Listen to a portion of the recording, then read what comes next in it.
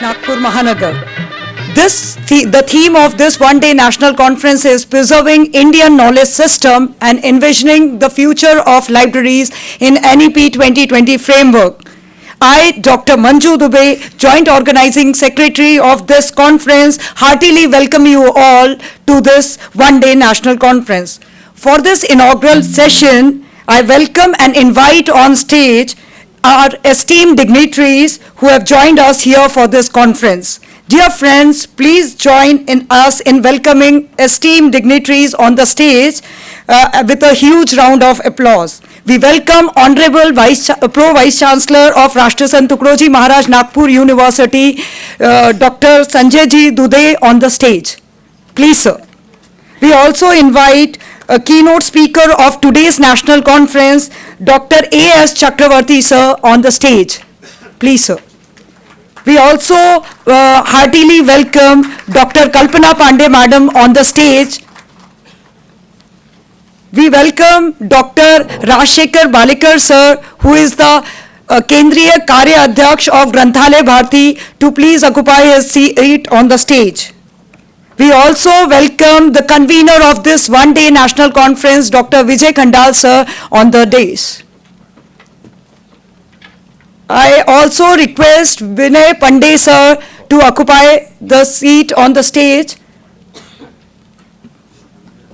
A big warm round of applause for all our dignitaries on the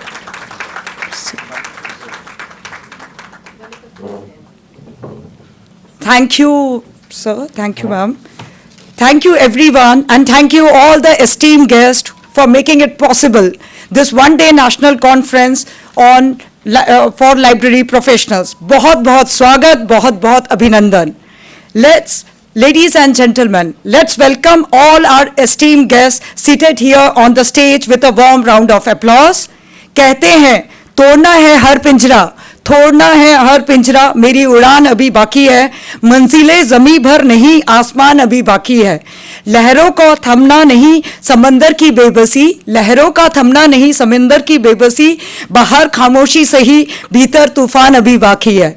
We welcome all our esteemed dignitaries and guests with a warm round of applause.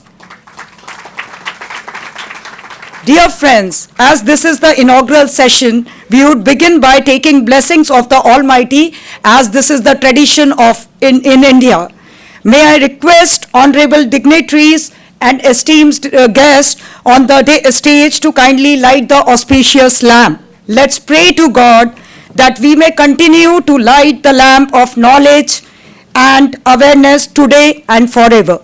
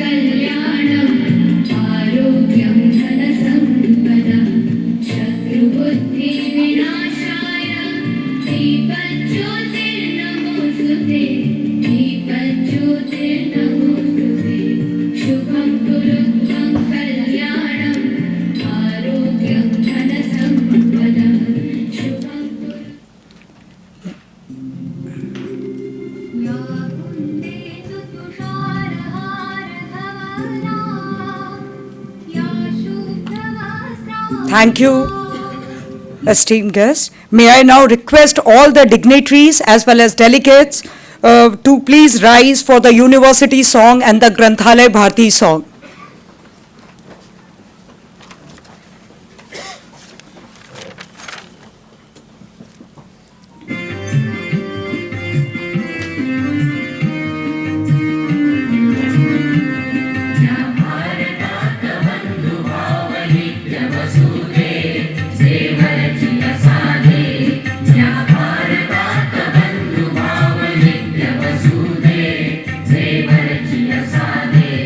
Jesus.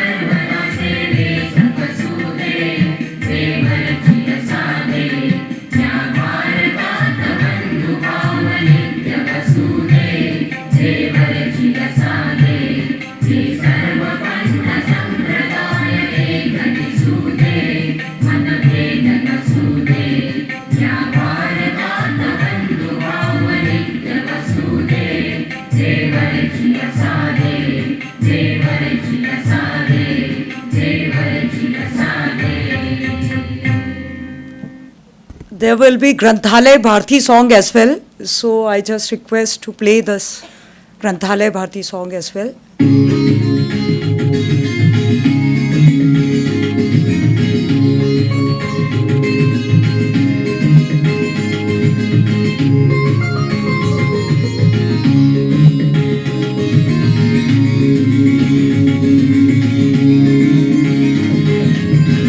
साहित्याची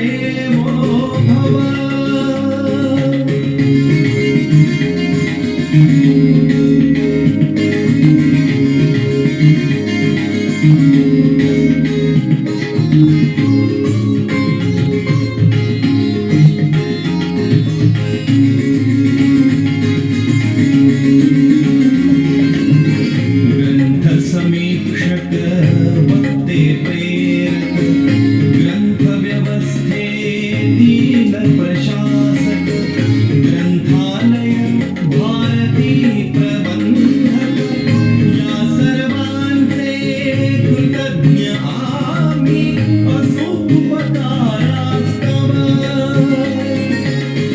ग्रंथालय भारती सांगते ग्रंथदेवो भव ग्रंथालय भारती सांगते ग्रंथदेवो भव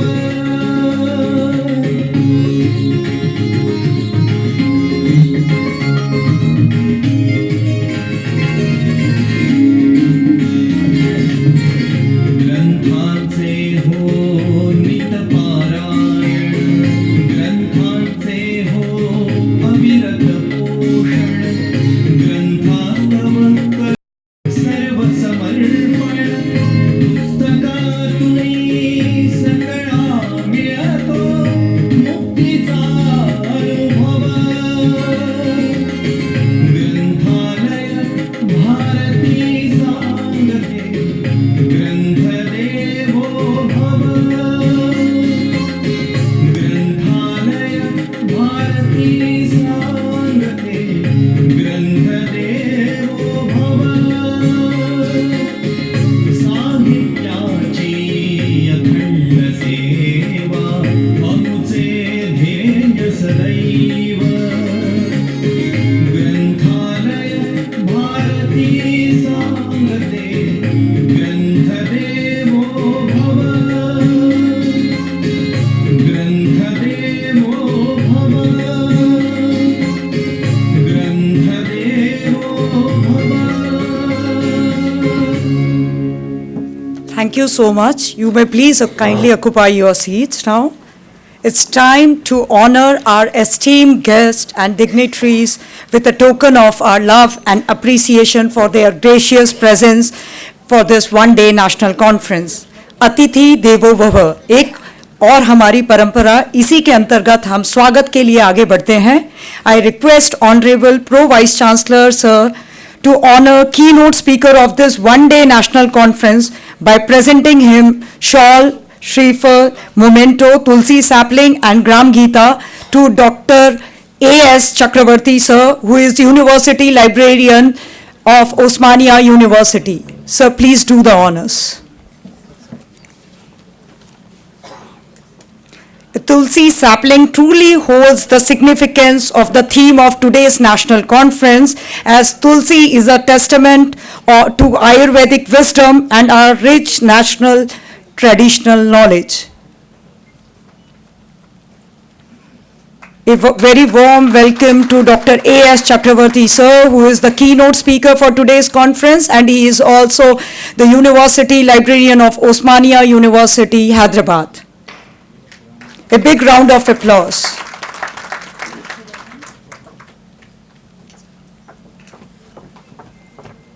Thank you, sir.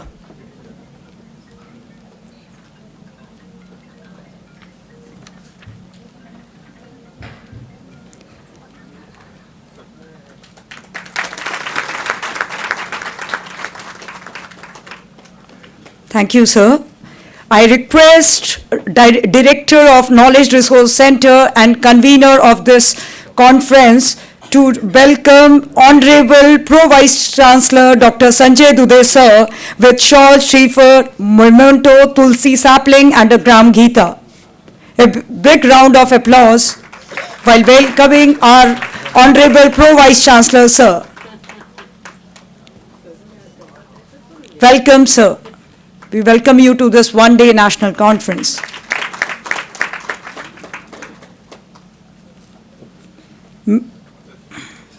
Thank you, sir. Yes. May I now request Dr. Vijay Kandal, sir. Thank you, sir. May I now request Dr. Vijay Kandal sir to welcome Dr. Rajshekhar Balekar sir, who is the Kendriya Karya Adhyaksh of Granthalaya Bharati. with our token of love in the form of shawl, Shrifar, Gram Gita, Tulsi sapling and a memento.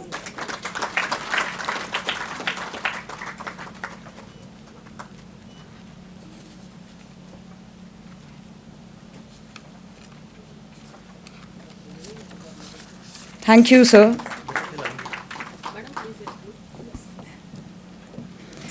May I now request Dr. Maya, thank you, sir.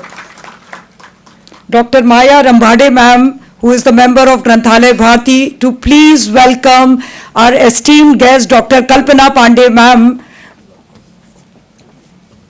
Dr. Maya Rambhade ma'am, please welcome madam with a shawl, Shrifar, Gram Gita, memento and a Tulsi sapling, which signifies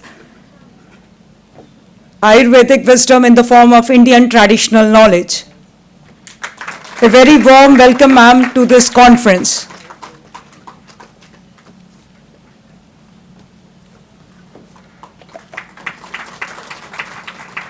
Thank you, ma'am. It's now time to welcome the convener of this one-day national conference.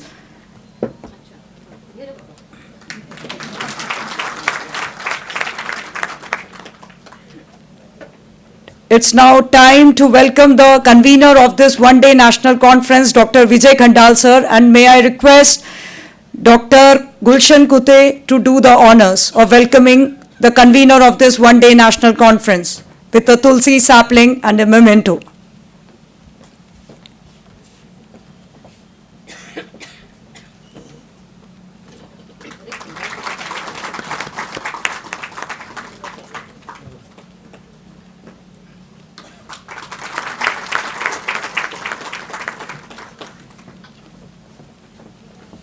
I just invited Vinay Pandey sir, who is the secretary of Granthalaya Bharati Nagpur on the days, but the person who is behind the scene for working this conference is Mr. Prashant Tungar sir. Due to his certain health obligations, he is with us, but he is sitting here off the stage, and we would like to welcome Mr. Prashant Tungar sir with a token of love and appreciation in the form of a sapling and a memento.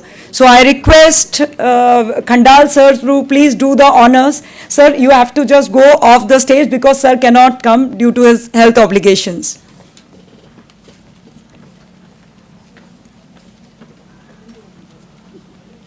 A very warm welcome, sir. In spite of his health issues, he is all here to just see how the conference goes on. Yes.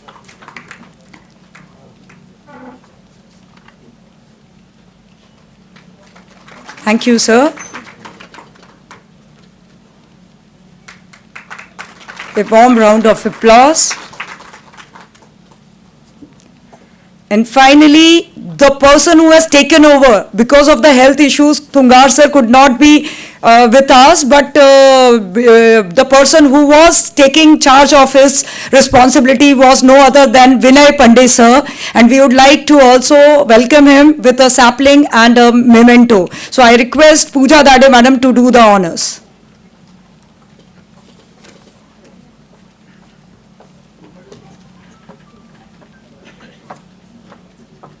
Mr. Vinay Pandey sir, being welcomed by Pooja Dade ma'am.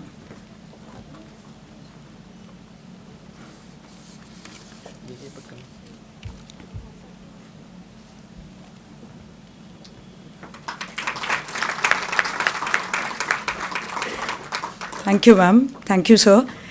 आप सभी का बहुत बहुत स्वागत.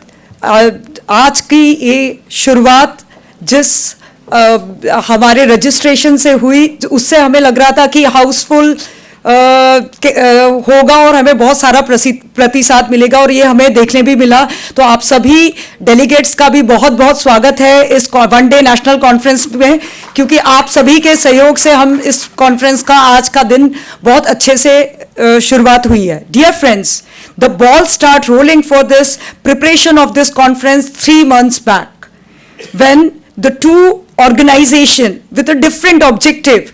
One is the RTM Nagpur University KRC, which is the knowledge apex, which is the knowledge supplying body, or the, I can say, the knowledge powerhouse of the prestigious Rashtra Sant Tukroji Maharaj Nagpur University, and it collaboratively with the Granthalaya Bharati, which is more working for the social cause. So these two organizations gel up and decided to do something for the academic librarians. And here we are with this one-day national conference, which is really, with on seeing all the delegates, I can see it is really going to be a big success. So I now request the convener of this conference, Dr. Vijay Khandal sir, who is the backbone for organizing this conference, to start with his introductory and welcome remarks. With a big round of applause, we invite Dr. Vijay Khandal sir for his inaugural speech.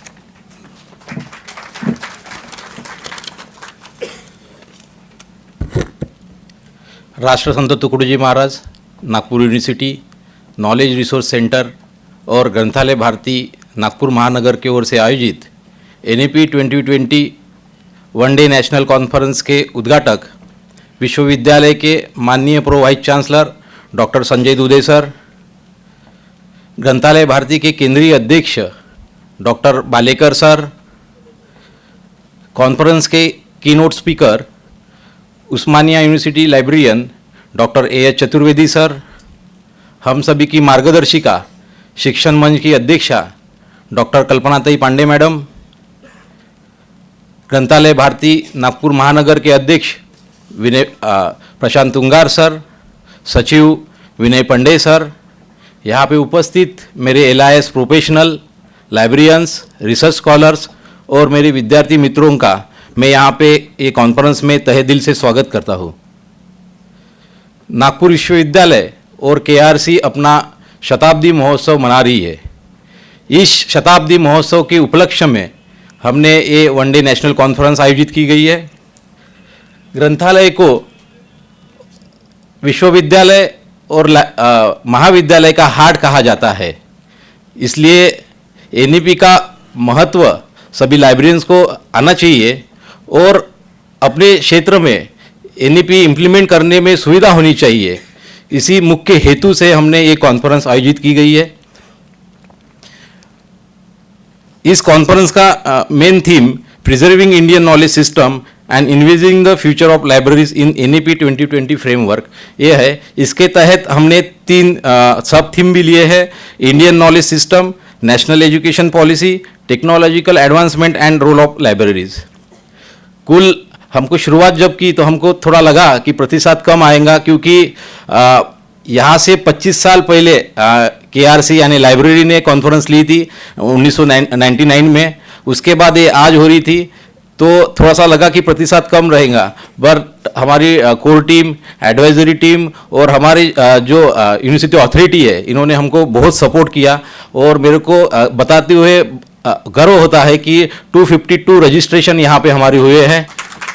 और article बोलो, papers बोलो तो बहुत कम प्रतिशत conference में आता है, क्योंकि सब जन जर्नल्स की तरफ जा रहे हैं।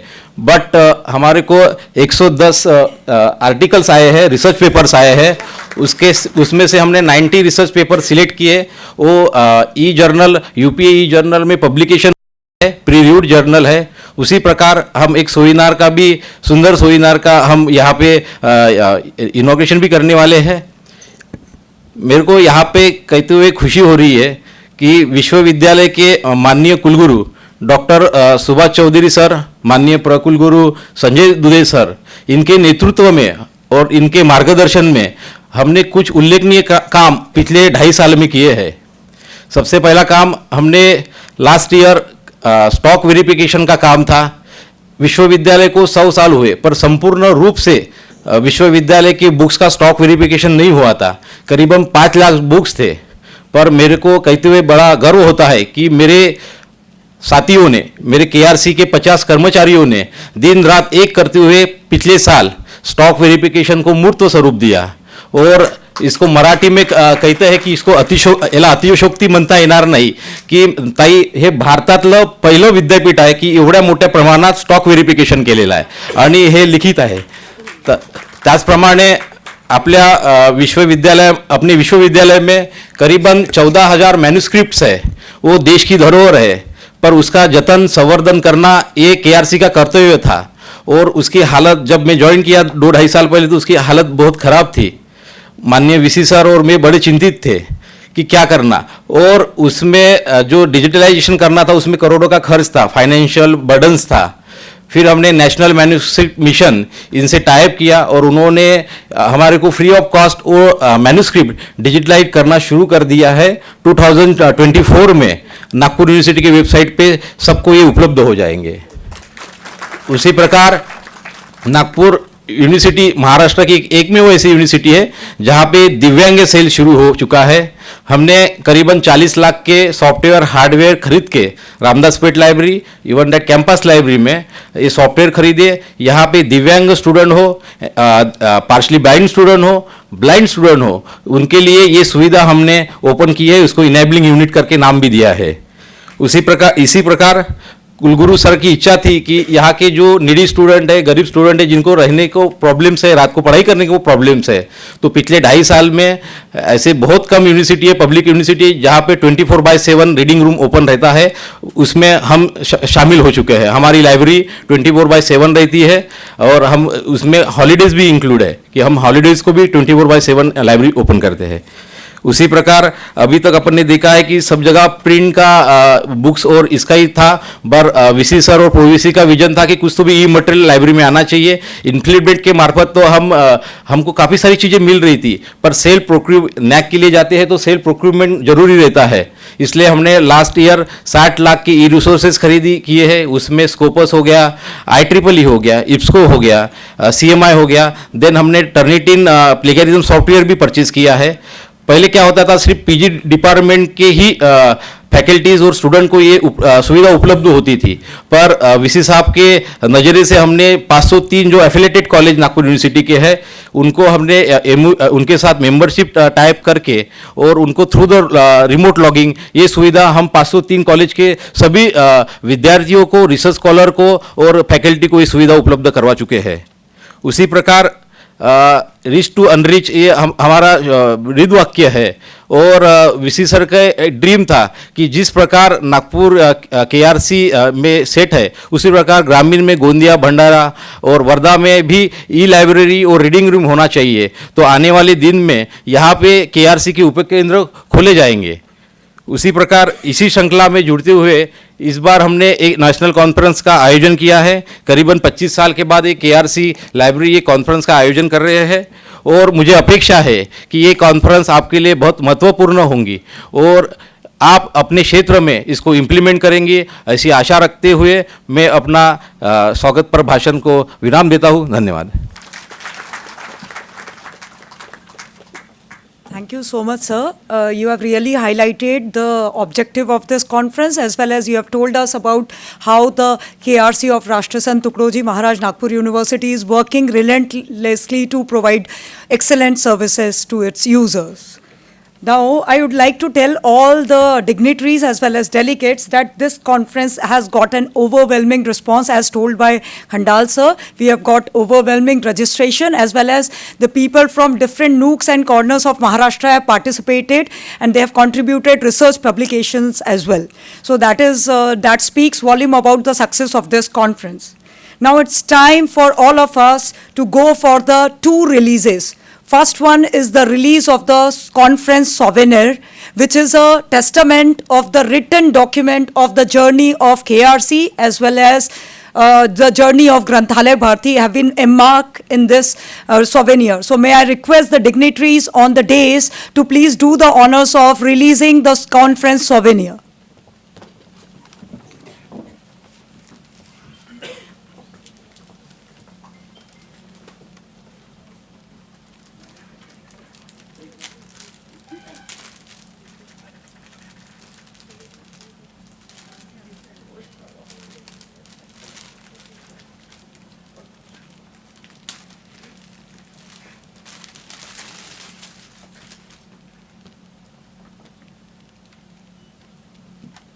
Dear friends, we are releasing the conference souvenir. We request you to go for a big round of applause for this release of the souvenir.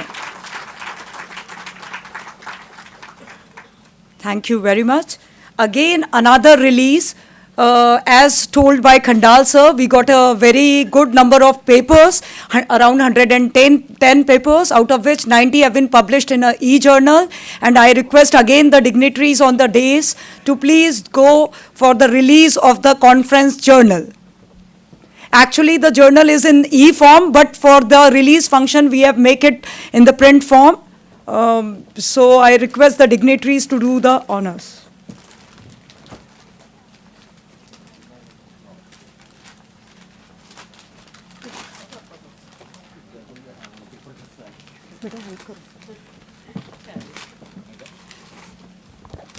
We got around, there were three themes, NEP 2020 and libraries. Another one was emerging technological trends in libraries, and the third one was Indian knowledge system. And we got total number of 110 papers, out of which 90 papers have been published.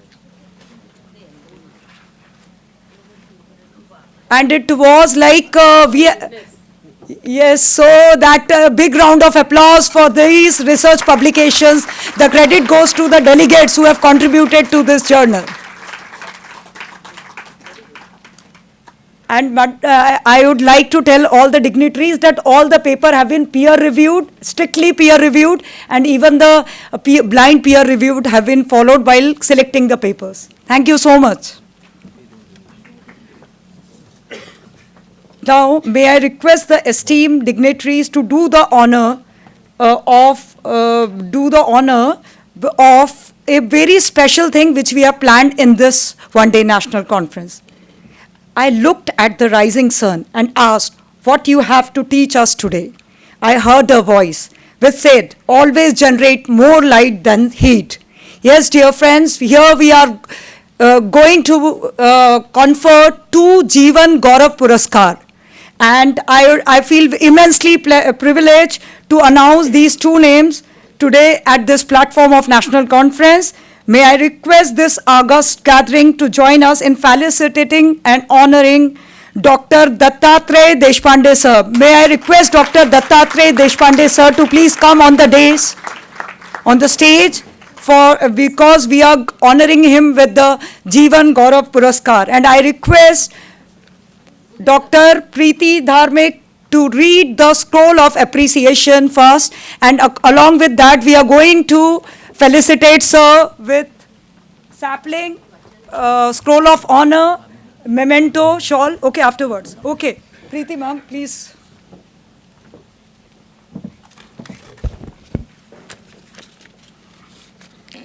सप्रेम नमस्कार. आपण ग्रंथालयीन वाङ्मयाच्या क्षेत्रातील एक अग्रगण्य असे नामांकित व्यक्तिमत्व म्हणून सर्वांना परिचित आहातच. आपल्या नावाचा ग्रंथालयीन क्षेत्रातील केवळ ज्ञानदूत म्हणूनच नामोल्लेख होतो असे नाही, तर याच क्षेत्रात आपण एक विशिष्ट असा नावलौकिक प्राप्त केलेला आहे. विदर्भाच्या ग्रंथालयीन चळवळीचे आपण अग्रदूत आहात.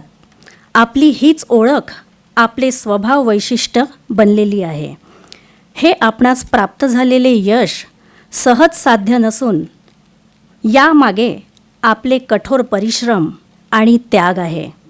हे यश साध्य करताना आपल्या आयुष्याच्या पूर्वार्धातील अत्यंत हालाखीचे क्षण आपल्याला विचलित करू शकलेले नाहीत. अत्यंत कठीण परिस्थितीतही आपण निश्चल राहिलात. यातच आपल्या कर्तव्य कठोरतेची प्रचिती दिसून येते. आपल्या आयुष्याच्या उभारणीत आपल्या अर्धांगिनीचे योगदान आणि कर्तव्य परायणता हे महामेरूसम अढळ राहिलेली आहेत. हे विसरता येणे शक्य नाही. आपली कर्तव्य तत्परता, कठोर निर्णय, निश्चलता आणि सर्वसमावेशी नेतृत्व आपल्या याच विजिगीषू स्वभाव वैशिष्ट्याने आपण ग्रंथालयीन चळवळीत अजात शत्रू ठरलेले आहात. आपल्या विवेकशील निर्णयक्षम नेतृत्वाने आपल्या व्यवसायातील अनेक विखुरलेल्या घटकांचे एकसूत्रीकरण करून संघटनात्मक पातळीवर ग्रंथपाल पदाला स्वाभिमान्य प्रतिष्ठा मिळवून दिलेली आहे. यामुळेच आपल्या खऱ्या अर्थाने ज्ञानयोद्धा म्हणून गौरव होताना दिसून येतो. आपण प्रत्येकच ग्रंथालयीन क्षेत्रातील मानवीय घटकात आत्मीयतेचे स्थान प्राप्त केलेले आहे असे नाही, तर लोकोत्तर लौकिकसुद्धा प्राप्त केलेला आहे. आपली ग्रंथ निवड आणि त्याला दिलेले ज्ञानसेवेचे स्वरूप यामुळेच आपण आपल्या कार्याची नाळ अजूनही विविध महाविद्यालयांच्या ग्रंथ चळवळींशी जोडलेली आहे. आपल्या सेवा काळात आपण GS कॉलेज वर्धा येथे ग्रंथपाल म्हणून महत्त्वपूर्ण योगदान दिलेले आहे. याशिवाय Agnihotri college of library science Wardha येथे सुद्धा आपल्या आयुष्याच्या उत्तरार्धात सेवा दिलेली आहे. माहिती ज्ञान विज्ञानाच्या क्षेत्रात आपण भीष्म पितामह म्हणून बृहद विदर्भात सर्वदूर परिचित आहात. हाच आपल्या जीवन कार्याचा यथोचित गौरव आहे. आपण आपले सर्व आयुष्य ग्रंथ चळवळीला वाहून घेतलेले असून आपल्या आयुष्याचा कण कण ज्ञानाच्या पानाशी जोडलेला आहे. ग्रंथ हीच ज्ञानाची सदावर्ते असून ग्रंथ ही समत्व भावनेने ज्ञान देत असतात. ग्रंथ हे कुठेच भेदभाव करत दिसत नाही. हाच समत्वाचा भाव आपल्या जीवनात उतरलेला आहे. हे आपल्यातील मोठेपण आहे. आपल्या संपूर्ण आयुष्यात ग्रंथालय व संशोधनाच्या क्षेत्रात आपण अविरत कार्यरत राहिलेले आहात. राष्ट्रसंत तुकडोजी महाराज विद्यापीठाच्या कार्यक्षेत्रातील आतापर्यंत 20 विद्यार्थ्यांना आचार्य पदवीसाठी आपल्या वतीने मार्गदर्शन केले गेले आहे. ही आमच्यासाठी खूप मोठी सन्मानाची बाब आहे. आपण अनेक लोकोत्तर सन्मानाची पदे भूषविलेली असून आपल्या महान व्यक्तिमत्वाची हे सन्मान ग्वाही देताना दिसून येतात. आपण विद्यमान काळात उपाध्यक्ष म्हणून इंडियन लायब्ररी असोसिएशन या सन्माननीय पदावर कार्यरत आहात. तद्वतच अध्यक्ष Nagpur university college library association नुकला या पदावर कार्यरत आहात. याशिवाय माजी उपाध्यक्ष Maharashtra university and college library association या संस्थेचे पदाधिकारी आहात. आतापर्यंत MPhil या संशोधन क्षेत्रातील उच्च शिक्षणाच्या पदवी अभ्यासक्रमात अध्यापनाचा 30 वर्षाचा अनुभव असून हा आपणास ग्रंथालयीन क्षेत्रात अग्रगण्य स्थानावर नेण्यासाठी कारक ठरलेला आहे. आपल्या विविध सेवा काळात आपण अनेक उल्लेखनीय योगदान दिलेले असले तरी राष्ट्रसंत तुकडोजी महाराज नागपूर विद्यापीठाच्या 100 वर्षाच्या गौरवशाली इतिहासातील अनेक कार्यांपैकी एक म्हणजे आपण विद्यापीठीय ग्रंथालयाच्या पुस्तकांना नोंदणीकृत स्वरूपात आणण्याचे महत्त्वपूर्ण कार्य केलेले आहे. अनेक परिषदांच्या आयोजनाचा विचार करता आपणाकडून आतापर्यंत 4 राज्य राष्ट्रीय स्तरावरील परिषदांचे अत्यंत यशस्वी आयोजन केलेले असून आजपर्यंत अनेक आंतरराष्ट्रीय, राष्ट्रीय व राज्यस्तरीय तसेच विभागीय परिषदांना आपण संबोधित केलेले आहे. आपणाद्वारे ग्रंथालयीन संशोधनाच्या क्षेत्रात अनेक राष्ट्रीय तथा राज्यस्तरावर शोधनिबंध सादर केल्या गेलेले आहेत. आपल्या जीवनदर्शन पटावर आपण 2 सर्वोत्कृष्ट पुस्तकांचे लेखन केलेले असून ही ज्ञानाची पाने समस्त ज्ञान जगतासाठी अधोरेखित केलेली आहे. आपल्यातील याच जीवन कार्याचा गौरव म्हणून आज आपणास जीवन गौरव पुरस्काराच्या रूपाने हे सन्मानपत्र देऊन गौरवान्वित करण्यात येत आहे. आपल्या पुढील आयुष्याच्या निरामयी वाटचालीसाठी हार्दिक शुभेच्छा आणि धन्यवाद. आज दिनांक 20 जानेवारी 2024 डॉक्टर V.V. उपाख्य भाऊसाहेब कोलते ज्ञानस्रोत केंद्र राष्ट्रसंत तुकडोजी महाराज नागपूर विद्यापीठ नागपूर तथा ग्रंथालय भारती नागपूर महानगर यांच्यातर्फे.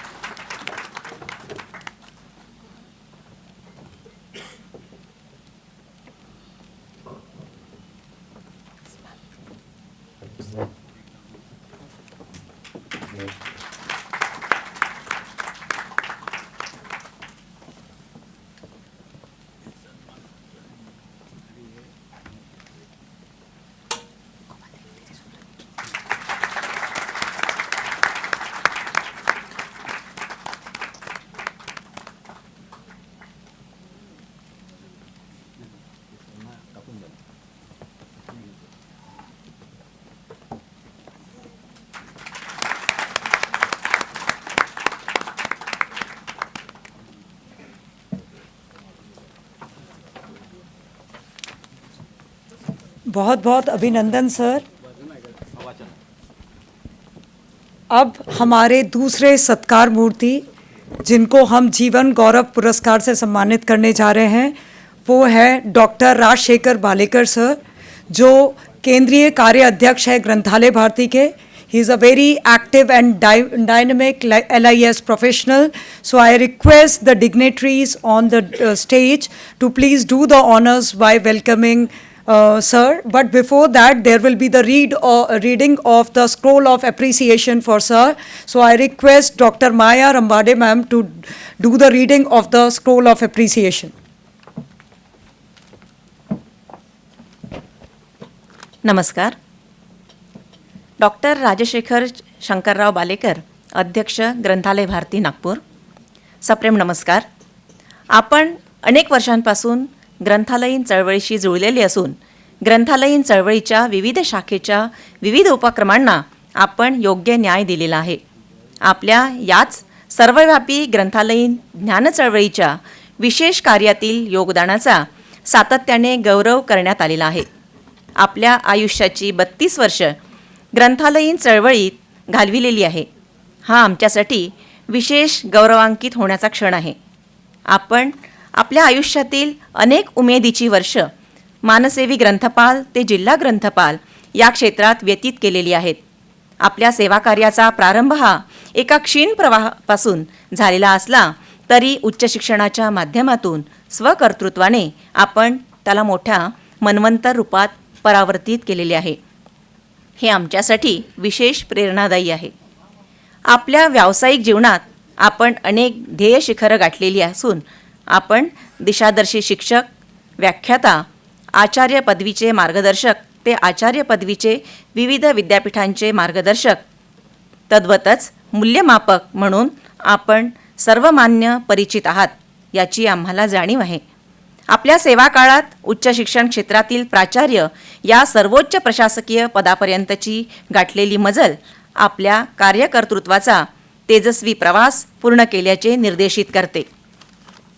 आपण आजपर्यंत 7 आंतरराष्ट्रीय परिषदांमध्ये सक्रिय योगदान दिलेले असून राष्ट्रीय परिषदेच्या 30 परिषदांमध्ये सहभागी झालेले आहात. राज्यस्तरीय परिषदेच्या 36 परिषदांचे आपण यशस्वीरित्या प्रतिनिधित्व, संयोजन, मार्गदर्शन तथा वार्तांकन केलेले आहे. ग्रंथालयीन चळवळीच्या संशोधन कार्याचा भाग म्हणून आपण अनेक देशात विदेशवारी केलेली असून यात Singapore, Malaysia, Thailand, Sri Lanka, London, Europe या देशांचा समावेश आहे. आपल्या जीवनकार्यात या पाश्चिमात्य भूमीला भेटी दिलेल्या स्थळांचा यात समावेश असून ही आपल्यातील पर्यटन उत्साही स्वभाव वैशिष्ट्यांची आम्हास जाणीव करून देते. आपले समस्त जीवनच ग्रंथालयीन चळवळीला वाहिलेले असून आपण ग्रंथालयीन चळवळीचे ऊर्ध्वयू आहात हे सर्वविदित सत्य आहे. या ग्रंथालयीन चळवळीत विविध प्रशासकीय पदे भूषविलेली असून ग्रंथालयीन कायद्याच्या निर्मितीत आपले विशेष योगदान राहिलेले आहे. आपण अनेक राष्ट्रीय स्तरावरील ग्रंथ चळवळीचे आजीव सदस्य असून आश्रयदाते आहात. हे आमच्यासाठी प्रशंसनीय आहे. आपल्या या ज्ञानकार्याचा लाभ केवळ महाराष्ट्र भूमीलाच झालेला नसून दक्षिणेतील अनेक ग्रंथवर्धिष्णू संस्थांना झालेला आहे. दक्षिणेतील ग्रंथालयीन संस्थांचे मार्गदर्शक, सल्लागार व आजीव सदस्य राहिलेले आहात. हे आमच्यासाठी खरे तर अत्यंत अभिमानास्पद आहे. एक ग्रंथ असावा घरोघरी या न्यायाने ग्रंथ चळवळ गावोगावात रुजविण्यात आपण महत्त्वपूर्ण योगदान राहिलेले आहे. विविध ग्रंथ प्रदर्शनी, विविध वाचन शिबिरे तसेच संदर्भ ग्रंथसूची निर्माण, संकलन आणि त्याचे उन्नयन करण्यात आपले महत्त्वपूर्ण योगदान राहिलेले आहे. आपण अनेक शासकीय समित्यांवर कार्य केलेले असून सार्वजनिक ग्रंथालयीन अधिनियमन कायदा सुधारणा व रचना या क्षेत्रातील आपले मौलिक योगदान अत्यंत दखलपात्र आहे. अनेक शासकीय समित्यांच्या कार्याचा आढावा घेताना अशा समित्यांवरील समन्वयक, अशासकीय सदस्य म्हणून आपली भूमिका अत्यंत सहकार्यपूर्ण राहिलेली आहे. आपल्या आयुष्यातील सर्जनशीलता आणि नवनिर्मिती तथा साहचर्य या क्षेत्रातील आपले योगदान अत्यंत उच्च कोटीचे राहिले असून आपल्या जीवनपटावर 5 पुस्तकांचे कार्य अभिमंत्रित झालेले आहे. पुस्तक संपादनाच्या क्षेत्रातील एकूण 15 पुस्तकांचे संपादन कार्य आपल्या हातून घडलेले आहे. आपल्या संपूर्ण सेवा काळात एकूण 115 लेखांचे लेखन कार्य झालेले असून आपण 3 ग्रंथांचे यथोचित परीक्षण केलेले आहे. आजपर्यंत आपले वेळोवेळी झालेले सन्मान आणि वृद्धिंगत केलेले कार्य त्यांची अनेक प्रतिष्ठानांकडून दखल घेतली गेलेली आहे. आपले अहर्निश चाललेले कार्य आणि सन्मान यांचा अत्यंत जवळचा अनुबंध असल्याने आपणास अनेकदा सार्वजनिक स्थळी सन्मानित करण्यात आलेले आहे. याच श्रेणीत पद्मश्री एस रंगनाथन समितीचा कै रघुनाथ पारखी उत्कृष्ट ग्रंथपाल पुरस्काराने आपला सन्मान केला गेला आहे. एवढेच नव्हे तर यापूर्वी आपणास सुवा देशपांडे सेवा गौरव पुरस्काराने सुद्धा गौरविण्यात आलेले आहे. आपल्या बृहत सेवा काळातील सेवा कार्याचा गौरव म्हणूनच आज आपणास जीवन गौरव पुरस्काराच्या रूपाने हे सन्मानपत्र देऊन गौरवान्वित करण्यात येत आहे. आपल्या पुढील आयुष्याच्या निरामयी वाटचालीसाठी हार्दिक शुभेच्छा. धन्यवाद. दिनांक 20 जानेवारी 2024 डॉक्टर V.B. उपाख्य भाऊसाहेब कोलते ज्ञानस्रोत केंद्र, राष्ट्रसंत तुकडोजी महाराज नागपूर विद्यापीठ नागपूर तथा ग्रंथालय भारती नागपूर यांच्यातर्फे. धन्यवाद.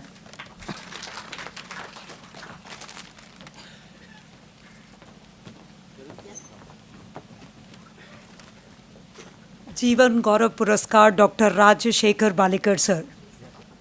मैं अनुरोध करूंगी सभी सम्माननीय गेस्ट लोगों से कि वो उनका स्वागत करें.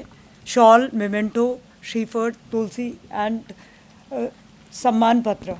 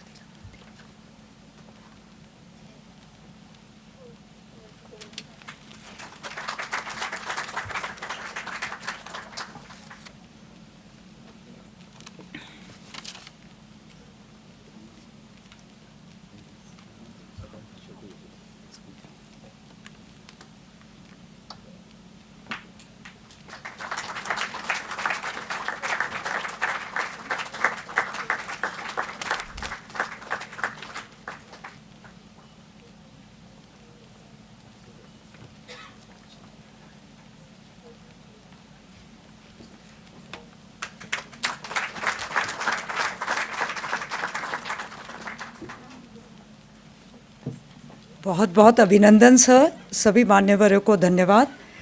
Dear friends, now it's time to invite all the guests in the sequence of their deliberation to this August gathering. First of all, I would like to request guest of honor Dr. Rajshekhar Balekar sir, Kendriya कार्यकारिणी अध्यक्ष ग्रंथालय Bharti, to share his thoughts of wisdom with this August gathering. Please sir.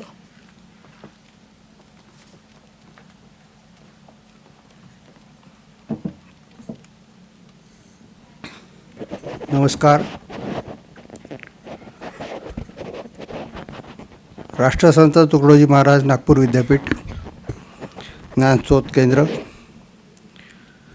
ग्रंथालय भारती यांच्या संयुक्त विद्यमाने आयोजित होत असलेली या राष्ट्रीय परिषदेमध्ये आपल्या सगळ्यांचं स्वागत करताना मला आनंद होतो आहे. विद्यापीठाचे प्रकुलगुरू डॉक्टर संजयजी दुधे, कल्पनाताई पांडे, डॉक्टर एस चक्रवर्ती, माझे मित्र डॉक्टर DR देशपांडे, ग्रंथालय भारतीचे सर्व पदाधिकारी आणि या ठिकाणी उपस्थित असलेले सगळे महाविद्यालयीन ग्रंथालय क्षेत्रातले ग्रंथपाल आणि विद्यार्थी मित्रांनो, मला या ठिकाणी या जीवन गौरव पुरस्कारांनी जे गौरवण्यात आलं त्याबद्दल मी पहिल्यांदा विद्यापीठाच्या ज्ञानस्रोत केंद्राचे आणि ग्रंथालय भारती महानगर शाखेचे आभार व्यक्त करतो. मला हा जीवन गौरव जो केला त्याच्याबद्दल विशेष आनंद याच्यासाठी आहे कारण मी या विद्यापीठाचाच विद्यार्थी आहे ज्या विद्यापीठातनं माझं लायब्ररी सायन्सचं ज्युनियर डिप्लोमा इन लायब्ररी सायन्सपासून तर PhD पर्यंतचं शिक्षण झालं आहे. त्याच्यामुळे मला हा घरचा गौरव मिळताना मला जास्त आनंद होतो आहे, कारण अशा प्रकारचा घरचा गौरव मिळणं ही भाग्याची गोष्ट असते. माझा हा जीवन गौरव पुरस्कार मी माझ्या वडिलांना अर्पित करतो. माझे वडील पण एका सार्वजनिक ग्रंथालयाचे ग्रंथपाल होते. मित्र, आत्ता आपण हा जो राष्ट्रीय परिषदेच्या निमित्ताने जो विचार मंच समोर आणलेला आहे किंवा जो चर्चासत्र घेतलेला आहे, त्याचा आणि राष्ट्रीय शैक्षणिक धोरणाचा ज्या संदर्भामध्ये आपण विचार करतो, तेव्हा आताचं जे नवीन राष्ट्रीय शैक्षणिक धोरण आलेलं आहे, त्या राष्ट्रीय शैक्षणिक धोरणाने एका नव्या विचार प्रवाहाला सुरुवात केलेली आहे की जी आतापर्यंत आपल्या एकंदर शैक्षणिक पद्धतीमध्ये आलेली नव्हती. कारण आपल्याला ब्रिटिशांच्या काळामध्ये जी बकालींनी सांगितलेली पद्धत आहे, मग ते म्हणायचे की आम्ही बाबू लोक घडवण्याचं शिक्षण घेतो, त्या पद्धतीतनं आपण आता बाहेर पडण्याचा प्रयत्न करतो आहोत. मध्यंतरीच्या काळामध्ये आपल्या शिक्षण याच्यामध्ये जे काही करिक्युलम आलं, त्या करिक्युलममध्ये भारतीय परिप्रेक्षामधली जी काही मांडणी असायला पाहिजे होती ती फार कमी प्रमाणात होती. त्याच्यामुळे आपल्या आजच्या थीम विषयामध्ये इंडियन नॉलेज सिस्टीम म्हणजे भारतीय ज्ञान प्रणालीचा जो अंतर्भाव केलेला आहे, तो ज्ञान प्रणालीचा अंतर्भाव आता इथून पुढे येणाऱ्या नवीन शिक्षण प्रणालीत येणार आहे. आणि तो येत असताना आपण ग्रंथालयात काम करणारी जी माणसं आहोत, त्या ग्रंथालयात काम करणाऱ्या माणसांना केवळ स्टॉक सांभाळणारा म्हणून काम करायचं नाही आहे, तर ते ज्ञान लोकांपर्यंत पुस्तकाच्या माध्यमामधनं किंवा आता नवीन येणाऱ्या नवीन माध्यमांमधनं कसं विद्यार्थ्यांपर्यंत पोचवता येईल याच्यासाठी आपल्याला प्रयत्न करायचे आहेत.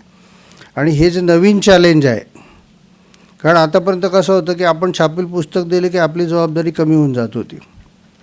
परंतु आता या नवीन प्रणालीमुळे जे चॅनल आपल्याला चॅलेंज उपलब्ध झालेलं आहे, त्याच्यामुळे आता आपल्याला जर्नल्सच्या माध्यमातून येणारी अत्यावत माहिती आणि पुस्तकाच्या माध्यमातून येणारी माहिती ही शार्पेन करून लोकांना द्यायची आहेत, विद्यार्थ्यांना द्यायची आहे. शिक्षण प्रणालीमध्ये परीक्षेवर आधारित असलेली जी संकल्पना आहे ती बदलते आहे. इंटरडिसिप्लिनरी विषयांमध्ये येणार आहे, म्हणजे विज्ञान शाखेचा विद्यार्थी कला शाखेच्या विद्यार्थ्याला सुद्धा विषय घेऊ शकणार आहे. त्याच्यामुळे अशा परिस्थितीमध्ये ग्रंथालय जर विज्ञान शाखेचं असलं तरी पण त्याला कला शाखेतलं पुस्तक देण्याची वेळ येऊ शकते. अशा तऱ्हेची तयारी आपल्याला करावी लागणार आहे. ती तयारी करण्याच्या बाबतीमध्ये आपण ग्रंथालय क्षेत्रातले कुठलेही कार्यकर्ते मित्र कमी पडणार नाहीत याची मला खात्री आहे. ग्रंथालय भारतीला या निमित्ताने या क्षेत्रामध्ये काम करून शैक्षणिक क्षेत्राशी जोडण्याची जी संधी मिळाली, त्या संधीसाठी मी नॉलेज रिसोर्स सेंटरचे खंडाळ आणि त्यांची सगळी टीम आणि माझी महानगर ग्रंथालय भारतीची सगळी टीम यांचे मी आभार व्यक्त करतो आणि माझे 2 शब्द संपवतो. धन्यवाद. Dhanyavad, sir. You have truly highlighted the interdisciplinary nature of library and information science subject. I thank you on behalf of all the organizing team as well as all the delegates. Now it's time to screen before you all the message of the pride of Nagpur city. Honorable Minister Nitin Ji Gadkari has conveyed his best wishes in the form of AB Bite, and we are going to screen that AB Bite shortly in front of you to just show the thoughts of our respected Gadkari sir. Just a second. I request all of you to have a glimpse of what Honorable Minister Nitin Ji Gadkari has to say about this conference.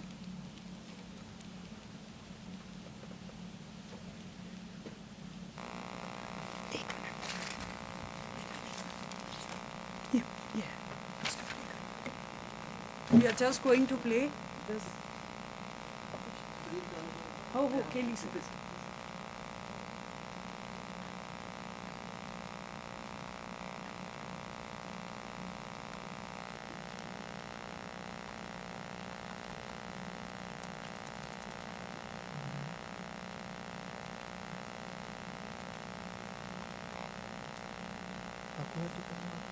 Desktop लाएगा हाँ, desktop पर minimise कीजिए. गडकरी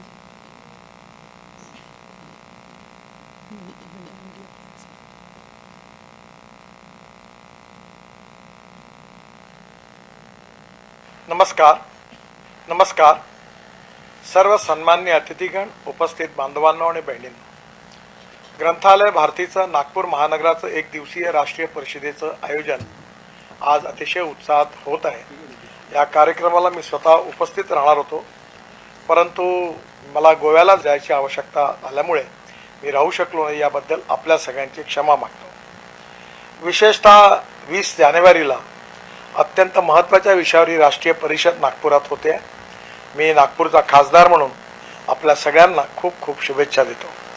भारतीय ज्ञान प्रणालीचं जतन, digital युगात ग्रंथालयाची भूमिका आणि विशेषतः आपली पुस्तकं आणि पुस्तकामध्ये असणारे विचार सर्वसामान्यापर्यंत पोहोचवण्यामध्ये वाचनालयाची भूमिका अतिशय महत्त्वाची आहे. या दृष्टीने नवीन टेक्नॉलॉजीचा उपयोग करून विशेषतः प्राचीन हस्तलिखिते, दुर्मिळ पुस्तके आणि ऐतिहासिक दस्तऐवज याचा भांडार म्हणून ग्रंथालयाचं काम अतिशय महत्त्वाचं आहे. भूतकाळातला इतिहास वर्तमान काळात वाचल्यानंतर भविष्यात चांगलं कार्य करण्याची प्रेरणा मिळते. या सर्व अधिवेशनामध्ये विशेषतः आम्हाला विश्वास आहे की अनेक तज्ज्ञ मंडळी देखील येणार आहेत.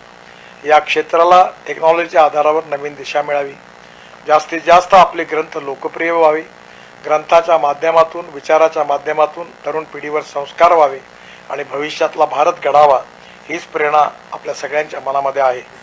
मला विश्वास आहे की सर्व तज्ज्ञांचं मार्गदर्शन घेऊन नक्कीच या क्षेत्राला योग्य दिशा मिळण्याकरता आपण सगळेजण प्रयत्न कराल असा विश्वास व्यक्त करतो आणि पुन्हा एकदा या परिषदेला मनापासून शुभेच्छा देतो. धन्यवाद. A very big round of applause, and really sir has conveyed his best wishes, and we are really thankful to sir for these best wishes. Now it's time to invite before you all. मैं इन शब्दों से उनका स्वागत करना चाहूँगी. विंध्य हिमालय की पर्वतमालाओं से सुरक्षित भारत, गांधी सुभाष पटेल जैसे महारथियों से गौरवान्वित भारत, अनादि संस्कृति से सुसंस्कृत भारत. जी हाँ, अब मैं माननीय कल्पना जी पांडे मैडम अध्यक्षा शिक्षण मंच से अनुरोध करूंगी कि वे अपने बहुमूल्य वचनों से हमारे वचनों को हमारे साथ साझा करें. Madam please.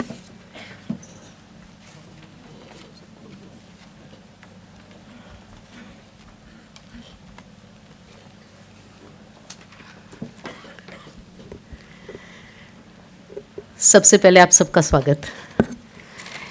नए साल की बधाइयाँ, मकर संक्रमण की बधाइयाँ. सूर्य उत्तरायण में पहुंच गए हैं और यह जो समय होता है ये नए नए संकल्पों को लेने का समय होता है. तो हम सब यहाँ बैठे हैं, सब पढ़े लिखे लोग हैं. कौन सा संकल्प किसको लेना है आप लीजिए. शुभ संकल्प अवश्य लीजिए क्योंकि ये शुभ वातावरण है. आज इस कार्यक्रम का जिन्होंने उद्घाटन किया, डॉक्टर संजय जी दुधे, हमारे बहुत अच्छे मित्र, और इस यूनिवर्सिटी के pro vice chancellor Balekar sir जिनका हमने सत्कार किया, चक्रवर्ती सर हम आप सबको सुनेंगे, पंडे सर, खंडा, बहुत मेहनत की बेटा. इन्होंने, अब कैसा है किसी एक को बोलना पड़ता है, उनके साथ टीम है पूरी और सब लोगों ने मिलकर ये काम किया है. देशपांडे सर से हमारा परिचय बहुत पुराना है और मुझे बहुत प्रसन्नता हुई सर जब यहाँ आए और हम लोगों ने आपका स्वागत किया. सर, हम सब लोग एक विशेष विषय को लेकर इकट्ठा हुए हैं. मुझे बताया गया कि काफ़ी सालों बाद लाइब्रेरी के सब लोग यहाँ आए हैं. क्यों नहीं आए सर आज तक? आना चाहिए था इससे पहले भी. हिरवड़े मैडम यहाँ बैठी हुई हैं, लीदकर मैडम है. काफ़ी अच्छा, यानी नागपुर की लाइब्रेरी का अपना एक गौरवशाली इतिहास है. बहुत सारे लोग शायद यहीं के विद्यार्थी होंगे और अब नागपुर में ही कहीं, नागपुर के आसपास कहीं लाइब्रेरियन बोलकर काम करें. मुझे बताया गया कि बाहर से भी कुछ लोग आए हैं. हम सब जब ग्रंथों की बात करते हैं तो भारतीय ग्रंथों की परंपरा ये श्रुति से शुरू हुई है, हम सब जानते हैं. पहले लिखना नहीं आया, पहले बोलना आया. मैंने अपने मन में कुछ रचा, वो किसी को सुनाया, उसने उसको कंठस्थ किया, इम्प्रोवाइज किया, किसी आगे को सुनाया। ऐसी ये श्रुति परंपरा बढ़ती गई और भारतीय ज्ञान की परंपरा बहुत ज़्यादा पुरानी है। अब एक्चुअली मैं इतिहास की बहुत अच्छी विद्यार्थिनी नहीं हूँ सर, तो मैं आंकड़ा तो नहीं दे सकती, बट हजारों साल तो पक्का हो गया है। कितने हजार साल हो गए वो इतिहास के विद्यार्थी ढूंढेंगे या आप देखेंगे आप लोग कि कब से ये लिखना शुरू हुआ और कब से ग्रंथ हमारे पास आए। भारत में जो ग्रंथों की रचना हुई वह काल हमारे लिए स्वर्ण काल था। जिस तरीके ग्रंथों की रचना हुई आप सब जानते हैं या नहीं जानते मुझे नहीं पता, जानते होंगे पक्के से। मैंने शुरू में ही कहा कि आप सब बहुत पढ़े लिखे लोग हैं, मुझसे ज़्यादा जानकारी रखते हैं। कहीं भी भारत के पुरातन काल में ऐसा कहीं नहीं रहा कि किसी को जाति विशेष के आधार पर पढ़ने से रोका गया, किसी को लिंग विशेष के आधार से पढ़ने पर रोका गया। ऐसा कभी नहीं हुआ। हमने जब अपनी वैदिक परंपराएं देखी तो उन परंपराओं में यह है कि जिसकी इच्छा है, यदि महिला आगे पढ़ रही है तो महिला ब्रह्मवादी नहीं हुई, कोई पुरुष आगे पढ़ रहा है वह ब्रह्मर्षि हुआ। किस समाज से आया, किस जाति से आया।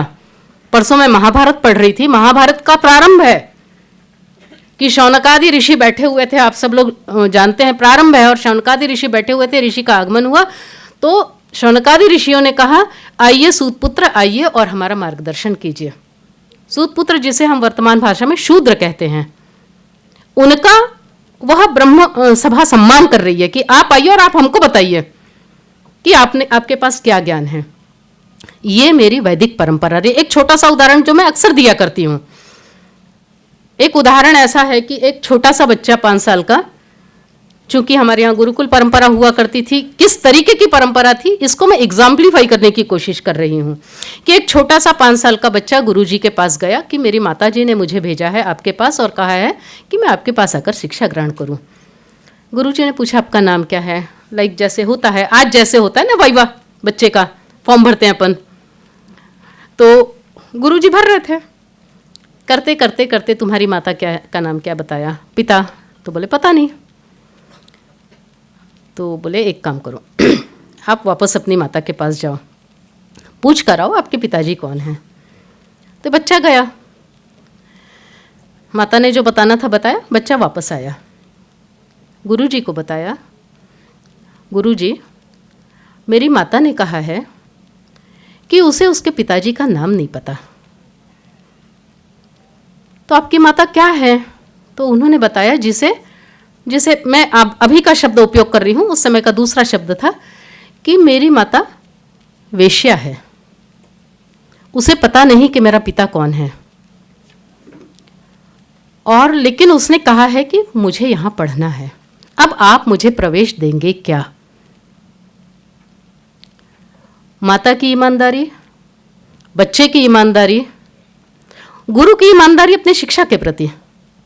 उन्होंने कहा कि इस बच्चे का इतना ज़्यादा और माता का इतना ज़्यादा यदि शिक्षा के प्रति लगाव है तो मैं निश्चित रूप से इसे गुरुकुल में प्रवेश दूंगा, ऐसे गुरुकुल में जहाँ सभी लोगों के बच्चे पढ़ते हैं। वह बच्चा आगे चलकर जाबाली नाम से प्रसिद्ध है, जाबाला का बेटा जाबाली, सत्यकाम जाबाली, आज जिसको हम करिकुलम बोलते हैं, करिकुलम बनाया जाबाली ने। ये मेरे देश की ज्ञान परंपरा है, इसका हमें अभिमान होना चाहिए। अभिमान तब होगा जब हमें इसका ज्ञान होगा। तो ऐसी बहुत सारी चीजें हैं जो हमारे साहित्य में बिखरी पड़ी हैं, हमारे इतिहास में बिखरी पड़ी हैं। सर ने कहा कि इतिहास से हमें बोध लेना है। जब तक हम अपने इतिहास का बोध नहीं लेंगे तब तक हम अपने भविष्य को देख नहीं पाएंगे। इंडियन नॉलेज सिस्टम क्या बोल रहा है? यही बोल रहा है कि भारत की जो ज्ञान परंपरा है कम से कम हम उसे समझें। प्रश्न समझने का है, जब हम समझेंगे तब हम समझाएंगे। आप में से बहुत सारे लोग टीचर नहीं हैं, टीचर यानी जो कक्षा में खड़ा होकर पढ़ाता है, तो इसलिए सर इतनी मजा है। अभी तो ये जो न्यू एजुकेशन पॉलिसी आई है तो सबका ये कहना है कि अरे मेरे को तो रिटायर होने के 2 साल हैं, मेरे को रिटायर, अब मैं क्यों करूं क्या। जो सबसे बड़ा रिस्ट्रिक्शन, जो सबसे बड़ा कंस्ट्रेंट आ रहा है वो टीचर्स की तरफ से आ रहा है। It's wonderful. दुख होता है कि यदि हमें हमारे बच्चों को ये सिखाना है कि हम क्या हैं, तो उसके लिए हमारी अपनी तैयारी नहीं है। इसके लिए ये कॉन्फ्रेंस है और मैं आप सबका साधुवाद देना चाहूँगी कि आप सब लोग इस विषय को लेकर यहाँ इकट्ठा हुए, कम से कम इस विषय पर चिंतन मनन तो करेंगे, कम से कम आपस में बात तो करेंगे कि इस तरीके का एक है और इंडियन नॉलेज सिस्टम है। आप लोग किताबों से घिरे होते हैं हमेशा। मेरा सब्जेक्ट मैथमेटिक्स है, तो मैथमेटिक्स में जब मैंने देखा कि पाइथागोरस थ्योरम, ओके पाइथागोरस ने बताया, बट पाइथागोरस थ्योरम ये इंडियन नॉलेज सिस्टम में पाइथागोरस के बहुत पहले आ चुका था। हम उसको बता नहीं सके, हम उसको बता नहीं सके दुनिया को। गणित जो फैला, बहुत तेजी से फैला, आज गणित एक बहुत ही महत्वपूर्ण शाखा है। गणित जो बहुत तेजी से फैला, उसके मूल में शून्य का आविष्कार है। शून्य का आविष्कार कैसे हुआ सर? ऐसी ही एक कॉन्फ्रेंस थी और ऐसी ही एक कॉन्फ्रेंस में एक भारतीय गणितज्ञ था, ब्रह्मगुप्त, और ब्रह्मगुप्त ने बताया कि इस तरीके से मैं संख्याओं को रख रहा हूं, 1 2 3 4, हर एक का एक्सप्लेनेशन दिया। मेरे पास अब उतना समय नहीं है, एक एक संख्या का उसने एक्सप्लेनेशन दिया और उसने कहा 9 तक तो मैंने गिन लिया, अब मुझे वो साइकिल पूरी करके फिर से शुरू करनी है, तो मैं वापस से 1 पर जाऊंगा साइकिल पूरी करने के लिए, उसके सामने एक 0 लगाऊंगा। साइकिल पूरी हुई, नई साइकिल शुरू हुई। 100 तक गए, मैं 2 0 लगाऊंगा। ऐसा करते करते 0, डेसिमल, ये सारी चीजें भारत ने दी हैं दुनिया को। मेरा विषय इसलिए मुझे पता है, ऐसा फिजिक्स का है, ऐसे ही केमिस्ट्री का है, ऐसी आयुर्वेद का तो सर, आयुर्वेद में अभी दुनिया ने उनकी जो एक होता है ना कि अपन टर्मिनोलॉजी क्या रखेंगे, तो उसकी जो परिषद हुई, उस परिषद में यह तय हुआ कि भारतीय आयुर्वेद के सारे शब्द हैं वैसे के वैसे दुनिया भर में चलेंगे। वात, कफ, पित्त, अब इसका अंग्रेजी क्या करेंगे, तो वो शब्द जैसे के वैसे रहेंगे। दुनिया मान रही है, हमारे ज्ञान को दुनिया मान रही है। हम कब समझेंगे, ये जानने के लिए हम यहाँ बैठे हैं। हम इतिहास की बात करते हैं, हम भूगोल की बात करते हैं, ये सारी चीज़ें, यही जो मैं कह रही हूँ कि महाभारत में पढ़ रही थी, रामायण भी पढ़िए, आप पढ़िए उसको धार्मिक पुस्तक के रूप में मत पढ़िए, आप उसको एक ऐतिहासिक दस्तावेज के रूप में पढ़िए। पांडवों के वनवास के समय नारद मुनि ने जो वर्णन किया है भारतवर्ष का, वो पढ़िए, कितना सटीक है। कन्याकुमारी से लेकर कश्मीर तक का पूरा वर्णन है, पूरा भूगोल है उसमें। जो नारद की युधिष्ठिर से वार्ता है, उस वार्ता में पूरा भूगोल है। यक्ष प्रश्न जैसा, उसके जैसी फिलॉसफी आपको कहीं नहीं मिलेगी। सबसे ज्यादा रिसर्चेस दुनिया में जिस किताब पर हुए, छोटी सी किताब है श्रीमद् भगवद गीता, दुनिया में सबसे ज्यादा रिसर्च उस पर हुआ है। ये सब हमारे पूर्वजों ने हमको दिया हुआ अनमोल ऐसा खजाना है। ये हमें हमारे मार्फत बच्चों तक पहुंचाना है, क्योंकि आने वाली पीढ़ी को बनाने की या बिगाड़ने की जिम्मेदारी तो मेरे ऊपर है। एक दुख है कि बच्चे ग्रंथालय से दूर हो रहे हैं, ये तो सचमुच दुख की बात है। बच्चों को कैसे पढ़ाया जाए, उनको लाइब्रेरी तक कैसे लाया जाए, ये हम सब के सामने एक प्रश्न है और उसका हम सबको मिलकर उत्तर खोजना है। ये तो सच है। एक छोटी सी बात आपके साथ शेयर करके मेरा जो खिंच रहा है भाषण ये समाप्त करना चाहूँगी। ये जो इंडियन नॉलेज सिस्टम है, इसका आप लोग लाइब्रेरियन बोलकर फ़ायदा उठाइए। प्रैक्टिकल बात कर रही हूँ मैं। फ़ायदा ऐसा उठाइए कि आप लोगों को एसोसिएट प्रोफेसर, प्रिंसिपल ये नहीं बनने दिया जाता है। उसके कुछ यानी ये डायस है कि नहीं पता नहीं, प्रोवीसी बैठे, लेकिन मैं आपके सामने बोल रही हूँ सर। उसके लिए हम सबको एक संयुक्त लड़ाई लड़नी पड़ेगी। उसका कारण ये दिया जाता है कि ये लोग क्लास में जाके पढ़ाते नहीं हैं, दे आर नॉट टीचर्स। भले ही टीचर का स्केल दिया है वगैरह, लेकिन टीचर्स नहीं है, तो फिर इनको हम कैस्ट के प्रमोशंस एंड प्रिंसिपल नहीं बनाएंगे। तो इसके लिए यदि लड़ाई देना है हमको, तो हमको यूजीसी से भी लड़ना है, हमको राज्य शासन से भी लड़ना है। इंडियन नॉलेज सिस्टम का आपके पास एक बहुत अच्छा, आप लोग बैठकर सिलेबस बनाइए, आपके हाथ में है। आपको लड़ाई शुरू करनी पड़ेगी। कैसे शुरू करेंगे आप बैठिए, सिलेबस बनाइए, आप बताइए कि इंडियन नॉलेज सिस्टम का ये पोर्शन हम कक्षा में जाकर पढ़ाएंगे। फिर वो सेम 1 में पढ़ा रहे, सेम 2 में पढ़ा रहे, सेम 3 में, कैसा पढ़ाना ये आप तय करेंगे। आपका अपना बोर्ड है, आप बैठो, यहाँ इकट्ठा हुए हैं सब लोग, उस निमित्त से बात करो। जो बन गए सो बन गए, प्रिंसिपल अब नहीं बन रहे, और उसका कुछ तो भी कारण बता देते थातुर मातुर। सीनेट में लड़ सकते बोलते टीचर बोलकर, आगे नहीं है बोलते कुछ। तो ये जो टेक्निकल चीज़ें हैं उसको रिजॉल्व करने के लिए आपके हाथ में इंडियन नॉलेज सिस्टम का एक टूल मिल गया है। कैसा यूज़ करना है ये आप लोग देखिए, उसका उपयोग कीजिए। हम आपके साथ हैं, लेकिन शुरुआत तो आपको करनी पड़ेगी। आप शुरुआत कीजिए, आप सब लोग आपस में इन विचारों का आदान प्रदान कीजिए कि ये बातें हम कैसी ला सकते हैं। और जब भी कभी मैं लाइब्रेरी की बात करती हूँ सर, मुझे वीना गवानकर बहुत याद आती हैं, क्योंकि बचपन में मुझे किसी ने एक किताब गिफ्ट की थी और वो मराठी में थी, एक होता कारवर, सबको पता है। और फिर उसके बाद उनकी बहुत सारी लिड्स माइटनर पढ़ी मैंने, काफ़ी सारी किताबें पढ़ी उनकी, हिंदी में भी उनके वर्जन्स हैं, लेकिन शुरू में जब मैंने पढ़ा मराठी में पढ़ा कि एक लाइब्रेरियन इतना सुंदर लिख सकती हैं। तो प्रतिभा तो हम में सब में है, हम सबको अपनी प्रतिभा खोजनी है। उस प्रतिभा का उपयोग स्वयं की प्रगति के लिए, मेरे डिपार्टमेंट की प्रगति के लिए, मेरे कॉलेज की प्रगति के लिए, मेरे विद्यापीठ के प्रगति के लिए, और सबसे बड़ी बात है राष्ट्र की प्रगति के लिए यदि हम अर्पण कर सकें तो यह कॉन्फ्रेंस सफल होगी, ऐसा मुझे लगता है। धन्यवाद। बहुत बहुत आभार madam. Really you have highlighted how librarians can contribute through Indian knowledge system. Really it was inspiring for us, and we will take these valuable suggestions forward and will try to build on the work already done. Now it's time for us to hear from Honorable Pro Vice Chancellor Sir of Rashtriya Sant Tukadoji Maharaj Nagpur University.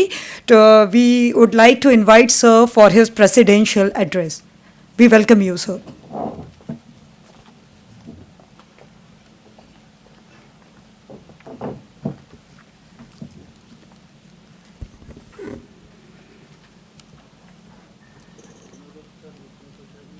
राष्ट्रसंत तुकडोजी महाराज यांना मी वंदन करतो. मंचावर उपस्थित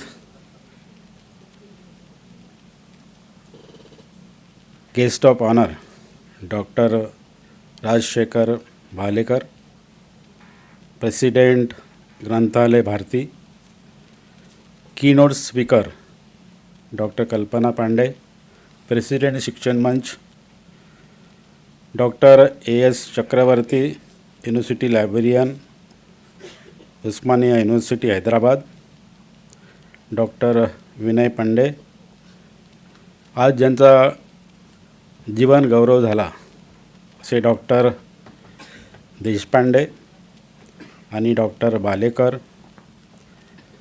convener doctor Vijay Khandal, organizing secretary Prashant Thungar, समक्ष बसलेले वेगवेगळ्या महाविद्यालयातून आलेले लायब्रेरियन, वेगवेगळ्या महाविद्यालयाचे माजी ग्रंथपाल, बंधू आणि भगिनींनो, Rashtrasant Tukdoji Maharaj Nagpur university knowledge resource centre आणि ग्रंथालय भारती नागपूर महानगर तर्फे एकदिवसीय राष्ट्रीय चर्चासत्रामध्ये आपल्या सर्वांचं स्वागत आहे. आणि आजच्या या कॉन्फरन्सचं उद्घाटन झालं असं मी जाहीर करतो.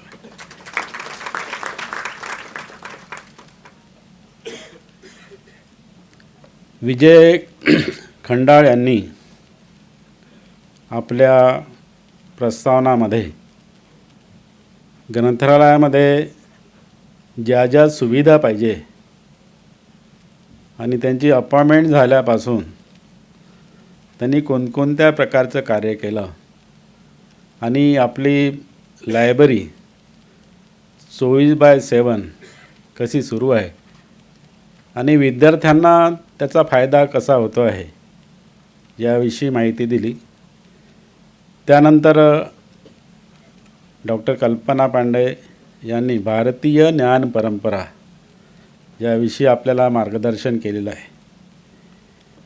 खरं तर ही कॉन्फरन्स अतिशय महत्त्वाची आहे, कारण 2020 राष्ट्रीय शैक्षणिक धोरण जेव्हापासून सुरू झालं आहे तेव्हापासून वेगवेगळ्या प्रकारचे चर्चासत्र, वेगवेगळ्या प्रकारच्या कॉन्फरन्स, मग त्या प्राध्यापकांच्या असो किंवा विद्यार्थ्यांच्या असो किंवा समाजातील प्रमुख घटकांच्या असो, या निरंतर सुरू आहेत.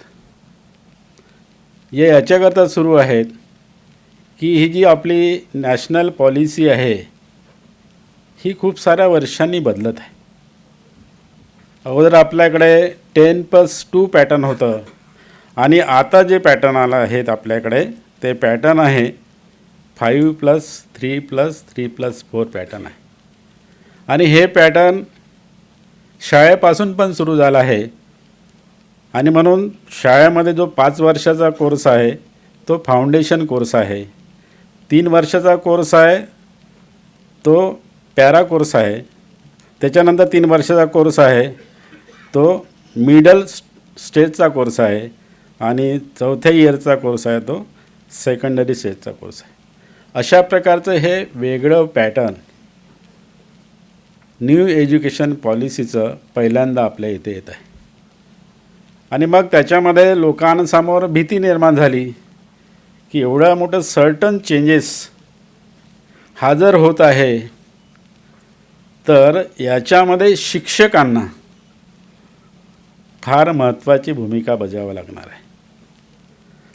शिक्षकासोबत लायब्रेरियन आहे, कारण लायब्रेरियन हा मॉनिटर आहे, लायब्रेरियन हा नायक आहे. कारण लायब्ररीतून हे सगळ्या गोष्टी चालतात, पुस्तकाची देवाणघेवाण किंवा लोकांना नॉलेज देणे.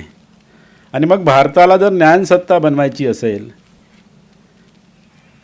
भारताच्या विद्यार्थ्यांना, नवोदित विद्यार्थ्यांना जर रिसर्च करायचं असेल तर शिक्षक आणि लायब्रेरियन हे एकत्र येऊन काम केले पाहिजे, तर एक चांगलं काम या क्षेत्रामध्ये होऊ शकते. आणि म्हणून मला असं वाटतं की विजयने जी कॉन्फरन्स ठेवली आहे ते याच उद्देशातून ठेवली असावी. आणि म्हणून मी सर्व तुमचं लायब्रेरियनचं आणि विजय खंडाळ यांचं मी स्वागत करतो आपल्या नागपूर विद्यापीठाच्या वतीने. NEPमध्ये खूप साऱ्या गोष्टी आहे. आताच आम्ही एक स्कूल कनेक्ट प्रोग्राम घेतला आहे. त्याच्यामध्ये आम्ही ट्रेनर म्हणून शिक्षकांचं ट्रेनिंग घेतलं आहे आता 15 जानेवारीला. आणि 17 जानेवारीला आम्ही ज्युनियर कॉलेजचे हेडमास्टर, ज्युनियर कॉलेजचे प्रिन्सिपल आणि आपले अफिलिएटेड कॉलेजचे सिनियर कॉलेजचे प्रिन्सिपल आणि टीचर्स आणि IQSC मेंबर यांचं पण आम्ही एक ट्रेनिंग घेतलं आहे 17 जानेवारीला. हे याच्याकरता घेतलं आहे की मुलांना असं वाटायला नको की आपण 12वी पास झाल्यानंतर प्रवेश कसा घ्यायचा, कोणता घ्यायचा. कारण अगोदरचं पॅटर्न वेगळं पॅटर्न होतं. मला जर सायन्समध्ये जायचं असेल, मला मॅथ घ्यायचं असेल तर मला PCM ग्रुप घ्यावा लागत, CBZ ग्रुप घ्यावा लागत होता. परंतु मला जर आता 12वी नंतर जर मला कुठे ॲडमिशन घ्यायचं आहे तर मी कोणता विषय निवडला पाहिजे हा विद्यार्थ्यांसमोर प्रश्न होता. आणि म्हणून त्या अनुषंगाने आम्ही स्कूल कनेक्ट आणि स्कूल कनेक्ट झाल्यानंतर क्लास कनेक्ट अशा प्रकारचं एक अभियान महाराष्ट्र गव्हर्नमेंटने सगळ्या युनिव्हर्सिटीतला राबवायला सांगितलं आहे. आणि त्या अनुषंगाने मुलांना NEP काय आहे, NEP किती सोपी आहे हे समजण्याचा प्रयत्न केला आहे. अगोदरच्या आपल्या एज्युकेशन सिस्टीममध्ये थेअरी सिस्टीम होती, 100% थेअरी. जर आर्टचा असेल तर 100% थेअरी, कॉमर्सचं असेल तर काही थोडेसे प्रॅक्टिकल, आणि सायन्सचं असेल तर त्याच्यामध्ये थोडे प्रॅक्टिकल असायचे. परंतु आता NEPमध्ये 40% नॉलेज तुम्ही बाहेरून घेऊ शकता आणि 60% थेअरी. म्हणजे मुलांना समजून सांगताना NEP काय आहे तर आपण मुलांना न घाबरवता NEP खूप सोपी आहे. नवीन शैक्षणिक धोरण इतकं सोपी आहे जुन्या पद्धतीपेक्षा. याचं कारण सांगतो की मुलांना आपल्याकडे एक डिव्हाइस आला आहे, मोबाईल डिव्हाइस आल्यामुळे मुलांची वाचनाची पचनशक्ती कमी झाली आहे. वाचतच नाही मुलं. तुम्ही व्हॅल्युएशन करायला जेव्हा आपण जातो तेव्हा आपल्या लक्षात येते की मुलं किती लिहितात. आपण जेव्हा परीक्षा द्यायचं तर आपण मेन ॲन्सर शीट, त्याच्यानंतर 4-5 प्रकारच्या सप्लिमेंटरी. समोरचा इन्व्हिजिलेटर म्हणायचा आता घेऊ नको, पण आता मुलाला म्हणावं लागते अरे तू पूर्ण, आता म्हणावं लागते अरे तू पूर्ण ॲन्सर शीट दिली ती पूर्ण कर. मुलं 3 पेजच्या वरती लिहित नाही. आणि मी टीचर असेल, मला जर असं वाटते की मुलांनी जर 20 मार्काचा क्वेश्चन आहे 2-3 पेज लिहिलं असेल, मला जरी वाटत असेल मार्क द्यायचं, पण तो लिहित नसल्यामुळे आपण मार्क पण देऊ शकत नाही. म्हणजे अशी स्थिती टीचरसमोर निर्माण, त्याला इच्छा आहे की मुलांना चांगले मार्क दिले पण तो लिहितच नाही मुलगा. आता ते मुलाचं त्याच्यामध्ये दोष आहे का? मुलाचा दोष नाही आहे, कारण त्याला वाचनाची सवयच त्याची तुटलेली आहे. बिलकुल वाचत नाही. त्याला काही म्हणलं की हे याच्यावरती टिपण घेऊन ये, याच्यावरती प्रोजेक्ट करतो, तो कुठे पाहतो? गुगलवर जातो डायरेक्ट. आणि गुगलवर गेल्यानंतर ते गुगलमध्ये असेल तर जेवढं असेल तेवढंच लिहितो, त्याच्यापेक्षा जास्त लिहित नाही. तो पुस्तकाचा कधीच उपयोग करत नाही. मला बसता आठवलं जेव्हा आम्ही शिकत होतो धरमपेठ कॉलेजमध्ये, तेव्हा प्रत्येक मुलाला 2 पुस्तकं मिळायचे लायब्ररीतून. किती? 2 घरी न्यायला. आणि मग परीक्षा असेल तर आपल्याला वाटतं की 2पेक्षा 4 पुस्तक असलेले बरं. जो दुसरा मुलगा अभ्यास नव्हता करत त्याच्या खात्यातून आपण पुन्हा 2 पुस्तक घेऊन जायचं. किती? 2 आणि 2 4 पुस्तक व्हायची. म्हणजे अशी सिस्टीम आपण जेव्हा अभ्यास करत होतो तेव्हा 4 पुस्तकं घरी असले पाहिजे असं वाटायचं. आणि दुसरी गोष्ट गमतीची म्हणून सांगतो की आपण जर हातामध्ये घरी कॉलेजमधून पुस्तकं घेऊन गेलं तर मोहल्ल्यातल्या लोकांना हे वाटायचं की हा कॉलेजमध्ये शिकतो म्हणून. परंतु मी नेहमी विद्यार्थ्याला म्हणत असतो, तू पुस्तक वाचू नको, परंतु पुस्तक तर घेऊन जा घरी. तुझ्या आईवडिलांना वाटत की माझा मुलगा अभ्यास करतो म्हणून, नको वाचू. मी ते याच्याकरता सांगतो की त्याला ती सवय लागली पाहिजे. आणि मग जेव्हा एखादा पेज उघडेल आणि त्याला वाचेल की हे पुस्तक चांगलं आहे कामाचं, आणि तिथून त्याची सुरुवात.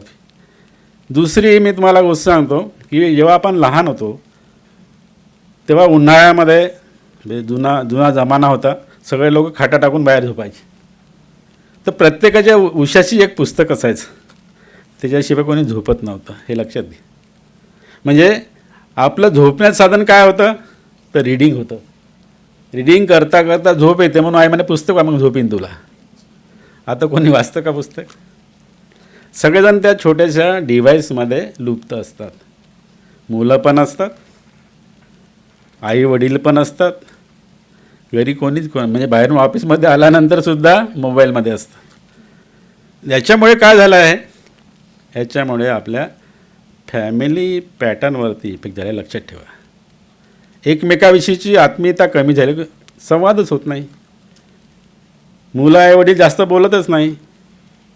आणि म्हणून एक हा दुष्परिणाम, मी हा दुष्परिणामाला मॉडर्नायझेशनचा बॅड इफेक्ट म्हणतो.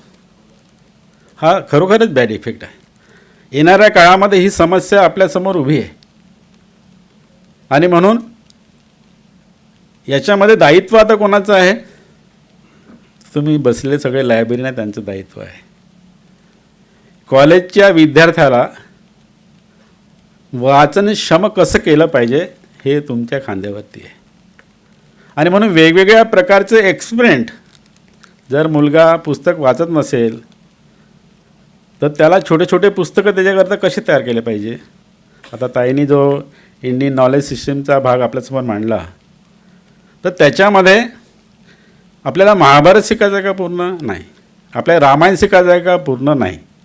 तर त्याच्यातले जे कंटेंट आहे महत्त्वाचे जे एज्युकेशनशी जोडलेलं आहे, इंडियन नॉलेज आपल्याला व्हॅल्यूज शिकायचे आहे, इंडियन नॉलेजचे नॉर्म्स शिकायचे आहे, त्याच्यातले इथिक्स शिकायचे आहे. या गोष्टी कुठे आहे? या गोष्टी भारतीय ज्ञान परंपरेमध्ये आहे. या गोष्टी आपल्याला शिकायच्या आहे. पण एकदम महाभारताचा ग्रंथ ठेवला आणि त्याच्यावर तुम्हाला मार्क मिळतात का? नाही. तर त्याच्यावरती आपल्याला अभ्यासक्रम तयार करावे लागणार आहे. आणि इंडियन नॉलेज सिस्टीममध्ये जे अभ्यासक्रम आहे ते 2-2 क्रेडिटचे आहे. समजा महाभारत आहे, भगवद्गीता आहे, ज्ञानेश्वरी आहे, याच्यावरती मी 2 क्रेडिटचं कसं कोणता अभ्यासक्रम तयार करू शकतो? हा जर आपण अभ्यासक्रम केला तर आपलं जे लाईफ लाँग लर्निंग डिपार्टमेंट आहे त्याच्या थ्रू आपण त्याला काय करू शकतो? ऑथराईज करू शकतो. त्याच्यामध्ये आपल्या प्राधिकरणाची मान्यता घेऊ शकतो की हे जे कोर्सेस आहे 2-2 क्रेडिटचे हे नागपूर विद्यापीठाने तयार केले आहे. याची आवश्यकता आता. आणि आपल्याकडे अनेक ग्रंथप्रणाली आहे. म्हणजे तुम्ही बौद्ध धर्मापासून बघा, त्याच्यानंतर महावीरांचं ज्ञान बघा, सगळ्या प्रकारचे आपल्याकडे काय नाही आहे. 5000 वर्षापूर्वीपासून कौटिल्याचं जे शास्त्र होतं, अर्थशास्त्र, तेव्हापासूनची ज्ञान परंपरा आपल्याकडे. आणि कौटिल्याचा अर्थ समजा एखादा इकॉनॉमिक्सवाला असेल, त्यांनी 2 क्रेडिटचं कौटिल्याचं अर्थशास्त्र काही मांडलं असेल, ते पण आपण मांडू शकतो. अशा प्रकारचे कोर्सेस आपल्याला तयार करता येऊ शकतात. आणि याच्यामध्ये मुख्य रोल कोणाचा आहे? मुख्य भूमिका ही ग्रंथपालाची. त्यांनी शिक्षकाला उद्युक्त केलं पाहिजे. अरे आपल्या लायब्ररीमध्ये एवढे पुस्तक पडले आहे, कोणीच वाचत नाही, पण हे पुस्तक घेऊन जा, याच्यावरती कोर्स तयार करा. कारण नागपूर युनिव्हर्सिटी काय म्हणत आहे की असे कोर्स तयार करून आमच्या लाईफ लर्निंग डिपार्टमेंटला द्या आणि आम्ही ते कॉलेजमध्ये प्रोव्हाइड करू. मला असं वाटतं की असे जर कोर्सेस तयार केले ना, आपल्याकडे 1000 कोर्सेस तयार होतील, वेगवेगळ्या प्रकारचे कोर्सेस तयार होतील. आणि याची आज आवश्यकता आहे. आणि म्हणून या NEP 20मध्ये IKS याच्याकरता समाविष्ट केला आहे. त्याची आज गरज आहे. आणि म्हणून या नवीन याच्यामध्ये आपलं ज्ञान आपल्याला विकता येते. आपलं ज्ञान आपल्याला विकता येते. आपण अनेकदा आपलं जे ज्ञान आहे असं आपल्याला असं वाटते की आपण मागासलेलं नॉलेज असं वाटतं आपल्याला कधी कधी. पण तुम्हाला मी एक उदाहरण सांगतो. काल एका कार्यक्रमामध्ये गेलो, तिथेही मी उदाहरण सांगितलं की आपल्या इथली जी भाषा आहे, नागपूरची खडी बोली आहे, भंडाराकडली झाडी बोली आहे, अमरावतीकडली वराडी बोली आहे. भरत गणेशपुरे नावाचा कलाकार आहे. त्याला सिरियलमध्ये काम करताना अनेक लोकांनी म्हटलं, अरे तू तर अमरावतीचा आहे, तुझी भाषा तशीच आहे, वैदर्भी भाषा आहे, तुला कोण घेणार आहे? त्यांनी म्हटलं नाही नाही, मी असंच बोलेन, मला असंच बोलता येते, मी डायलॉग पण असेच मांडेल. आज बघा बरं, भरत गणेशपुरे वैदर्भीय कलाकार म्हणून फेमस झाला की नाही? कारण आपल्याकडलं नॉलेज आहे ना, ते मांडता आलं पाहिजे आपल्याला. नॉलेज हे अस्सल असलं पाहिजे. की अस्सल जे असते ना, त्याच्यामध्ये खुशबू असते, हे लक्षात घ्या. आपण नेहमी डुप्लिकेट मांडण्याचा प्रयत्न करतो, कॉपी मारण्यामध्ये आपण वादर आहे. कधी कधी कॉपी मारण्यामध्ये चुकूनही जातं, कॉपी पेस्ट करून देतो. आपण पाहिलं आपल्या याच्यामध्ये RRCमध्ये लोक जसं कॉपी पेस्ट करून टाकतात. आणि म्हणून जे अस्सल नॉलेज आहे ते मांडण्याचा आपण प्रयत्न केला पाहिजे. आपल्याला असं वाटतं आपल्याला जे येत आहे ते जे येत आहे ते बरोबर नाही, समोरच्याचं बरोबर आहे.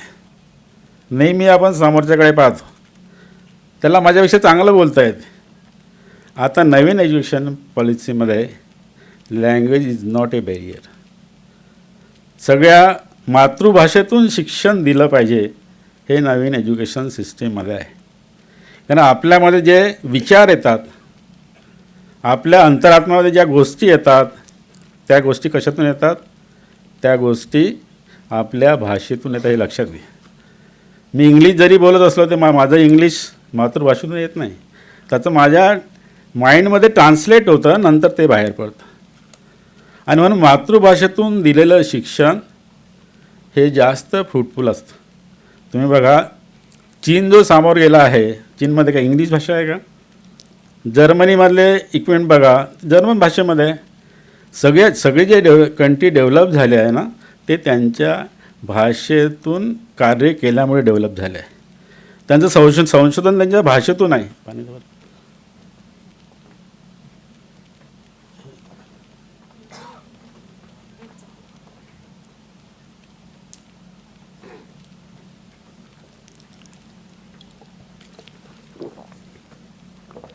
त्यांचं जे संशोधन आहे ना, ते त्यांच्या भाषेतून आहे. आणि म्हणून भाषेकडे न बघता त्याच्या माइंडमध्ये काय आहे, त्याची क्रिएटिव्हिटी कशी आहे, इकडे लक्ष दिलं पाहिजे. आणि त्याच्याकरताच NEP आलेलं आहे, लक्षात घ्या. NEP कशाकरता आला आहे? याच गोष्टीकरता आला आहे. त्यांनी आपल्या भाषेचा वापर करून आणि आपल्या बुद्धीचा उपयोग करून त्याला नवीन ज्ञान प्राप्त करायचं आहे. तेव्हाच या NEPमध्ये आपला देश ही महासत्ता बनणार आहे. हे आपल्या आदरणीय पंतप्रधानांचं लक्ष आहे. आणि म्हणून आपल्या भारतामध्ये खूप नॉलेजेबल पर्सन आहे. तुम्ही माझ्यासमोर बसले सगळे विद्वान आहे, नाही का? कोणाला तरी कोणतं तरी नॉलेज आहे. एक व्यक्ती दुसऱ्यापेक्षा डिफरंट फ्रॉम अदर्स, दुसऱ्यापेक्षा वेगळा आहे. मला जे येते ते त्याच्यापेक्षा तुम्हाला जास्त येते, दुसरं येते. असं समजू नये की मला काहीच येत नाही, माझ्यापेक्षा याच व्यक्तीला जास्त येते. कारण देवाने जर आपल्याला जन्माला घातला आहे तर मानव प्राण्याला मोठी देणगी दिली आहे, ते म्हणजे बुद्धी. बुद्धी देवाने मानव प्राणी सोडून कोणाला दिली नाही. डोकं सगळ्याला आहे, डोकं सगळ्याच प्राण्याला आहे, परंतु बुद्धी कोणाला दिली आहे? मानव प्राण्याला दिली आहे. म्हणून मानव प्राणी हा इतर प्राण्यापेक्षा वेगळा आहे. आणि म्हणून गावामध्ये शेतीवर काम करणारा व्यक्ती यालासुद्धा नॉलेज आपल्यापेक्षा जास्त नॉलेज आहे, हे लक्षात घ्या. कारण तो आपल्या डोक्याचा उपयोग करून, ज्याला आपण आपल्या भाषेमध्ये जुगाड सिस्टीम म्हणतो, रिसर्चवाले जुगाड ना, गावामध्ये जुगाड म्हणतात, बरं भोंगाडचं. तर हे जुगाड सिस्टीम करून ते आपलं काम चालवतात. ज्याला लाखो रुपये लागणारे असतात ते 1000 रुपयामध्ये पूर्ण करतो. याचा अर्थ काय? गावातल्या लोकांना नॉलेज नाही का? गावातल्या लोकांना आपल्यापेक्षा जास्त नॉलेज. तर हे कशामध्ये आहे सगळं? हे सगळं नवीन शैक्षणिक धोरणामध्ये समाविष्ट आहे. आणि म्हणून त्याच्यामध्ये मेजर टाकला आहे. आता मेजर हा जो सब्जेक्ट आहे तो त्याचा मेन सब्जेक्ट आहे. मी कालच कुठेतरी उदाहरण दिलं की मुलं PCM घ्यायचे, फिजिक्स, केमिस्ट्री आणि मॅथमॅटिक्स. तर मुलांना फिजिक्स आणि मॅथमॅटिक्स जमायचं, केमिस्ट्री जमत नव्हतं. आता केमिस्ट्री जमत नसल्यामुळे तो मुलगा BSCच पास नव्हतो. अरे का बरं BSC पास? मला केमिस्ट्रीच जमलं नाही.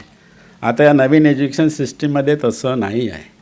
तुम्हाला जे जमते ते मेजर आहे, हे लक्षात घ्या. आणि तुम्हाला थोडंसं जमते ते मायनर आहे. फॉर एक्झाम्पल, सोशॉलॉजी हा माझा मेजर सब्जेक्ट असेल, मी जर मायनर कॉम्प्युटर घेतलं, कारण सोशॉलॉजीचा उपयोग कुठे होतो? रिसर्च फील्डमध्ये होतो. कारण रिसर्च मेथॉलॉजी सगळ्यात जास्त सोशॉलॉजीमध्ये आहे. जर मी सोशॉलॉजीमध्ये रिसर्च फील्डमध्ये काम करत असेल आणि माझ्याकडे कॉम्प्युटरचं नॉलेज असेल तर मला कोणत्याही रिसर्च फील्डमध्ये आरामात नोकरी मिळू शकते. सोशॉलॉजी विथ कॉम्प्युटर सायन्स अशी मला डिग्री मिळणार आहे. म्हणजे जे मायनर सब्जेक्ट आहे, जे आपल्या आवडीचे आहे, ते आपल्या जॉबशी संबंधित आपण नॉलेज प्राप्त करू शकतो. इतकी चांगल्या प्रकारची सिस्टीम या नवीन एज्युकेशन पॉलिसीमध्ये आहे. मी हे तुम्हाला सांगत नाही, तुम्ही विद्यार्थ्यांना सांगा, याच्याकरता सांगत आहे. कारण 12वीच्या विद्यार्थ्यांना हे माहीत झालं पाहिजे. ही पॉलिसी कशी एकदम साधी सोपी आहे. तुम्ही जर त्यांना सांगत बसले खूप क्रेडिट हे ते पागल होऊन जातील. तर तुम्ही हे सगळं काम केलं तर आपोआप क्रेडिट मिळणार आहे. काम केल्यानंतर आपोआप क्रेडिट मिळणार आहे की नाही? आपण काम केलं क्रेडिट मिळते की नाही? मुलांना म्हणायचं की आपण काम केलं तर वडील शाबासकी देतात ना आपल्याला. म्हणजे काय आहे ते? क्रेडिट आहे. तर तुम्ही काम केलं तर आपोआप क्रेडिट मिळणार आहे आणि ते क्रेडिट कुठे जमा होणार आहे? तुमच्या खात्यामध्ये जमा होणार आहे, ABCमध्ये जमा होणार आहे. कारण आपण जेव्हा ॲडमिशन घेतो तेव्हाच आपल्याला ABCचं अकाउंट ओपन करावं लागणार आहे. जसं पॅन कार्डचं राहते की नाही, ते नेहमी करता राहते. आणि तुम्ही कुठेही ट्रान्सफर व्हा या कॉलेजमधून दुसऱ्या कॉलेजमध्ये, पण तुमचं ABC तेच राहील. तुम्ही कुठेही नॉलेज करा, तर तुमच्या कॉलेजमध्ये एक विषय नाही आहे, पण तुम्ही दुसऱ्या कॉलेजमधून तो विषयाचा तुम्ही अभ्यास करून क्रेडिट मिळवू शकता. म्हणजे इतकी multi disciplinary and interdisciplinary educational policy आहे. आता इतकी पॉलिसी असल्यानंतर चिंतेचं कोणतं कारण आहे? मला तुमच्या सगळ्यांच्या कपाळावर आठ्या दिसत आहे. चिंता आहे का? इतकी सोपी पॉलिसी आहे. आणि याच्यामध्ये अनेक प्रकारचे कोर्सेस आहे. याच्यामध्ये स्पोर्ट्सला बी खूप सारं महत्त्व दिलं आहे. NCC, NSS, तुम्हाला जे काही कोर्स आहे, स्किल कोर्सला महत्त्व दिलं आहे.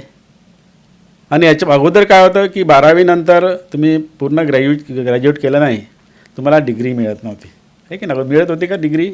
नाही मिळत होती ना. आता काय आहे, तुम्ही 1 वर्ष केलं सर्टिफिकेट मिळणार आहे, दुसरं वर्ष केलं तर डिप्लोमा मिळणार आहे, तिसरं वर्ष केलं तर ऑनर मिळणार आहे, चौथं वर्ष केलं तर ऑनर विथ रिसर्च मिळणार आहे. म्हणजे प्रत्येक वर्षाला तुमच्या शिक्षणाला व्हॅल्यू राहणार आहे. समजा तुम्हाला असं वाटलं की मला सोडून जायचं आहे, एक्झिस्ट व्हायचं आहे, परत तुम्ही त्या ठिकाणी इंटर होऊ शकता. एक्झिस्ट अँड इंटर पॉलिसी याच्यामध्ये आहे. म्हणजे समजा एखाद्या विद्यार्थ्याला वाटलं की माझं काही एज्युकेशन मला शिकता नाही, मला घरची जबाबदारी आहे, घरची जबाबदारी पार पाडून तो पुन्हा शिकू शकतो. इतक्या प्रकारचं ॲप्रोच या नवीन एज्युकेशन पॉलिसीमध्ये आहे. आणि इतकी चांगली एज्युकेशन पॉलिसी आपल्या सेंटर गव्हर्नमेंटनी तयार केली आहे आणि महाराष्ट्र गव्हर्नमेंट ते पूर्णपणे लागू करत आहे. आणि आपल्या इथे तर याच वर्षीपासून PGला आपण NEP पूर्णतः लागू केली आहे ॲप्लेट कॉलेजमध्ये आणि युनिव्हर्सिटीमध्ये. 24-25 पासून आपल्या इथे UG प्रोग्राम सुरू होणार आहे. आपल्या इथे NEPचं पूर्ण काम झालेलं आहे, सगळ्या प्रकारचे रुब्रिक्स बनलेले आहे. तुम्हाला त्याच्यामध्ये काही कोर्स ॲड करायचे असेल, तुम्हाला बनवायचे असेल, तर तुम्ही आमच्या IQAC सेलकडे अशा प्रकारचे तुम्ही प्रोजेक्ट देऊ शकता, अशा प्रकारचे कोर्सेस देऊ शकता. कारण तुम्ही ग्रंथालयामध्ये ग्रंथ पाहिलात, तुम्हाला अनेक नवीन गोष्टी तुम्हाला माहीत होतात. आणि म्हणून विद्यार्थ्यांना अभ्यासाच्या बाबतीमध्ये कसं कार्यप्रवन करणे आणि विद्यार्थ्याची मेंटॅलिटी पाहून विद्यार्थ्यांना काय दिलं पाहिजे याची जबाबदारी कोणाची आहे? तर तुमची आहे. तुम्ही आम्हाला सजेस्ट केलं पाहिजे की नाही सर अशा प्रकारचा बदल केला तर आपल्या लायब्ररीमध्ये मुलं येऊ शकतील. आणि असं जर केलं तर मला असं वाटतं की तुमचं लायब्ररियनचं जे कार्य आहे, तुमचा जो रोल आहे, तुमची जी भूमिका आहे, तुमची भूमिका योग्य तऱ्हेने बजावली असं मला वाटते. आणि आपण सगळे मिळून हे कार्य चांगल्या प्रकारे पार पाडू असं मला वाटते. NEPवरती आम्ही दररोजच बोलत असतो, त्याच्यामुळे खूप 1-2 तास आम्हाला बोलता येते, परंतु अधिकचा वेळ न घेता आपल्या सगळ्यांना या कॉन्फरन्सच्या मी शुभेच्छा देतो आणि माझ्या शब्दांना विराम देतो.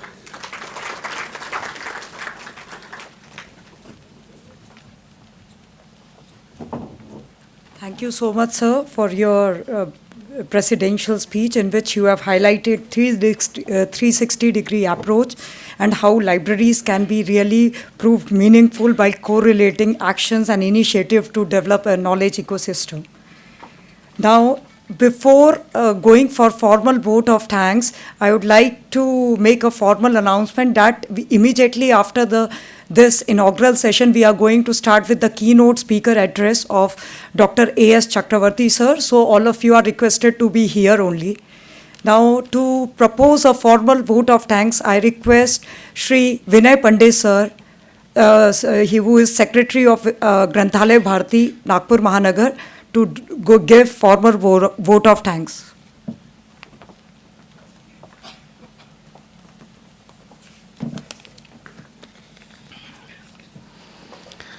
ग्रंथालय भारती नागपूर महानगर आणि राष्ट्रसंत तुकडोजी महाराज नागपूर विद्यापीठ याचे ज्ञानस्रोत केंद्र यांच्या संयुक्त विद्यमानं आजची एक दिवसीय राष्ट्रीय परिषद आयोजित करण्यात आलेली आहे.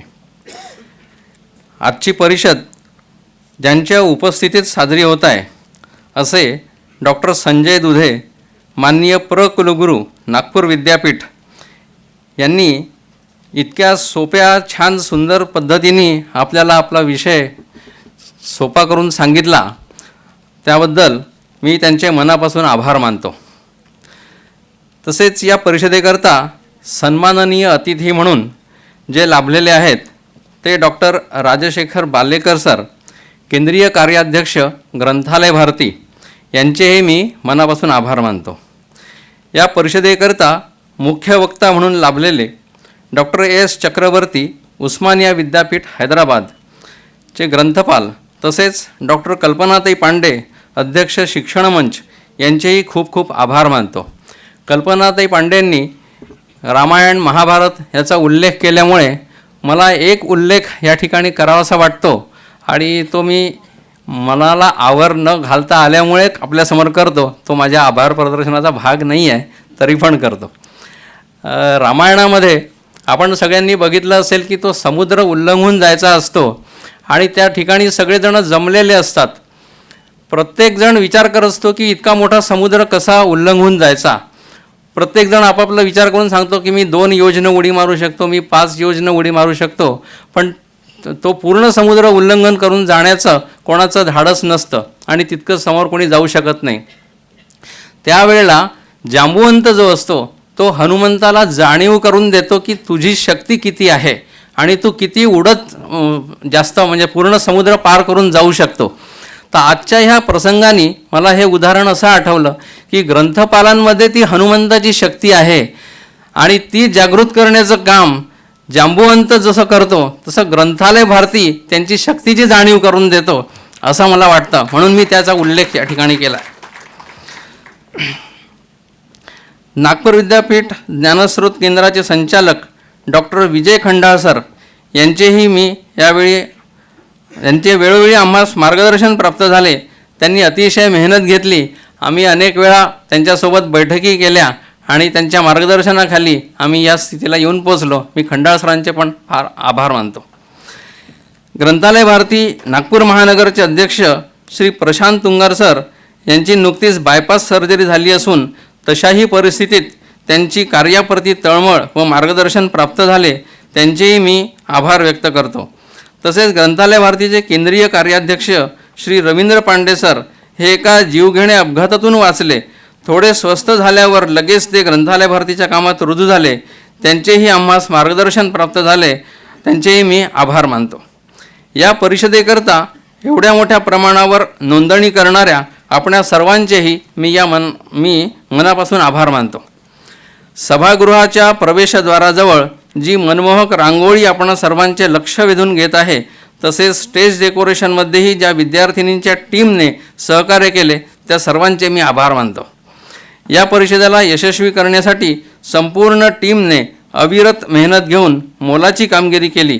त्या संपूर्ण टीमचे मी आभार मानतो. अनवधानाने कोणाचा उल्लेख राहून गेला असल्यास त्या सर्वांचे मी आभार मानतो. धन्यवाद. Thank you, sir. With this, we announce that the inaugural session is over, and immediately after this, we are going to start with the keynote address of Dr. A.S. Chakravarti, sir. Thank you to all the respected dignitaries who have graced this function.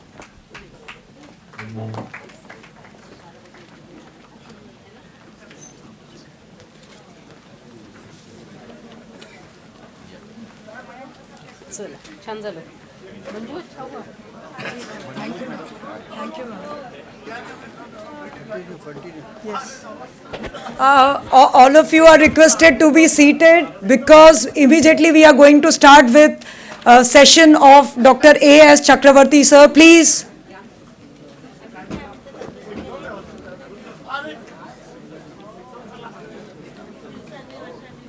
All the delegates. Sir, you have presentation? Oh, okay. It is there, sir.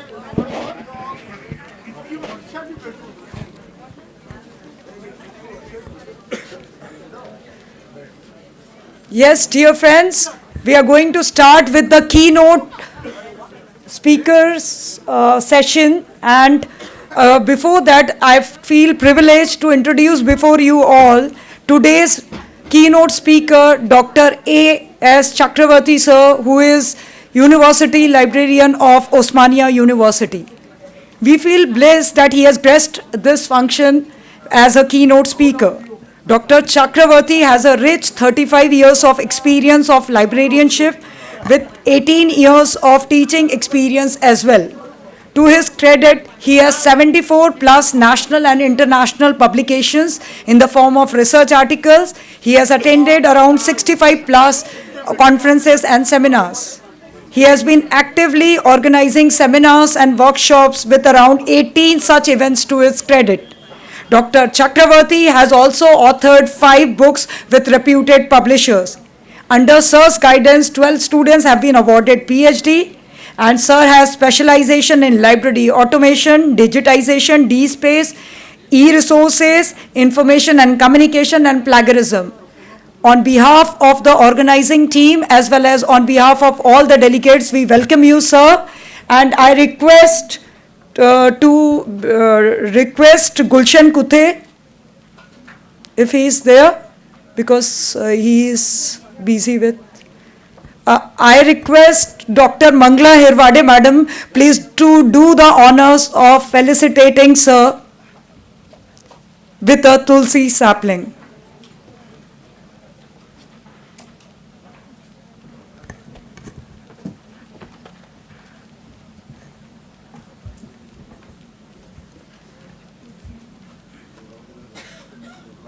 A big round of applause. Thank you, sir. Thank you, ma'am. Now, without any further ado, we are going to start with this session of Dr. A.S. Chakravarti. Sir. Sir, you need this one, no? Yes, madam.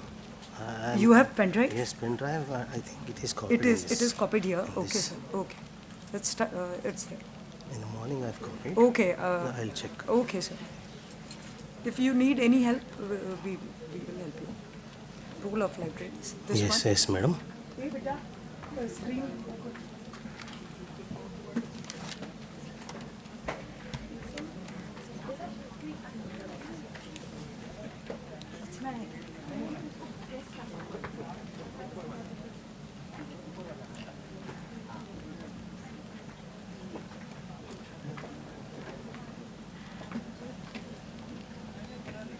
Sir, it is there. Yes, madam. It is there, no? Yes. You need any help? So No, please no, let no, us no, know. no. Thank you. Okay, sir.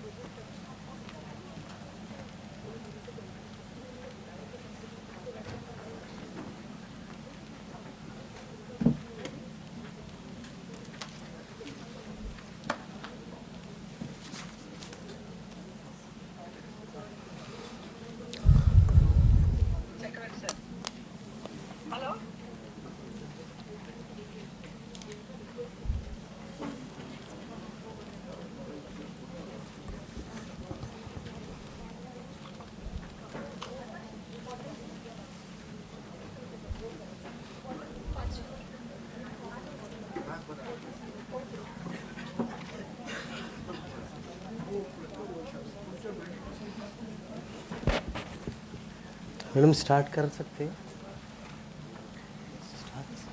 Yes, sir. Can I start, madam, or can I wait for some people are gone outside? No problem. Okay, sir, we have to start because then immediately we have to go Yes. for another Okay. panel. Okay. Sir, at Can I request all the delegates? Yes, ma'am, because Yes, more yes, than yes. 50%. I really request all the delegates, humbly request that they please come here for the session, because we are going to start with a very important session of Dr. Chakravarti sir on the role of libraries in National Education Policy 2020. So I request all those who are outside of this auditorium to please come and occupy their seats. Thank you so much. नमस्कार Rashtra Sant Tukdoji Maharaj Nagpur university. If you need this pen. No, this enough. Namaskar everyone, and my lecture is on role of libraries in National Education Policy 2020. Small introduction, we have to read that. This stands as a transformational framework aimed at redefining India's educational landscape. National Education Policy, which was replaced the previous policy from 1986, that presently we have NEP 2020, which is almost changed and almost drastically modified, changed. The main focus will be on mother tongue and regional languages preferred by different states. And libraries also play a key role in implementing this NEP 2020 because libraries having a lot of knowledge and information in various formats, books, journals, theses and all. Because this is the second side of the coin, and the first side is NEP 2020. The second side, hidden side of the coin, is role of libraries and librarians. Because I used to deliver lectures so many places that people will say that Google, wherever we need information, we will approach Google and we will get a lot of information. And according to my view, Google will not provide any information. Google provide the direction to information. Okay? And librarians provide information directly. This is the concept I have prepared. Google only provides the links. After opening that links, you will get the information. But librarians provide information directly to you, the students, wherever there is a necessary. The vision of this new education policy is NEP seeks to create an education system focused on India. This is very important, and our national scientific and education infrastructure will be reinforced, and global simultaneously global standards will be provided to students. And before going to continue my presentation, I'll give some examples why we need national education policy and what is there in that, what we lost in our previous education policy. As an example, like one in Hanuman Chalisa, Yuga Sahasra Yojana Parabhanu Lilata Madrapajanu, that is nothing but distance covered, distance calculated from earth to sun. And thousands of years back, our ancient people calculated the distance between earth to sun. But that was hidden. Nobody is retrieved that information from any document. And some of the documents which are very informative, that was stolen from India by other people. I don't want to explore that. And they claimed the ownership of that. Okay, and very recently I have seen one information which is there on Facebook or Google, something in WhatsApp. It is forwarded so many times, like Albert Einstein. His findings are totally copied from our Vedas and our ancient documents, which are hidden and stolen by other people, and they are only claiming that this is our invention or something like discovery. But because of our national education policy, we can retrieve our ancient history, culture and all from which is hidden in so many libraries or so many places. And this new education policy concentrates more on this type of information which will be retrieved by schemes and so many things are there. And later one more article very recently I've seen, I'm not seen directly, but I've this information is received through a WhatsApp or something like. And Albert Einstein published articles are copied from various places, that is approved, agreed. Okay? And what happened to all these things? Why we are losing all these things? Why they are claiming our heritage and culture?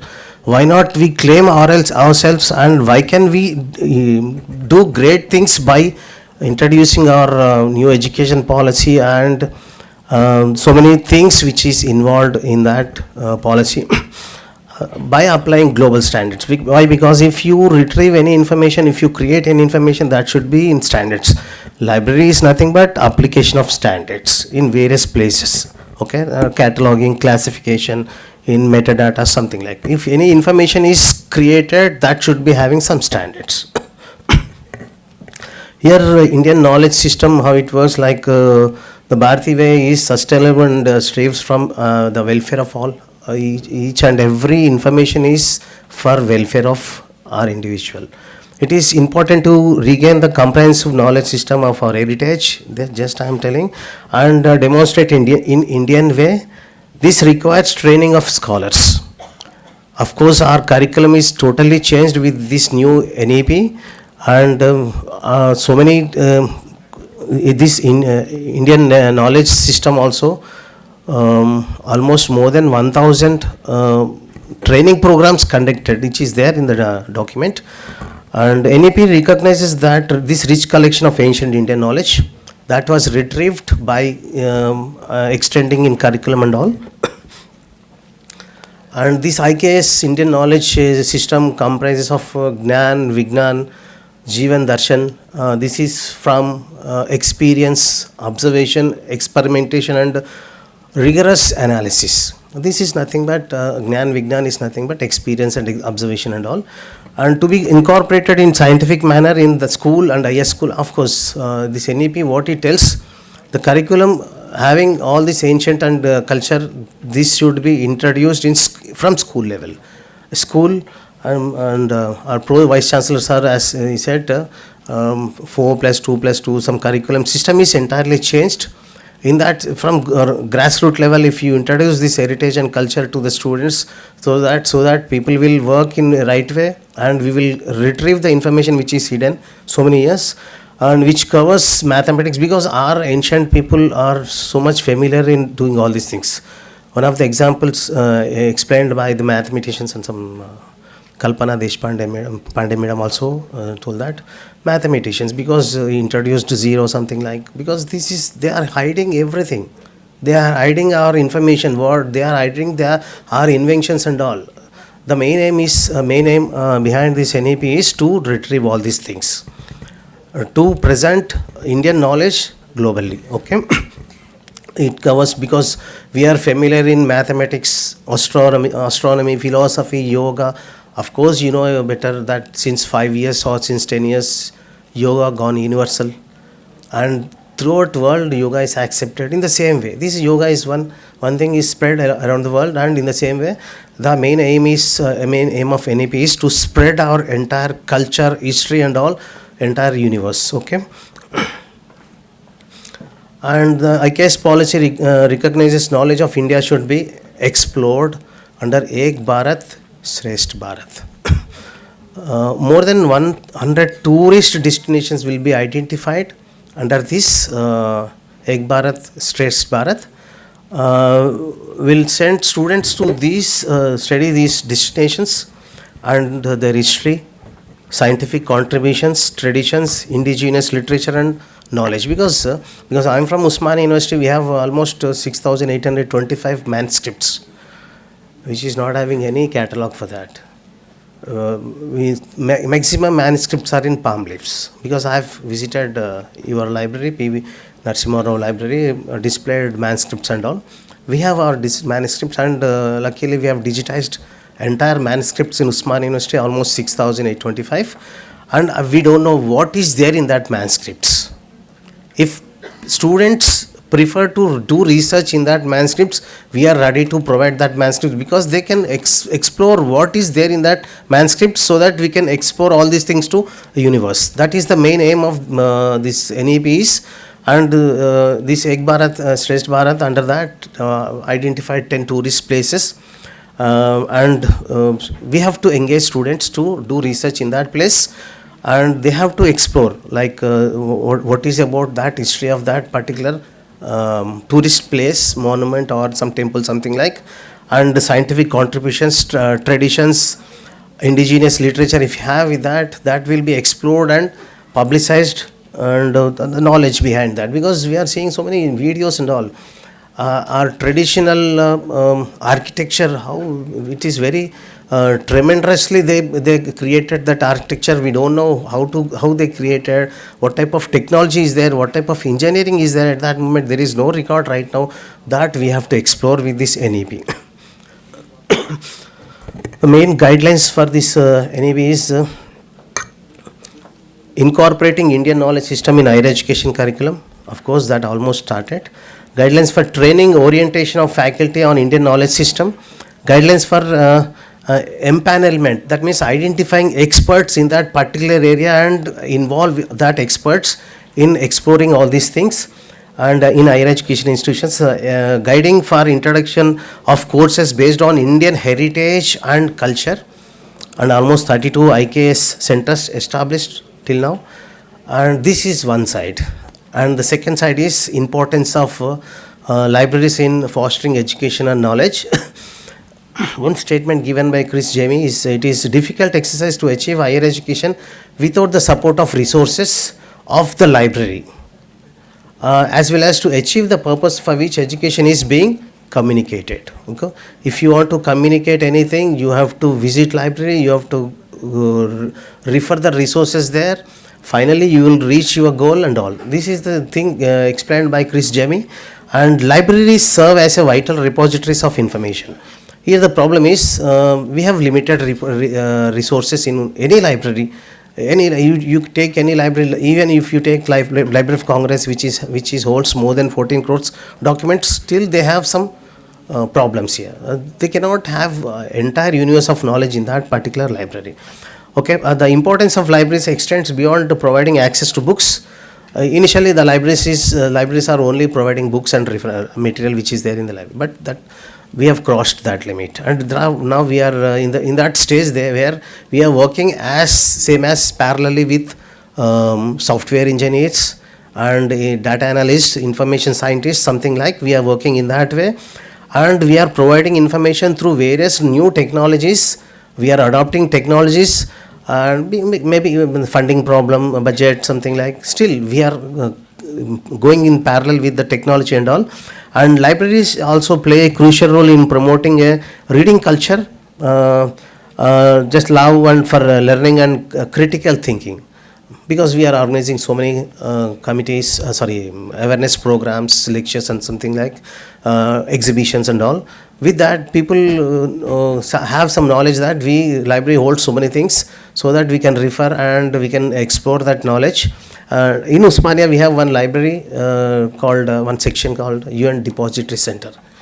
UN Depository Center, that one of its kind, only in South India, only one depository is there. From United Nations, we will get each and every document. We will store, preserve in our library, and which is having lot of resources like women's studies, population studies. Nobody will come, because people don't know what is there in that section. That is the reason every year, 1 week, we will arrange an exhibition, also arrange some lectures regarding that. We will invite our Vice Chancellor to open that book exhibition and all, so that with that exhibition, people know that what is there in the library, what is there in that United Nations, and because we cannot find each and every information on internet.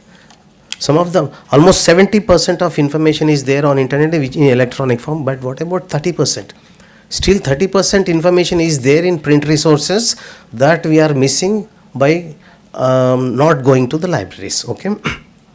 By offering both physical and digital resources, libraries cater to varied learning preferences, contributing significantly to overall educational development of individuals and communities.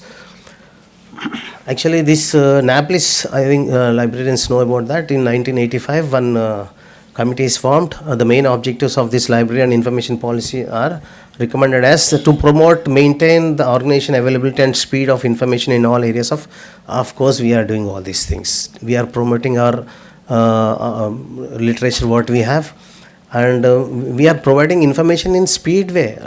People are getting information by approaching us physically or electronically, okay, to take steps for modernization of and upgradation. Here some problem starts because we are ready to modernize our library, but management if supports financially, if we are strong, then we can modernize our libraries and we can provide latest technology or trends what going around the world, and to encourage programmers and initiate at the earliest possibility pace for training. Of course, regularly universities or staff colleges conducting training programs, refresher courses and all, so that we can learn something which is latest developments in our field and all, and to establish adequate monitoring mechanism to ensure rapid development. What is going on, what is latest trends around, in and around our community and all, we have to be careful, we have to adopt each and everything, we have to study that first, later we have to adopt in that. And here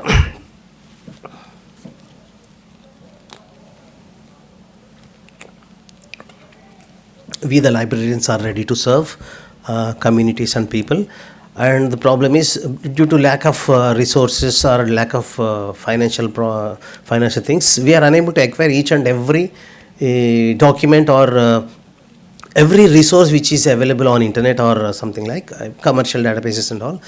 And we have some places where we can get some because we have to parallelly move with NEP, National Education Policy, but in NEP there is no provision for libraries for funding, training and all. At the end of my presentation I'll show that. And parallelly we have to collect information from various sources, free resources, open access resources and commercial, depends on your budget strength.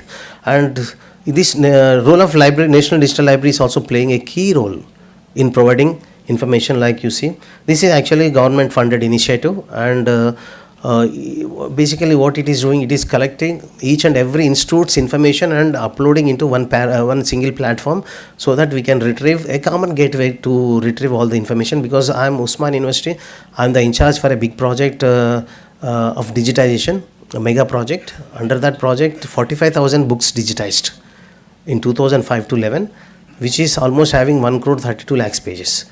That 45,000 books you can retrieve through any National Digital Library of India website, because we have connected our server to any NDLI, and in that way the NDLI is collecting links from various places and adding to their server, so that people can retrieve irrespective of place. Because while searching in NDL you will get the information, but you don't know from where it is. It is from Usman University or some Nagpur University. Irrespective of that, you are getting information, and almost 10 crores documents are available in this, and having lot of fields like CBSE examination and IEEE, JEE, something like, even each and every part, humanities, sciences, engineering, so many subject areas you can get lot of information through this NDL program. And role of InfilmNet because InfilmNet is also sister concern of UGC, and InfilmNet is also playing key role in providing information in various types, like you see. I'm skipping all these things through their various activities, like you see. Sodh Sindhu, they are providing almost 10,000 plus e-journals to institutes or universities. It depends on their departments and strength, because we are getting almost 10,000 plus, because our university is very big, having 54 departments. Each and every department is included in Sodh Ganga, and this is updated information. Almost 10,000 plus journals are there in this, and almost 6 lakhs e-books, and so many things, so many figures, where you can also directly go to that website, you can find. And Sodh Ganga, repository of Indian thesis and thesis and dissertations, very recently crossed 5 lakhs. Just imagine, in one place where you are getting more than 5 lakhs, thesis and dissertation full text. You can directly download all thesis, no restrictions will be there. And what Infibnet is providing through Sodhganga, they are providing entire thesis and giving access to entire thesis you can download. But parallelly, they are also providing Sudhi, that they are providing a software at what extent people are copied from their thesis or even from other sources. Okay, you have to be careful while copying and pasting here and there, because plagiarism also follows you. And Sodh Gangotri, this is actually research in progress. This is also a website having some figure at the bottom. Just I'll skip all these things. And EPG Patasala. Yes, you please follow this website. You please spread this website to your students in your college or college libraries and all, because it covers all the subject areas. Even library science having lot of notes in this. And very recently, one of the exam I prepared question paper. Actually, this is actually a secret, and majority of the information students got from this EPG Pathshala. You please spread this among your students having all the subject areas. And so this is anti-plagiarism software given by Drillbit by Infibnet. And these are other activities of Infibnet, like IR, institutional repository at Infibnet, because this is very useful to you. Because I'll show one more slide where having lot of digital libraries or institutional repositories, you cannot directly search all these things in internet. If you have this website address, you can go to that address, you can download lot of information. Of course, when you search in Google, Google will retrieve information from all these websites, not in first page. Because we used to search the links only in first page. We will not even move to second page. Anyone going to second page links or third page links in Google retrieval part? Because we are not, because we are very much interested in first links, and we are getting information in the first page links only.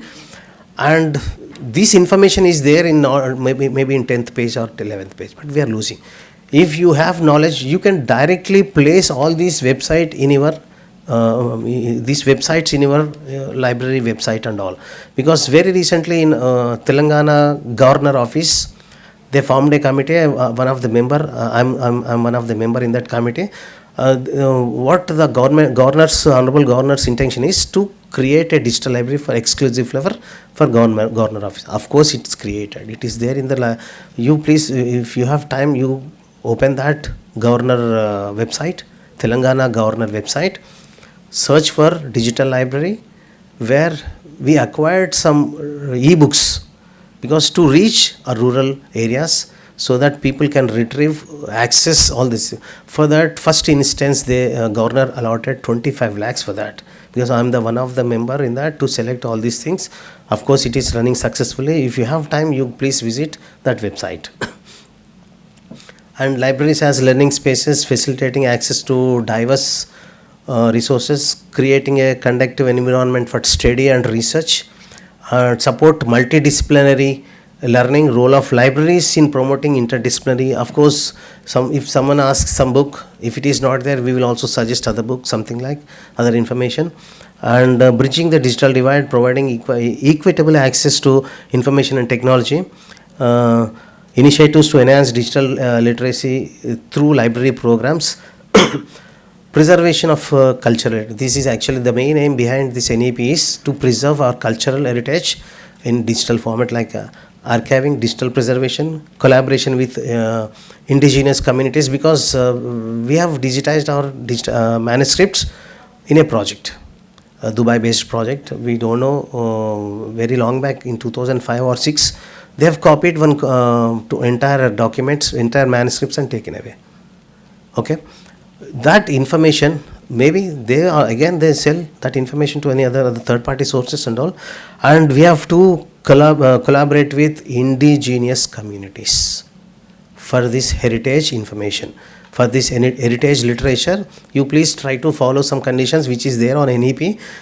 Just you approach like Vijay sir told that manuscripts mission, National Manuscripts Mission. That is an indigenous community, and we are also approaching National Manuscripts Commission for cataloging of our entire manuscripts in that way, so that our information will not go away.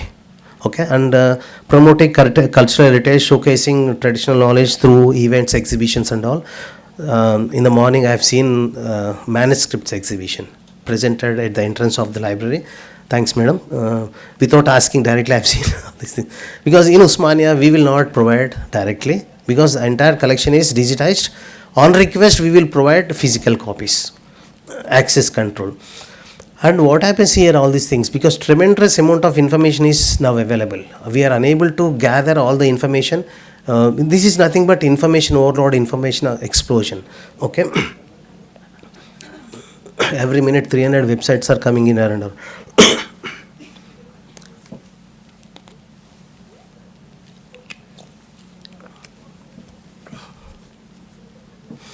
Madam, 10-15 minutes, okay now?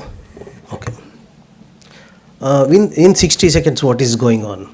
And my sincere suggestion is, you please try to spend your time on all these resources, not in social media, because every year, every day, minimum 1 or 2 hours we will spend by using our mobile phone in social media. Of course, we are losing so many things which is happening in and around this universe. Okay, and this is the thing happening in and around in 60 seconds.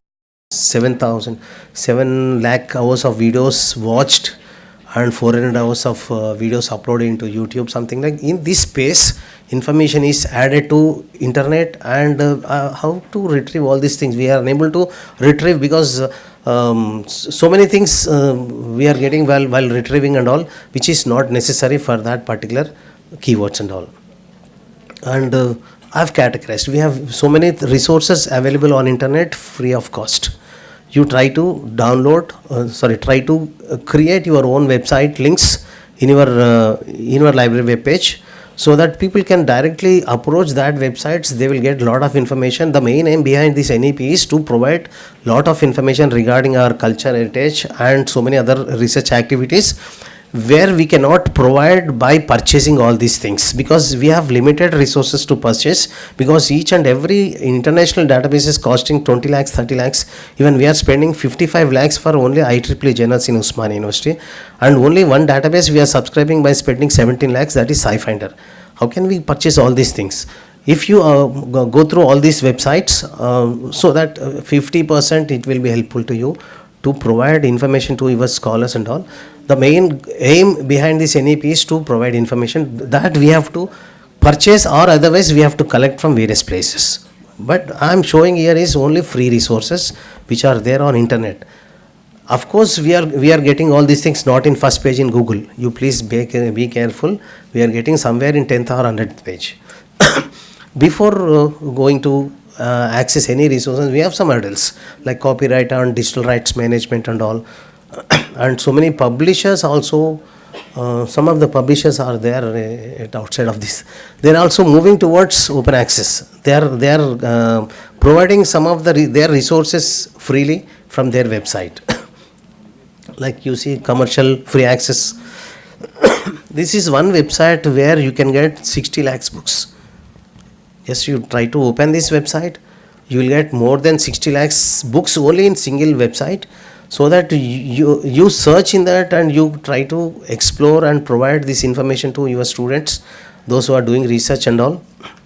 And eBrary, this is a commercial one, having 50% of commercial and 50% of free. And only in last 30 days, it is added 12,000, almost 12,000 books into this website. Amazon, of course, Amazon is started with books only. Amazon is started with books, and now it is a e-commerce website. Crores of products are there in that. You just imagine, Amazon also providing 32,000 free books in this website. You try to search your keyword in that, maybe you will find some free books in that website. World eBook Library, which is included in National Digital Library of India, having 30 lakhs books free of cost that we can access through a common platform called National Digital Library. All these 30 plus lakhs books you can retrieve through NDLI and globeethics.net. Why? Because how this society is changing very rapidly. Like you see, this 6 months back, it is only 1,20,000 students enrolled in this. Now it is within six months period, 1,20,000 to 1,80,000 changed. That means only in 60,000 people are added into this website, and having 14 lakhs documents in this too. Within 6 months added to 50 lakhs. These books are free. Anybody can download, anybody can access through their website. And so many 7 lakhs articles downloaded only in last month. And we have one more website where Director of Open Access Books, almost 47,000 books are available in this website. And one more request, someone asked me how to publish article. Because we have so many places where publishers accept your articles free of cost. No need to pay, because so many places where lakhs of journals are available, and maybe it will take some time to review your article, the strength of your article. They have to check. Without checking your strength, your article strength, they cannot directly publish. You try to find out, you try to publish in their journals. No need to spend any amount for that. And books.google.com, I think you people know about that. You can, each and every book is available in this website. The thing is, you cannot download. You have to read only online. And Wikibooks, this is part of Wikipedia.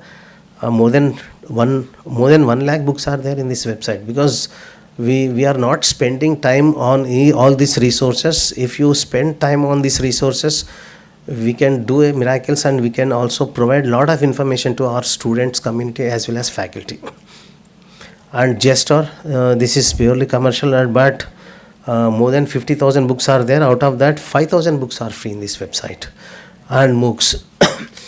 And NEP also concentrates on online courses. This is the website where you can communicate your students that they can do lot of courses online without paying anything.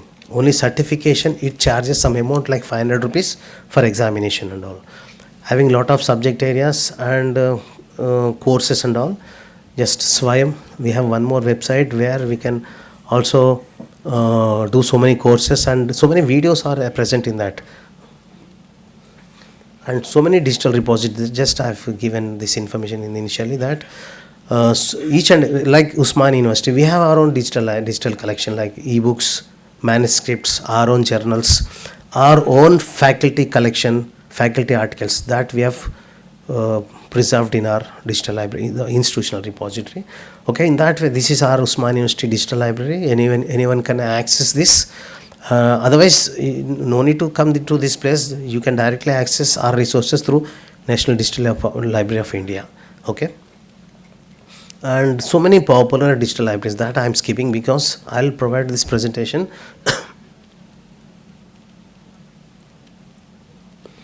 This is also one website where OpenDevo, Director of Open Access Resources.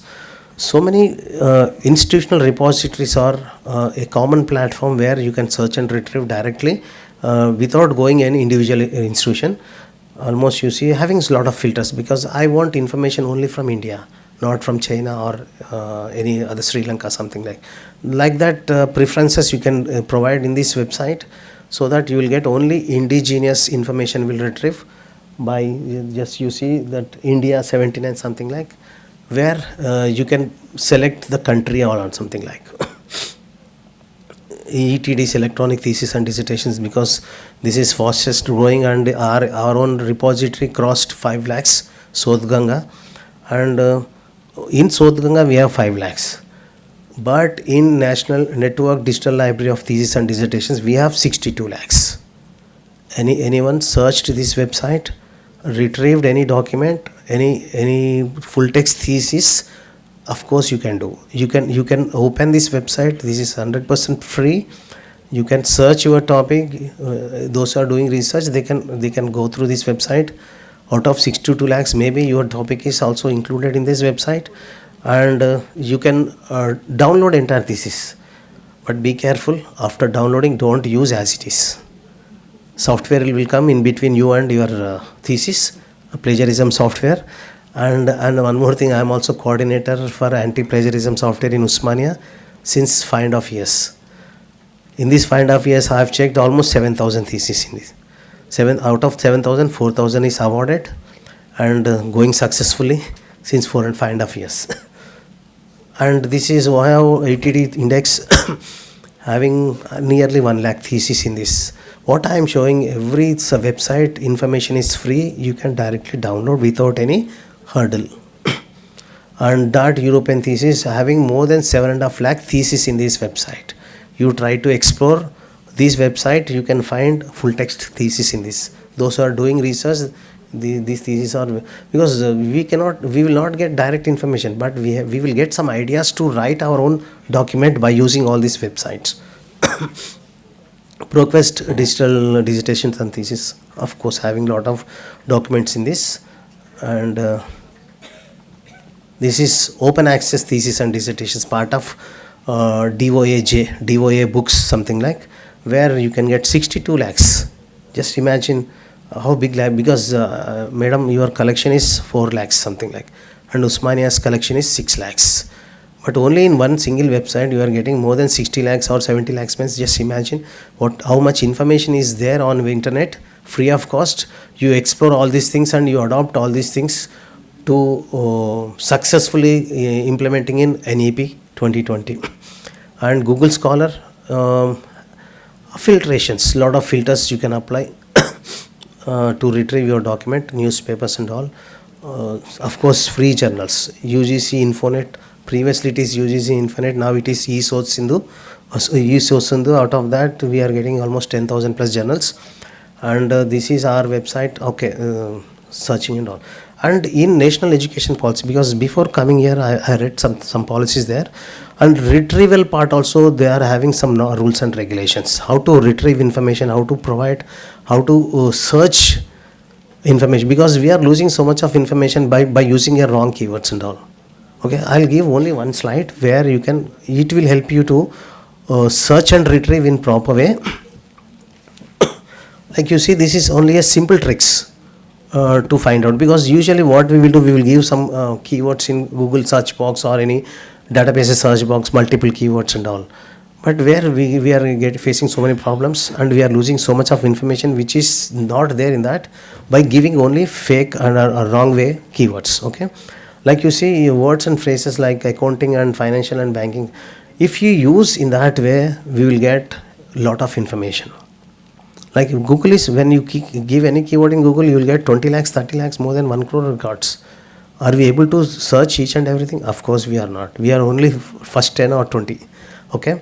And if you provide a small trick called quotations for that, like you see Human Genome Project, if you put quotes for entire sentence, you will get exact information.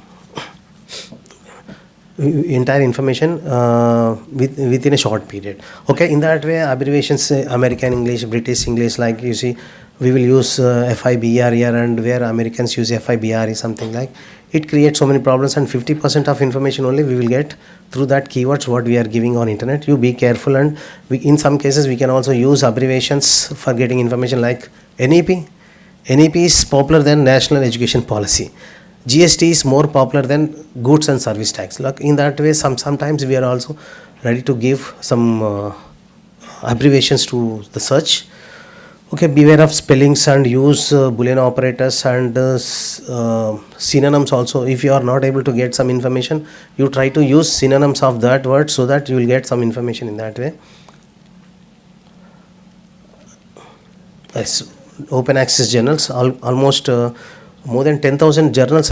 I have given one example, like you can also publish. So many are Usman University students published articles by using this directory of open access journals in so many subject areas.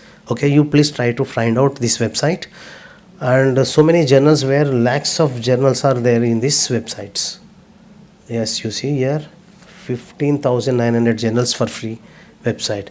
One website where open access journal search engine, where you will get lot of information in this search OAJSC, where you will get lot of journals in subject areas. Directly you can reach.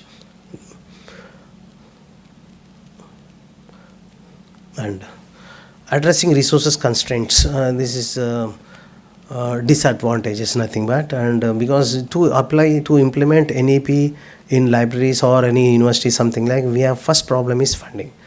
One of the major limitations of the NEP is related to libraries is issue of funding. There is anywhere in an entire NEP report, nothing is mentioned regarding funding of libraries and all.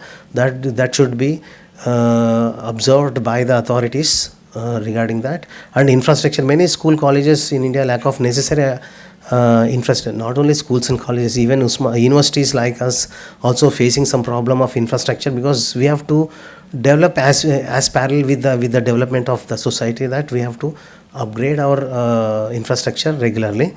And limited digital infrastructure, this is the main constraint. That is the reason I have showed so many examples. Due to lack of funding, we are unable to purchase a lot of digital resources. And lack of training staff. Of course, NEP also providing some through national knowledge system. They are providing some training programs and all. And advocacy campaigning like we have to provide awareness about our libraries and its resources through a campaign and all.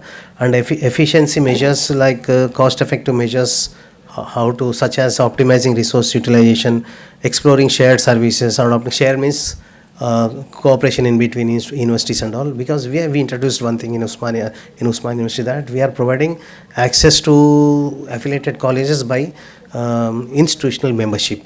Okay, in that way cooperation will be there among institutes and colleges. And diversifying revenue streams like fee-based services. We cannot sell our books, we cannot provide, after a small piece of service we cannot charge. This is a lack of thing in this. And implementing innovative strategies to enhance library relevance, like digital transformation, technology to offer digital resources, services, online platforms cater user needs, community engagement, like we have to conduct so many workshops, activities in that, collaborations, partners with local bodies, and flexible spaces like events, exhibitions and something all that we have to introduce in our programs, so that we can successfully move with NEP 2020. And specialized services like research support, technology training, community outreach, meet specific needs with the community, and specific services asked by some special research scholar, something like. These are the things we have to develop our ability, like we have to be trained parallelly with national education policy, and we have to collect resources to provide as per NEP 2020. That funding is also a major hurdle, and try to explore the sources from where we can get the funds and all. Thank you.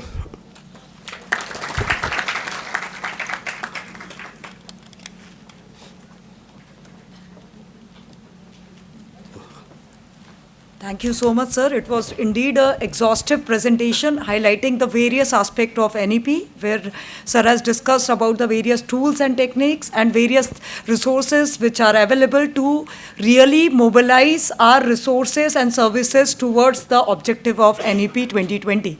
Thank you so much, sir, on behalf of organizing team as well as on behalf of all the delegates. Now it's time for a Procast product presentation, and here I invite Pratap Das, sir, Director Sales, for the Procast product presentation. Over to you, sir.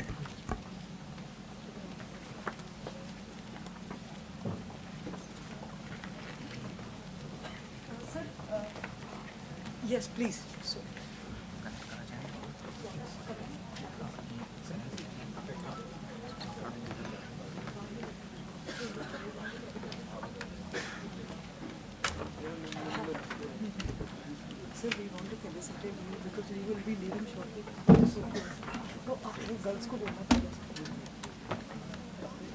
Yes, sir. Okay, no issues. Okay. Thank you.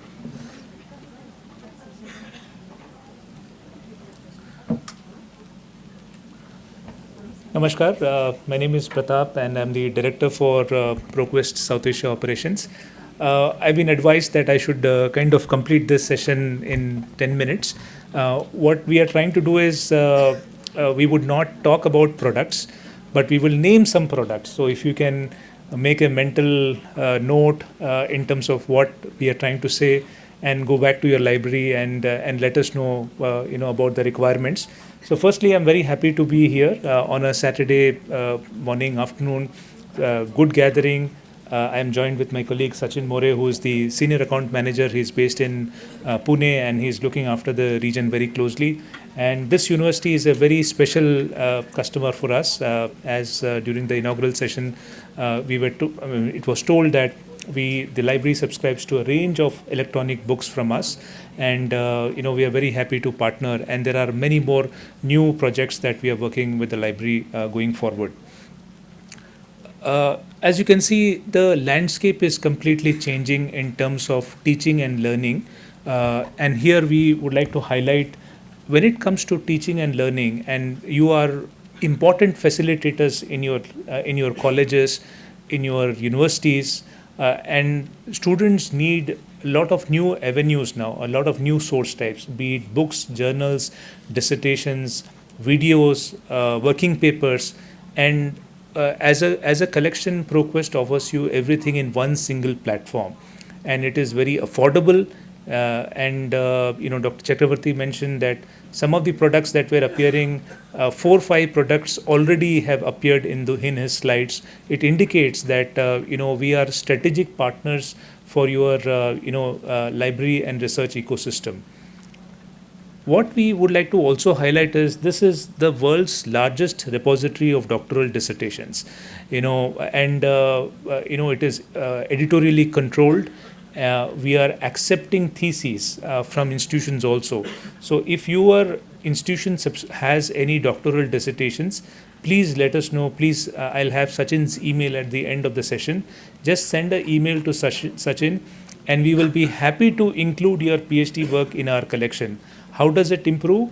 Your ranking will improve, you will get royalty payments, and you will also get exposure to your thesis in the global community, be it Harvard, be it MIT, be it University of Delhi, University of Bombay, Mumbai, and all those things. So you would see here, how does it help? How is dissertations and theses helping? So you can address global challenges. You can be experts. You can be an expert. You can be very effective in communicating when you're working on your theses, and a lot of other areas that would highlight as we go forward. There is definitely information overload. And what we would like to highlight is, when a student or when a researcher is looking at dissertations and theses, he or she would need a lot of content from areas like dissertations and theses. Journals, ebooks would definitely help. But a student would like to know, or a researcher would like to know, what work has happened, let's say, in this topic, COVID-19 or eCOV2. So if a researcher knows what work has happened at NIV Pune, then he or she can continue the research in a novel way, in a new way. So this way, dissertations and theses really help, and we certainly would like you to consider this product for your subscription. Nagpur University is also considering this subscription, and then we also have some open access theses that you can access. You don't have to subscribe to that collection. It is called PQRT Open, and in case if you want to get a flavor of the product, please do have access to a product called ProQuest Dissertations and Theses Open. There's no charges included there. How can you accelerate your journey? And as I said briefly, there are 2-3 important areas that you will get. One is, you will get royalty payments. So every time you partner, this is not a one-way traffic. When you partner with ProQuest, you will get royalty payments.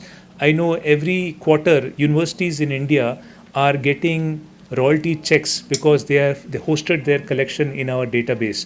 And we also would like to highlight that Dr. Chakravarti highlighted that the number of theses now on eShod Sindhu is 5 lakh, and we would like to highlight from this platform, 70% of those theses were digitized by ProQuest.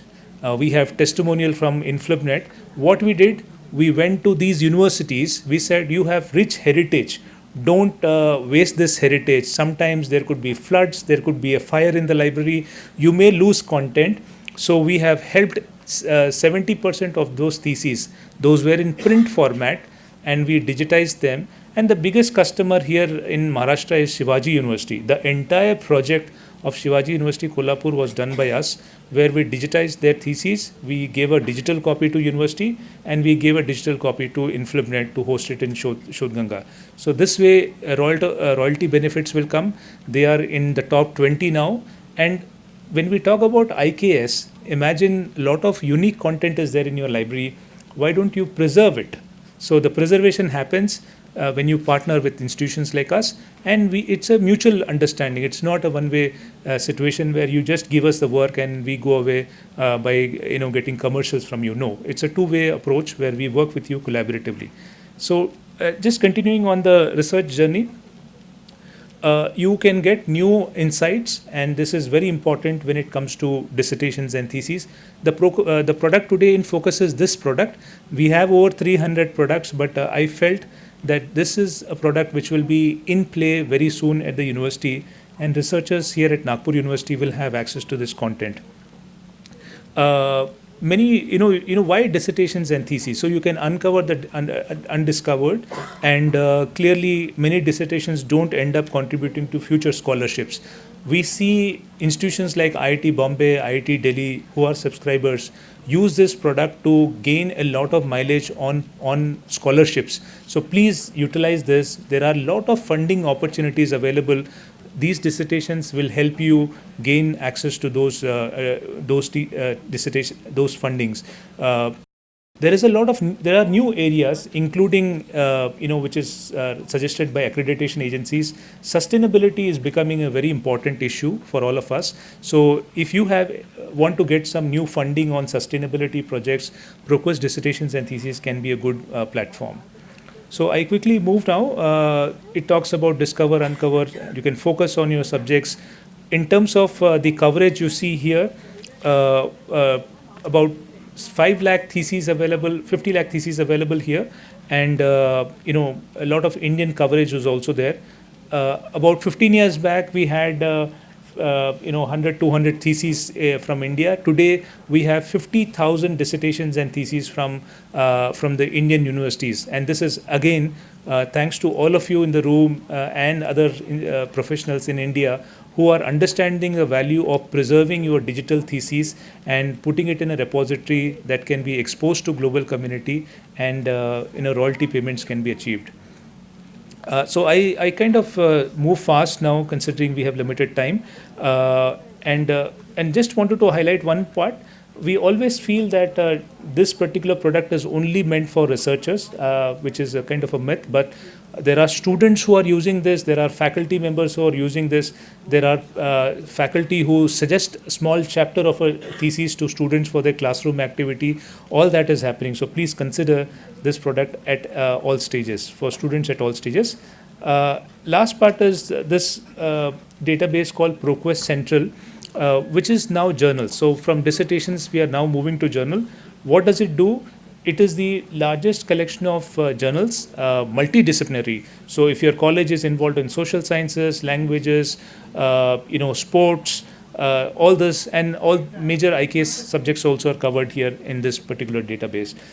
You see, this is the collection of the subjects in our database, including a database on India database. So that is also available here. 47 unique databases will be available in ProQuest Central.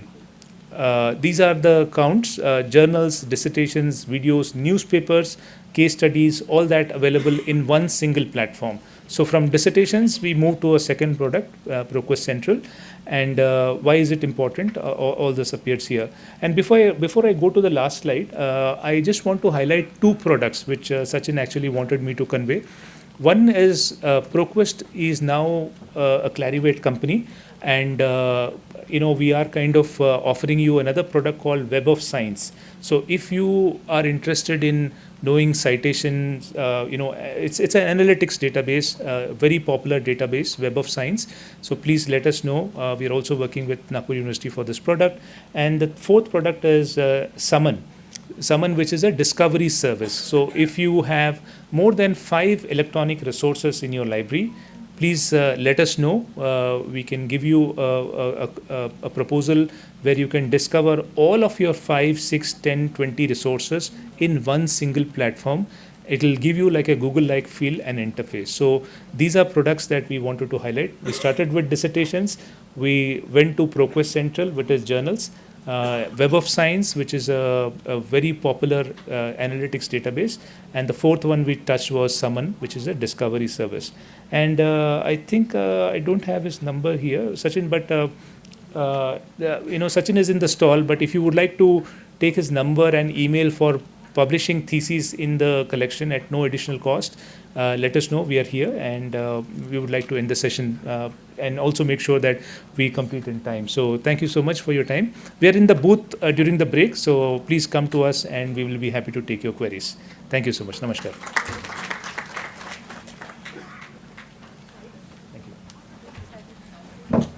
Thank you so much, sir, for your presentation. As you are valued sponsor for this one-day national conference, we hereby request Dr. Vijay Khandal, sir, to felicitate ProQuest Executive for this support.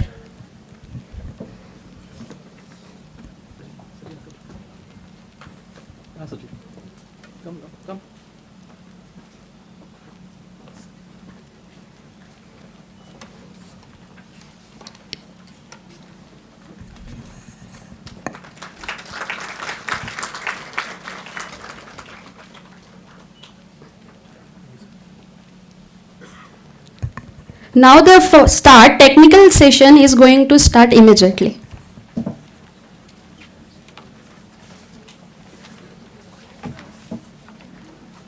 Namaskar. Good afternoon, ladies and gentlemen, esteemed guests and conference participants.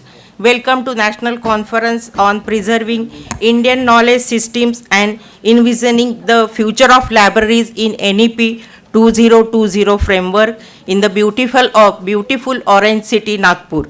I am Pratibha Buche, librarian Datta Meghe Medical College and Vice President of Granthalaya Bharati, Mahanagar, Nagpur. I would like to invite Dr. Deepak Kapde, Sir, Director, Kavi Kulguru Kalidas, Vidyapit, Ramtek, as a chairperson, Dr. Vikas Nagrale,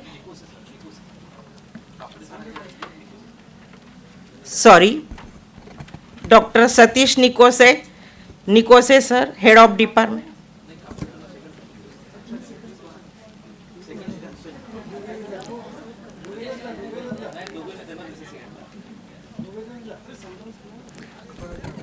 Dr. Satish Nikose, sir, Head of Department, Library Science.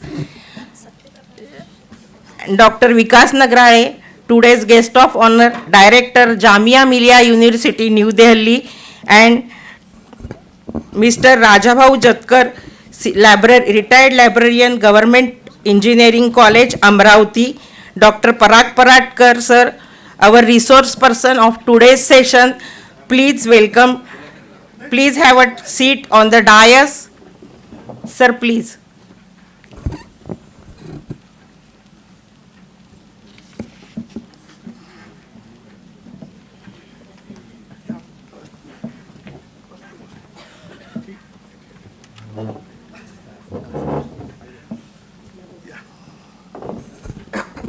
Heading to the felicitation, now I would like to invite Dr. Harsha Patil, librarian, Judges Library, High Court, for welcoming our chairman of this session by offering sampling and memento. Chairman of the program. Nikose, sir. Dr. Nikose, sir.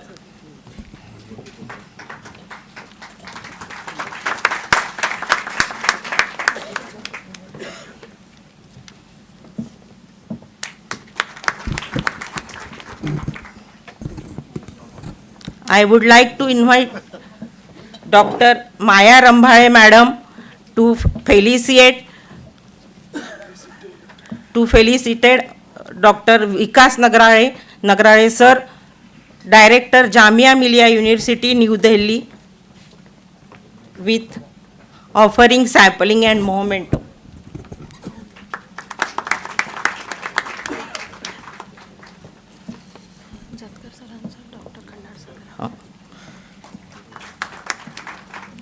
I would like to invite Sau Chitra Deshpande, Karyaध्यक्ष ग्रंथालय Bharti, Nagpur, to welcoming Dr. Parag Paratkar Sir, Librarian, GS Commerce College, and today's resource person with sapling and memento.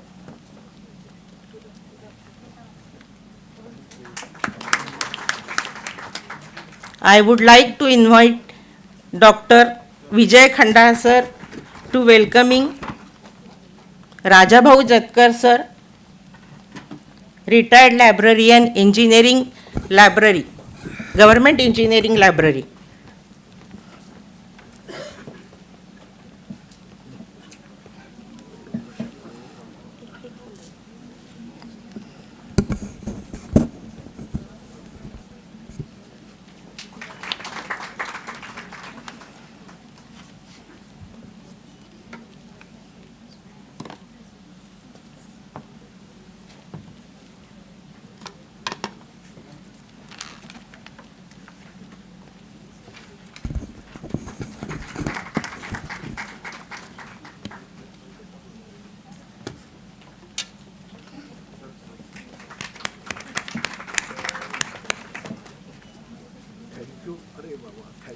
Thank you. Thank you, all of you. Dear friends, Vidya Paramabalam, knowledge is the supreme power. Right knowledge is the ultimate solution of our problem, and for getting this right and correct, we have great lineup of resource person for you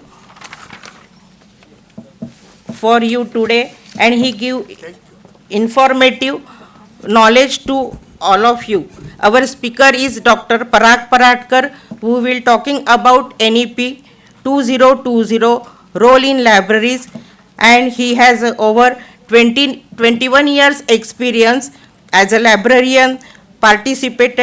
Sir participated in 2 international, 15 national conferences, presented various research paper in conferences, life member of various library associations, completed minor research project on topic institutional repository funded by UGC, LIS coordinator, 6-year experience in LIS coordinator of YCMU Nashik. Now I am handing over to mic to Dr. Paratkar sir. Sir, please. Thank you.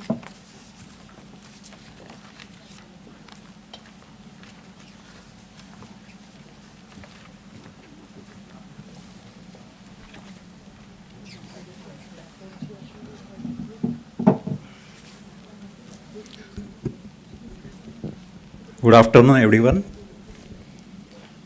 Our Guru Jatkar sir, Nagrale sir, Nikose sir, all my gurus sitting in front row, and also other gurus. It's great pleasure for me to with you. And a topic Chakravarti sir already discussed in his keynote. A very important issue, new education policy and what will be the role of libraries. A very needed topic, I personally feel, because almost you will find lot many lectures, lot many conferences organized by various academia. But for librarians, what will be the role of our libraries? And it is $1 million question for all of us. What will be the role, our role? As we know that library is a trinity of 3 things, nowadays 4 things.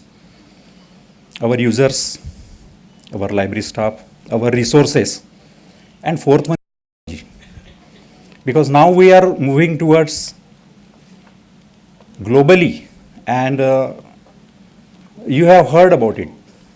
The next generation will be of, what is that? Can anybody guess? AI. So AI is going to invade all fields.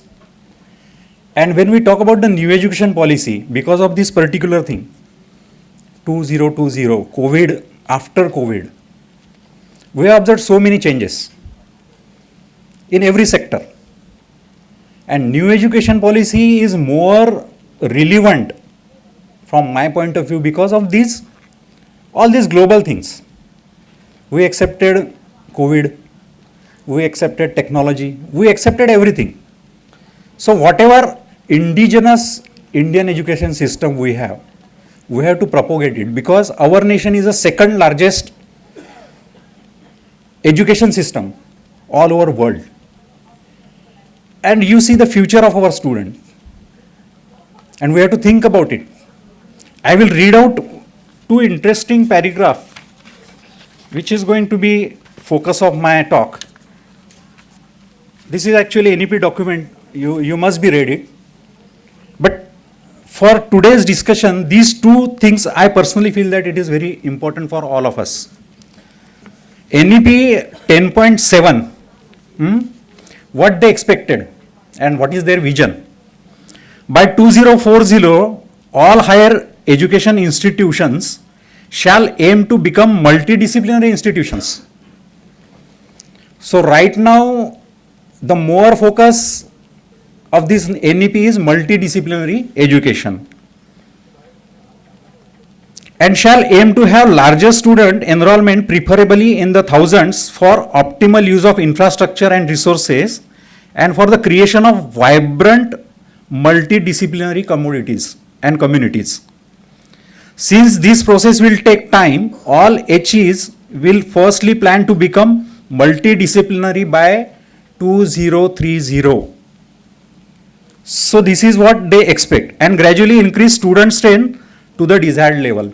So this is one thing, that by 2030, all the institution will cater the needs of multidisciplinary branches. So this is one thing.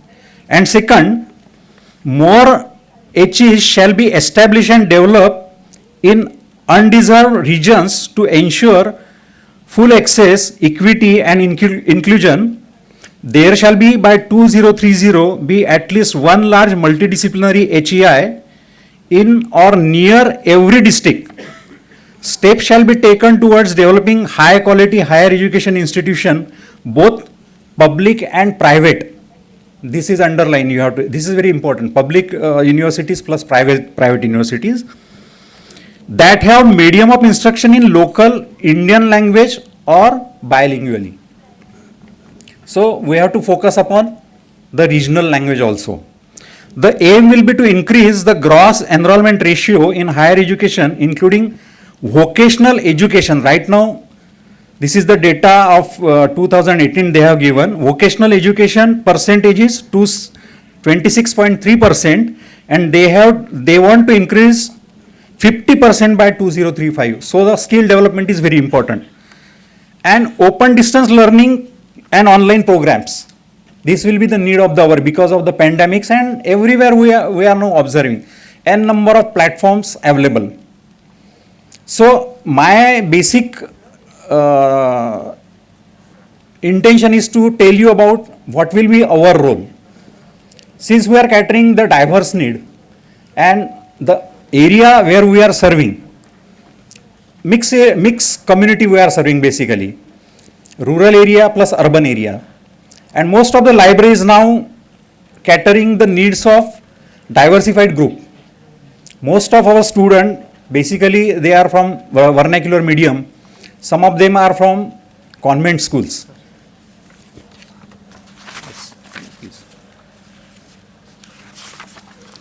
So what will be our role as a librarian? I personally feel that multidisciplinary subject means there is lot of scope in collection development, because two things are happening in very recent, or you may say in few years. All the institution will go for autonomy. Since my college is autonomous one, and I will share my practical experience with you. 4 years back we got autonomy, we have designed our curricula, and library plays very crucial role because designing of syllabus All. And recently what happened, my observation is that most of the academia, they are running after the libraries because of this Indian knowledge system or Indian education system. It is introduced everywhere. Nagpur University, I personally feel that next year you are implementing a new education policy in Nagpur University, but our college implemented it this year. So what drastic change I have observed, that a number of new subjects appear and faculty are visiting library frequently for designing of curricula. That is one thing. Second thing is that content development. As sir already said, SWAYAM is one of the great platform available for all of us. Even you can develop the content. Generally librarians never attend the classes. We generally attend orientation programs, awareness program. If you want to start some course in library science or basics and the degree, nomenclature of degree will also change. There are major subject like suppose finance and account, become in finance and account major, and if that fellow wants to take another subject like psychology or political science, then the minor will be that particular subject. And what happened to this particular NEP, they have lot of flexibility available for the student.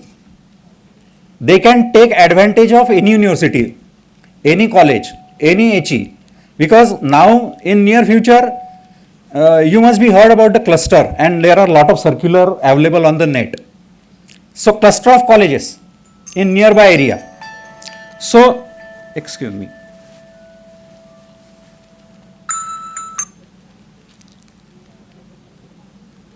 So multidisciplinary subject, then flexibility in course, student will get lot of freedom. 60% core, 40% they can take from any other platform or any other college. ABCD, academic bank of credits. So they can have large number of varied courses available on various platforms. So what happened with libraries? What is the role of librarian? How we are going to sustain in this particular new area? I personally feel that there are a lot of challenges for all of us. For academia, there are a lot of challenges because they have to design, they have to reframe, they have to do lot of work. Somebody said that, sir, why this beard and many your baldness? So you have to work mentally, physically, and you have to exhaust a lot. So I personally suggest that in this new education policy, for librarian, there are a lot of things to do and there are a lot of challenges for all of us. When we talk about multidisciplinary subjects, so it is not new for all of us. Our great Guru Jatkar sir, he actually taught us Indian agriculture system. Then all these madams, they are dealing with Nikose sir, Indian industrial management system, legal management system, agriculture management system. So for LIS professional, this new education policy is not that new, because we have already dealt with 2-3 branches in our curricula.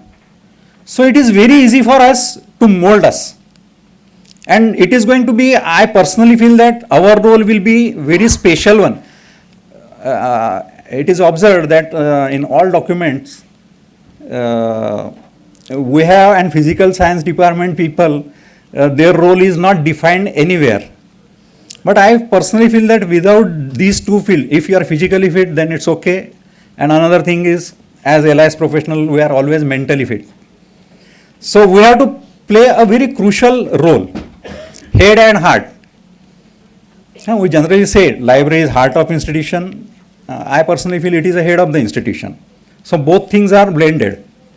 So what we have to do and how our library is going to shape up, or how library is going to help in this particular new education policy. Our dear Kapde sir actually So few years back with Namami, he completed one big project. So Indian knowledge system or whatever we are looking for, lot of good resources are available with Kapde sir. Even RTM Nagpur University, they have digitized so many things. So what I observed that my faculty members run in many libraries. I think Wankhade madam is there. So some books required from my faculty member in Hindi language, in Marathi language, which is not available. We have MOU already with most of the libraries in Nagpur. So what happened, because of all these new things, our resources will be maximally utilized by academia as well as student also. So it's very simple. We have to take advantage of all these good things for our LIS profession. And librarians, I personally feel that we have learned so many things. Technology, right now we have seen ProQuest product recently. And what happened actually, if we resist somewhere, recently I have talked with Harvard Publishing House. They approached to my institution and they requested for some few programs and publication also. What is the means where the difficulty I have found is that everything is in dollars. So if I go for a bridge course, then I have to pay $40. If I go for their case study program, then again I have to pay. But government focus is upon developing our knowledge system with our languages. So that is a good intention, that whatever we are getting right now, it is absorbed by rural areas also. हम सबको जो एक basic problem था कि हमारी जो rural libraries है या फिर रूरल एरियाज में जिस तरीके का प्रॉब्लम हम लोग फेस कर रहे हैं, available for them also. And content development, मुझे ऐसा लगता है कि बहुत सारी faculty and even promotion of various languages. Sir already mention about एक भारत श्रेष्ठ Bharat and I have working as a nodal officer of Ek Bharat Shrestha Bharat of my college. So our Maharashtra state tie up with Orissa. So my students are learning Oriya language also. So they are adopting their culture also. And you will find, if you have seen some of the titles. So previously we used to study Indian economy. Now recently I come across with the book Economy of Karnataka or Economy of Vidarbha. So think globally but act locally. It is also reflecting in this particular NEP. तो हम लोगों का जो local base है उसको भी, जिसको कहेंगे कि हमारे लाइब्रेरी में बहुत सारा कलेक्शन है. अभी एक इंपॉर्टेंट चीज मुझे जो लगता है वो बैलेंसिंग ऑफ आवर कलेक्शन. अभी तक हमारी एक फैकल्टी थी तो हम एक फैकल्टी को फोकस कर रहे थे, दो फैकल्टी थी तो दो, आर्ट्स एंड कॉमर्स होगा तो दो पे, साइंस होगा तो तीन. लेकिन in near future you will find multi disciplinary subject in all branches. Student will get opportunity to learn anything they want. तो हमें अभी हमारी स्ट्रेंथ जो है, जैसे आप हम सब ने सीखा है लाइब्रेरी साइंस में कि हमारे कलेक्शन की स्ट्रेंथ क्या है, तो that strength we have to assess for the betterment of the student. तो ये सब चीजें अभी. And one more important thing is professional development of academician. Because what happened actually up till right now, we are following some stereophonic things, and now suddenly everything is shaky. Now it's vibrating because it is now globally. जैसा हमने बहुत सारी अच्छी चीजें adopt कर ली है. Covid आना था, आ ही गया.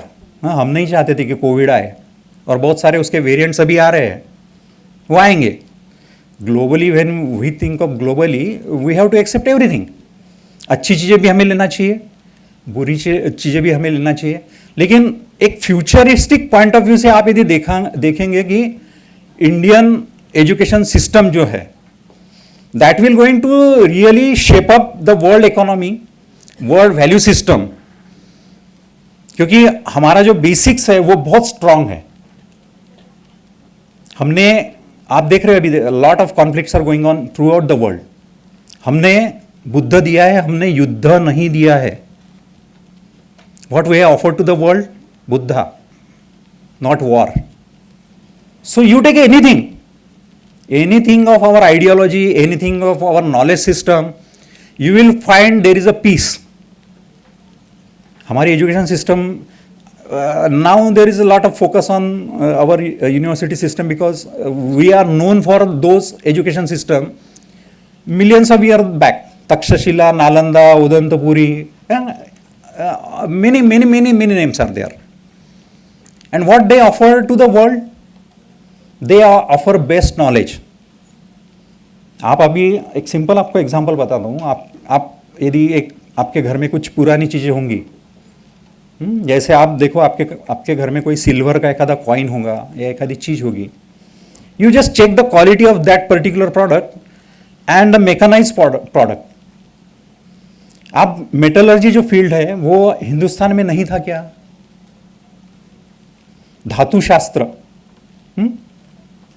धातुशास्त्र हमें पता था. अब वो सिर्फ मैकेनाइज वे में हम प्रोड्यूस नहीं करते थे. हमारा जो ट्रेडिशन है और हमारा जो ओवरऑल कल्चर है वो ह्यूमन डेवलपमेंट पे base our system is there. Our value system, our moral, our ethics, everything is morally. और अभी भी देखो आप वर्ल्ड में किस तरीके का माहौल बन रहा है, वाइब्रेंट. और सबको जिसको कहेंगे आप US, Russia, all this they want to grab everything. India is such a nation who is going to offer world so many good things in near future. हम ऐसे ही लाइमलाइट में नहीं आए हैं. आप देख रहे होंगे कि वर्ल्ड वाइड जिस तरीके का माहौल बन रहा है और इंडिया के तरफ अभी मैंने तो कभी हार्वर्ड का किसी को देखा नहीं था, but that fellow come to my college. Lot of university people they are approaching to India for with their products. Why? Top CEOs of American brands who are actually occupying those key position. Most of Indians, British Prime Minister Indian. आप देखिए world wide ये ऐसे ही पहुंचे क्या? ऐसे नहीं पहुंचे. ये हमारे पास वर्ल्ड को देने के लिए बहुत कुछ है, बहुत अच्छी चीजें हैं. अब only the thing is that कि it will take some time. ये जो सब चीजें हो रही है और लाइब्रेरियन का क्या रोल रहेगा, बहुत अभी तो एक मैडम का मुझे फ़ोन आएगा, सर हमारा तो प्रोफेशन ख़त्म हो गया. मैंने बोला नहीं, हमारा प्रोफेशन अभी चालू हुआ है. Because library is full of resources, full of knowledge, an number of disciplines are available. Teacher के साथ में इसलिए आप कंपैरिजन मत करो क्योंकि teacher has specific role to deal with that specific subject. That barrier also is now getting, वो भी थिन होते जा रहा है क्योंकि मल्टी डिसिप्लिनरी चेंज आएगा. तो आप ऐसा बोल ही नहीं सकते कि मेरे बच्चे को ये मैं नहीं. आप में से बहुत सारे लोग, मेरे ख्याल से तो सभी कॉलेज में environmental science, most of the librarians are dealing with environmental science. Indian constitution पढ़ा रहे ना हम लोग, काफ़ी सारे लोग पढ़ा रहे. तो अभी क्या हो रहा है कि जिससे मेरा अभी एक सिंपल एग्जाम्पल बता दूँ of my college. What is logo of my college? Lion-hearted, industrious people generate wealth. This is the logo of my college. We have to create lion-hearted men who generate wealth through their industrious mind for this nation. This was the motto of my college. अभी भी है. अब सही में मुझे बताओ कि कितने lion-hearted और industrious men हमने generate किए? That is $1 million question. Because we are talking about the employment. I am not criticizing any politician, any political party. Generally, during this election campaign, they talk a lot about the generation of employment. That is their agenda. But truthfully, if you see the historical aspect of India, then really employment, हमारे country में पहले employment नाम की चीज थी क्या? Everything is based on skills. हर एक के पास में सेट ऑफ स्किल्स थे, हर एक के पास में अपनी मास्टरी थी, बार ट्रेडिंग होता था, करेंसी भी नहीं थी. हमारा नेशन नहीं चल रहा था क्या? आप थोड़ा सा सोचिए पीछे जाके. Why government is focusing upon so many good things of Indian culture in education system? स्थापत्य कला हमारे यहाँ पे नहीं थी? आप आर्किटेक्चर जिसको कहते हैं, आर्किटेक्चर हमारे यहाँ पे नहीं था क्या? हमारा जो बेसिक है that is very humanistic, mechanise. China ने क्या किया? चाइना ने डंप कर दिया सब, वर्ल्ड वाइड दे डंप्ड एवरीथिंग। जो प्रोडक्ट की आपको जरूरत नहीं वो भी आपके घर में पहुंच गया है। हम ऐसे नहीं हैं। हमारे लिए सबसे ज़्यादा इंपॉर्टेंट है एनवायरनमेंट। आप देखिए थोड़ा सा इस पे आप थोड़ा सा गौर कीजिए कि हमारी जो एजुकेशन सिस्टम है या हमारा जो नॉलेज है that is very eco friendly, environment friendly. हम डिस्ट्रक्टिव मोड में, आप बोलेंगे सर आप क्या ये कर रहे हैं कि there are an number of atomic weapons available in the country, but atomic weapons available for to show anybody if somebody hit us, then we also have that capability to hit them back. हमारा culture इतना अच्छा है, हमारी संस्कृति इतनी अच्छी है और बहुत सारी अच्छी चीज़ें हमारे पास में है जो कि हम ये, और पहली बार ऐसा हो रहा है कि ये सब चीजें जो है,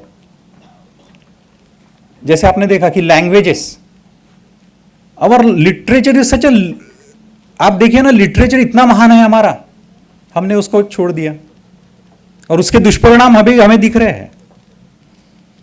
तो ये सब चीजें अभी एनईपी में आने वाली है और मुझे ऐसा लगता है कि there is lot of space for allies professionals. You can contribute in any way. जैसा मैंने कहा कि आप स्वयं का जो है, स्वयं में अपने कोर्सेस आप लोग बना के डाल सकते हो। 4-5 लाइब्रेरी का अभी क्लस्टर बनेगा आगे चल के। क्लस्टर में आपकी जो स्ट्रेंथ है, you can share your strength, you can share experience, expertise with other libraries also. And if possible, even अभी आपने ये भी देखा होगा इनफ्लिपनेट का एक वन विंडो आया है कि उसमें सब लाइब्रेरीज मिलके जर्नल्स सब्सक्राइब कर सकते हैं इनफ्लिपनेट के through. So you can also get some competitive rate for foreign journals. तो इस तरीके की बहुत सारी चीज़ें हैं। ये एक अच्छा टॉपिक है। I am thankful to organizers for giving me this opportunity to interact with you, and you are always welcome to me for discussion of this thing because we have already implemented it in our college. If you have any doubts or if you want to check out how it will function, you are most welcome. Thank you for your patience listening. I am very happy to see my guru Jatkar sir who अभी देखो ना classification, cataloguing, ये सब चीज़ें वापस ही आ रही है। अभी तक हम 3 डिजिट 4 डिजिट तक थे, अभी colon classification will be more important to all of us because lot many multidisciplinary subjects are approaching. So with this word, thank you very much for your patient listening. Thank you.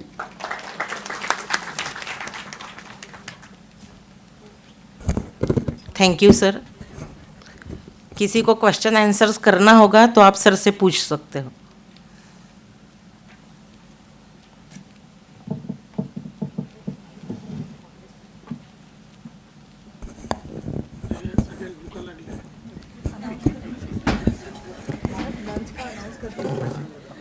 आता lunch break आहे, त्याच्यानंतर session 2 start होणार आहे। सरांच्या भाषणाचा थोडा संक्षिप्त जर असं म्हटलं तर मेरू पर्वत, NEP 2020चा मेरू पर्वत विद्यापीठ ग्रंथालय आणि इतर ग्रंथपालांच्या खांद्यावर आहे असं म्हणायला काही हरकत नाही। धन्यवाद।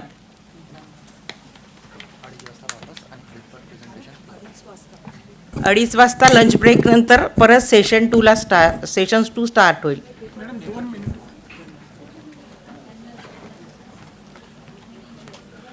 फक्त 2 मिनटं घेतो मी प्लीज। आदरणीय जतकर सर आणि मंचावर उपस्थित विकास नगराय पराडकर सर, सरांनी खूप छान सांगितलं की येणारा जो काळ आहे तो अतिशय भयानक राहणार आहे आणि ऑटोनॉमीचं सांगितलं त्यांनी, त्यांची वाढलेली दाढी त्यांनी सांगितली। सर आम्ही भोगतोच आहे, आम्ही दाढी नाही ठेवली, फक्त एवढंच आहे।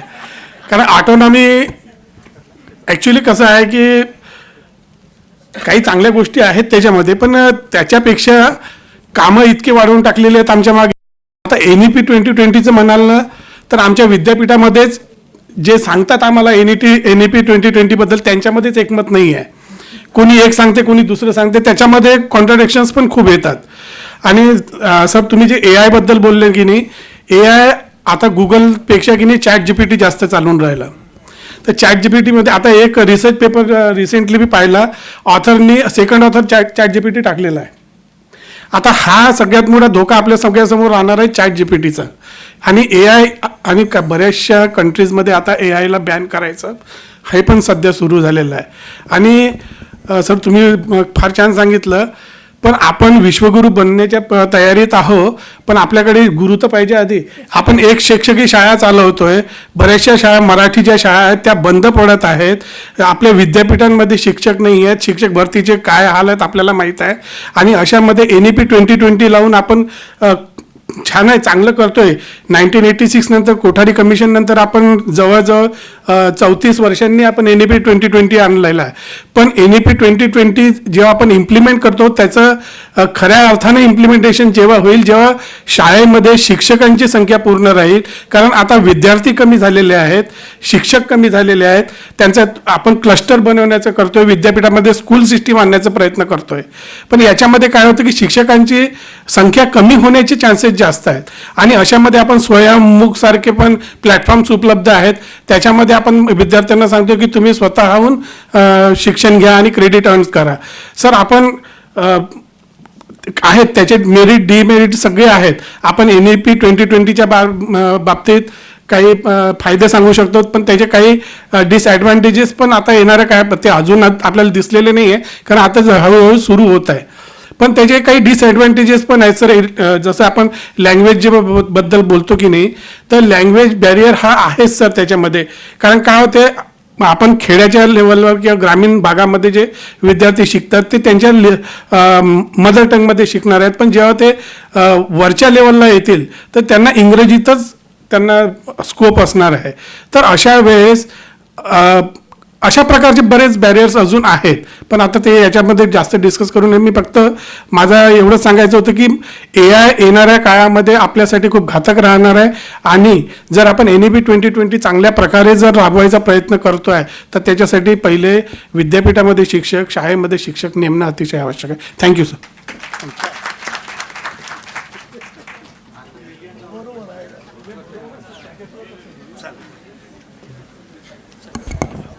लंच ब्रेक आहे आता आणि 2:30 वाजता पेपर प्रेझेंटेशन आहे. काही सरप्राईज प्राइजेस पण आहे त्याच्यामुळे सगळ्यांनी पेपर प्रेझेंटेशनसाठी रेडी राहावं. All my gurus and my friends, students. I, Dr. Harsha Patil, librarian, Honorable Judges Library, High Court of Bombay, Bench at Nagpur. Welcome you all for this second session of today's one-day national conference, Preserving Indian Knowledge Systems and Envisioning the Future of Libraries in National Education Policy 2020 Framework. For this conference, we organized two sessions, and this is the second session. For this second session, we have two themes: emerging technological trends in libraries, and second one is artificial intelligence applications in libraries. And for this, we have as a chairperson Dr. Deepak Kapde, Director, Kavi Kulaguru, Kalidas Sanskrit University, Nagpur. As a sir, please come on the dais. As a resource persons, two speakers are there. Dr. Shalini Lihitkar Madam, Professor Rashtrasant Tukadoji Maharaj, Nagpur University, Nagpur, and Dr. Veena Prakashi Madam, Information Scientist and Professor RTMNU, Nagpur. Please come on the dais. And Dr. Dhananjay Gabne as reporter of this session. Please come on the dais. Our esteemed guests have arrived on the dais. Now we will welcome our guests.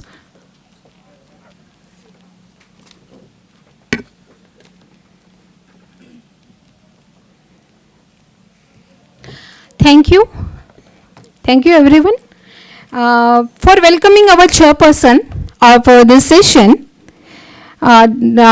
I would like to invite Dr. Vijay Khandal sir, Director KRC RTMNU Nagpur, to welcome our chairperson Dr. Deepak Kapde, Director Kavi Kulaguru Kalidas Sanskrit University, Ramtek. Dr. Vijay Khandal is there. So I would like to invite Shri Ravindra Pandey sir, ग्रंथालय भारती कार्यकारिणी Nagpur. Shri Ravindra Pandey sir will welcome Dr. Deepak Kapde, today's chairperson.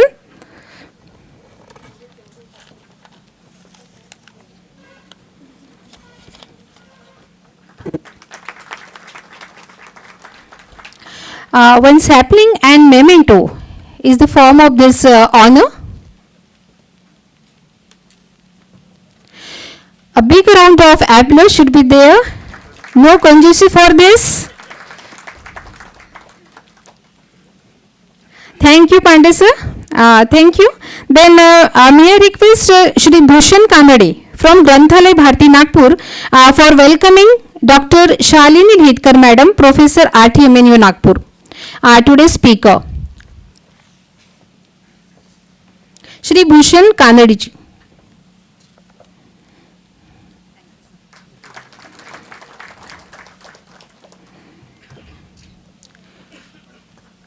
Sapling and memento are offered to Dr. Lhitkar Madam. Then I would like to invite Shri Vijay Deshmukh sir, Librarian Engineering College Nagpur and member of Granthalaya Bharati. He is not there. Shri Gulshan Kuthe sir for welcoming Dr. Veena Prakashi Madam, Information Scientist and Professor RTMNU Nagpur.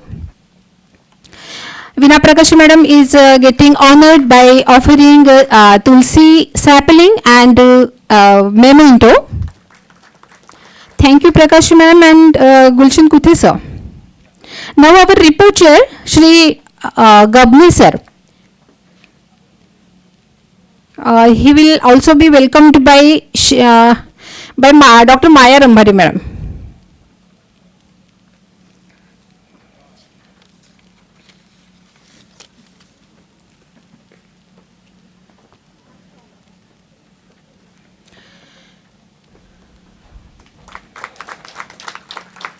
Thank you Rambhali Madam and Gabni sir. Memento and Tulsi sapling has been offered to Shri Gabni sir, our report chair. Now our welcome session has been over. Friends, we all know that in every aspect of our life, various new technologies and artificial intelligence has been evolved. Artificial intelligence and emerging technologies always conjures up the ideas of talking robot. Really? Talking robots and computers or talking computer. Whenever we say about the artificial intelligence, we are conjures about the talking computer or talking robot. But now it is much more than that.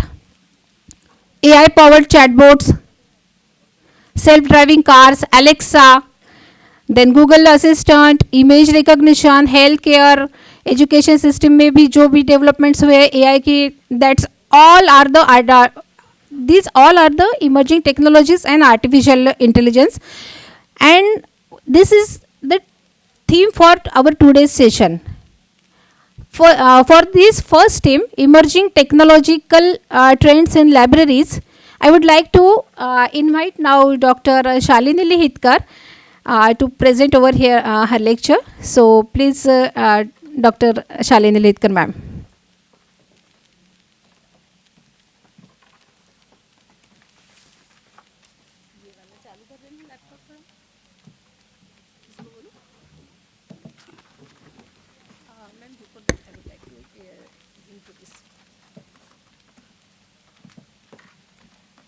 I am very sorry. First of all, I would like to introduce Dr. Shalini Lhitkar ma'am. Shalini Lhitkar madam, now she is working as professor in RTMNU Nagpur. Prior to that, she was professor and HOD in Library Information Science, Shivaji University, Kolhapur, from August 2017 to 2019.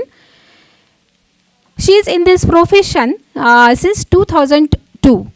She is a gold medalist. She has long experience of 20 years teaching experience in this field. Many papers in conferences, journals at national and international level she has been presented.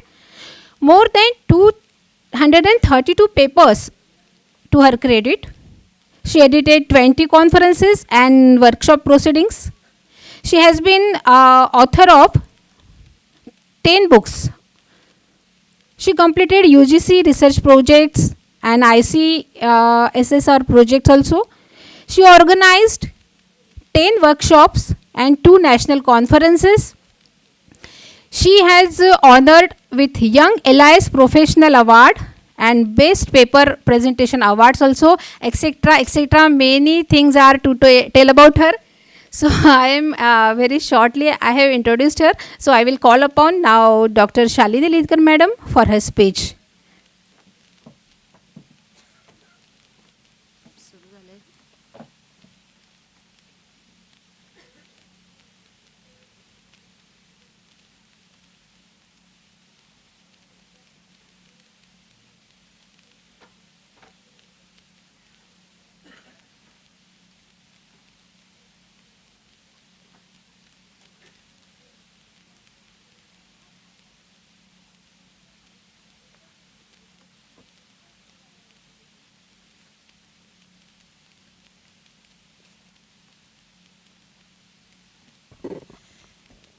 Respected dignitaries on the dais, Dr. Kapde sir, Dr. Veena Prakasha madam, Dr. Gabne sir, and all dear delegates. Some of the students are also sitting. I am very happy to see you here. You had a very good time in Nagpur now in the department and in our KRC. And happy to see all of you.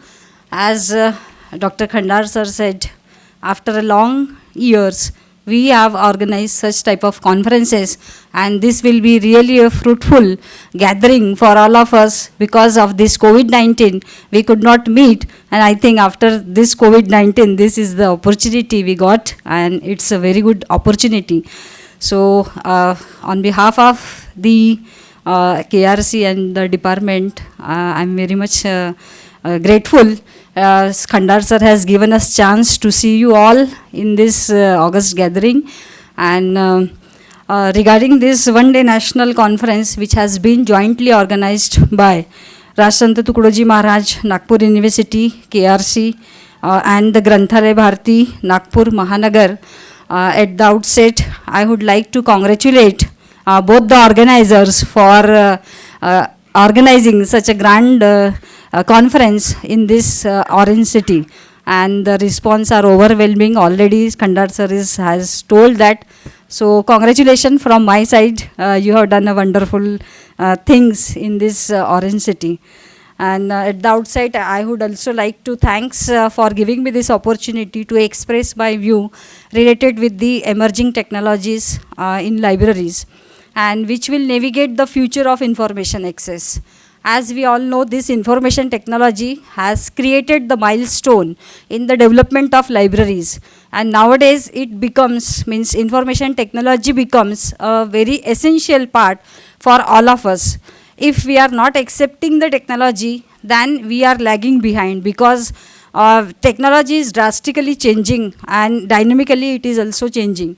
So we have to accept first the whatever technology will be developed, and then we will be very easy to accept the newer technology. Suppose like previously, if we would not accept the automation, then we would not go for the digitization, and we are not going for the institutional repository. So whatever first things are developed, and I am very happy to share with all of you that librarians are very techno savvy. They are easily accepting the technology. They are, whatever the leveraging technologies is developed, we are accepting it and we are implementing in the library. So for all this, taking the first initiative to implement the technology in the library, give a big hands of applause for all the librarians, those who are sitting here. Okay, so going towards my presentation, as we have already discussed, libraries are playing a crucial role in providing the information access and retrieval. And today in this digital era, now it is very essential to accept the technology. Otherwise, whatever the user expectations are there, that we are not fulfilling or we are not satisfying the user expectation. So by using like such artificial intelligence, Dr. Veena Prakasha madam is going to talk. Even machine learning, we can provide a different type of services, and whatever services we are providing, it will definitely satisfy the user information needs or user experiences. So this particular presentation will throw a light on what are the various technologies, what are the impact, and what type of challenges we have to face in the libraries while implementing all such type of technologies. And it will be very valuable resources for our LIS community, because whatever technologies we are using, however, whatever technologies we are implementing, that will have some challenges also. We have a different challenges to face that or use the technology. So first challenge is that we have to accept it. After accepting, we have to also see the related issues like data privacy, and then security, then digital divide. So that whatever the information we have, it should be equitable to all, and it should be equitable, accessible to all. And for this, we need a staff training also. Suppose if the technology we are taking, for example, Procase data or even any technology we are accepting in the library, and we are now dumping in the library, so there may not be any use. So for that, we have to take care that the staff upskill, will skill, and there should be a staff training, so that whatever technology we are using, that we can navigate all such type of technology for providing the information. So for that, it is very necessary. So due to paucity of time, I will skip some of the slides also. So when we are talking about the emerging technologies in library, we have to first understand what has to be changed. Okay, like traditional library, everybody is knowing. So apart from these traditional services or libraries, what type of changes we need to accept the technology, that we have to understand first. So digital transformation is very, very necessary, and digital transformation involves the integration of digital resources, online databases, e-books. In the morning session, Dr. Chakravarti sir has giving you the explanation about all type of resources. So that we have to accept it, and that we have to make it as a digital transformation. Then enhanced user experiences also, because users' demands are nowadays changing. Whatever users we are facing previously, like say 10 years back or 20 years back, that such type of users are not coming now. Okay, so users are already the techno-savvy, and we have to satisfy their users' need. So for that also, we have to think about how our resources will be interactive one, how we can use the multimedia and virtual services, so that whatever the modern user expectations are there, that can be solved. Then augmented technology also we have to use to create the immersive and engaging learning experiences, which can transform the traditional learning environment also. Then because user expectations are changing and the demands in the libraries are changing, and that's why we have to change in the library. Our services has to be changed. So nowadays the users, as we all know, users are demanding the digital access, seamless access to the e-resources they are demanding. Now the users are, whatever services we are providing, personalized services we have to provide in this modern era or digital era, because the users are like our user centric services should be evolved. Then interactive learning, nowadays the users are coming to the library, and in the morning somebody is telling users are very less coming to the library, or the reading habits are declining. So one of the fact we have to accept it, users are nowadays declining, but how we can make it our library space as a maker space so that we can attract the users. So in that angle also we have to think about it. And then interactive learning environment we have to give to the users, so that it may be the school library, or it may be the academic, or any public library we can say. So we have to make it as a maker space, that we are going to discuss here. Then what will be the impact of emerging technologies on information access and retrieval? Obviously it will enhance the accessibility, because nowadays because of this technology we are reducing the barriers in between the resources and our users. So barriers are very less, and which will enhance the accessibility. Then efficient search and retrieval also we are providing, and if we integrate all search engines or algorithm, we can change it as having the computer knowledge, some computer knowledge, then we can make the speed and accuracy of the information retrieval can be enhanced. So in that way also, how the librarians will play the role, we have to think about that. Then data driven insights also, when we are accepting the technology, we have to analyze the data, we have to gather the data, and which will automatically the leading to the insight decisions and service improvement. So in that angle also we have to see. But when we are using the technology, then we are facing the different challenges also. So whatever the challenges are there, it may be the integration complexity may be there, and for that we require a systematic or comprehensive planning or learning support to ensure the smooth adoption, how we can smoothly adopt the technology, that we have to think about that. Then the issue of privacy and security concern is also there. So we have to think that how our whatever technologies we are using, first we have to make sure that you make sure to the users that that data will be secure. Okay, otherwise the students they may not be going into or using into the that particular depth. So we have to also see that how we can save the users data, how we can secure it, and how we can comply with the relevant legislations and rules. So for that we have to security concern, we have to address it. Staff upskilling is very, very important, because just we have discussed that if the opportunities are there, but the even the staff, they are not ready to change the mindset. Only the thing is, as you all sitting here are young, except 2 or 3. So as a young professional, you can accept the technology. And if you are accepting the technology, or if you are changing your mindset, then automatically you will work like that. Okay, in like suppose if you are not ready to accept the technology, you are thinking now I am going to retire, and now I don't want to do any technological advancement for user services. So first we have to change the mindset, otherwise it won't happen. So if our mind is changing, automatically our hands, our all body parts will change. So first set the mindset, then only it will happen. So there are many technological trends. Some of the trends I have enumerated here, like open source software, and everybody is now knowing about the open source software.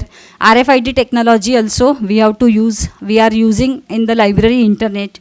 Then digitization, institutional repository, semantic web. So whatever contents we are providing in these website, so for providing the website content and to structurize it in a systematic way, we need a semantic technology. So for that also we should be ready. We have to provide a different subject gateways then whatever the Web 2.0 or 3.0 technologies we are adopting, we have to convert into library 3.0 or 2.0. Then e-learning technology, information security, because whatever information we have, that should be secure, and because like many databases we are taking, so there also we have to think about the information security. Remote access, many of the library, even our KRC, they are providing the remote access. So electronic surveillance system also we have to provide. So all this technology you might be knowing in detail, and that's why some technology I am not covering here in detail, but some of the technology I will just tell you, though it may be the new for all of you. Like artificial intelligence, Dr. Patil madam has already said artificial intelligence and chatbots, so that we have to accept it. Internet of Thing is the new trends. Whatever trends are there, it is related with the technology. And in NEP, there are like preservation of or cultural heritage or preservation of material. Everything, since in the morning we are listening, and the gist of that listening or speeches are, we have to provide whatever material we have, that should be preserved, and that should give the access to the users, and we have to make the less barriers in between the resources and the users. So that is the ultimate aim. We have, as a librarian or as a library science professional, we have to accept it. Then cloud computing is there, machine learning is there, big data, virtual reality, then augmented reality, blockchain technology, drones are also there, robotic, three-dimensional 3D printing, makerspace, user-focused interface application, library bookmark, apps and chatbots, and we have to also develop some library apps also. Although these are the technologies which are coming from the different subject, like say computer science or the data science, but still as a librarian we have to accept all such type of technologies, and whatever the applications are there, we have to find out what are the possibilities, what are the potential in that particular technology, so that we can provide a effective and efficient services to our users. So that has to be identified. So here I have tried to identify how these technologies can be used in the libraries. So related with automation, I just skip this automation because everybody now in the stage that you have already done your automation, library automation. Then what will be the next? So some new technologies are there. After automation, you have to do lot of things, okay, like institutional repository, digitization. So because you know everything till that area I have not touched upon, but related with the AI, madam will take the AI in the detail, but only the way is that user discovery and access information. So we can use this AI for user discovery and to access the information, and this way AI can be used as a personalized book recommendations. For this we can use this AI tool. And machine learning, we can use this machine learning to identify the behavior of the users, or previously what we are doing when machine learning was not there, even now also we are doing information seeking behavior type of studies, okay, so or user type of studies. So that is nothing but this is now replaced with the machine learning. Here we can find out how the users are searching, what will be the behavior of the users, and what is the pattern of the users for searching the information. So we can use this machine learning so that our data management or the resources allocations can be done with the machine, okay. Then Internet of Things are there. Now everybody is whatever surrounding we are sitting, and if we are using the internet technology like Internet of Things, IoT in short it is called. So Internet of Things is nothing but where every physical object will be connected with each other. Now take the example of our Alexa. So if we keep Alexa in the libraries, automatically it will give you some result for searching, but that is the ready-made AI tools or Internet of Things tool. But here if you customized, if you have a little knowledge about the computer, and if you customize it in the form of Alexa, then whatever resources we have in the library, that can be for giving the catalog search or for giving the various information to the users. In that way we can use it. So Internet of Thing is there. So yeah, Internet of Things we can use it for inventory control. It will enhance the security of the library collection. It will effectively and efficiently used for the circulation service. User identification also we can use this Internet of Thing. Even for doing the reservation of the documents we can use it. For fire detection and preservation, somebody is telling that procast man is telling if some fire is in the library, so whatever the e-resources they have in the cloud space or they have in their own server. So this fire detection can be done through this IoT technology also. So every library has to try for this IoT, so that there should not be any incident in natural incident in the library. So fire detection and prevention we can do it with the help of the IoT. Mobile reference also we can provide assistive technology, and whatever our resources are moving here and there, so we can track with the IoT virtual library and book tracking inventory also we can use it. Then cloud computing, many of you might be knowing that what is cloud computing. So cloud computing we can use for libraries, and it will called as a library service platform, because there are some technology with the cloud computing and PaaS and AS. So different type of technologies are there. So based on that we can call it as a library service platform. So this technology we can use it for the electronic journals access. We can also use it for hosting digital libraries and tracking statistical data and integration library hosting, and this can be used for record management or private and dedicated data.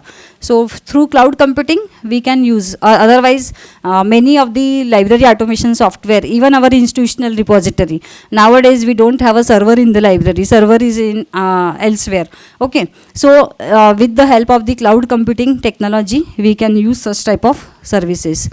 Now the technology is big data. Already we are dealing with the data. So that is not new for us, because as the librarian, they are expert in searching, they are expert in handling the resources, they are expert in knowledge organization, and they are also expert in the data. So it is very easy to accept the big data. Big data is nothing but it is related with the volume, velocity and the variety, and it can be used to give whatever the data we have in the library, that should be accessible, that should be visible to all and usable to all, by creating the taxonomies or by creating the metadata and the developing systematic retrieval methods also we can use this big data concept.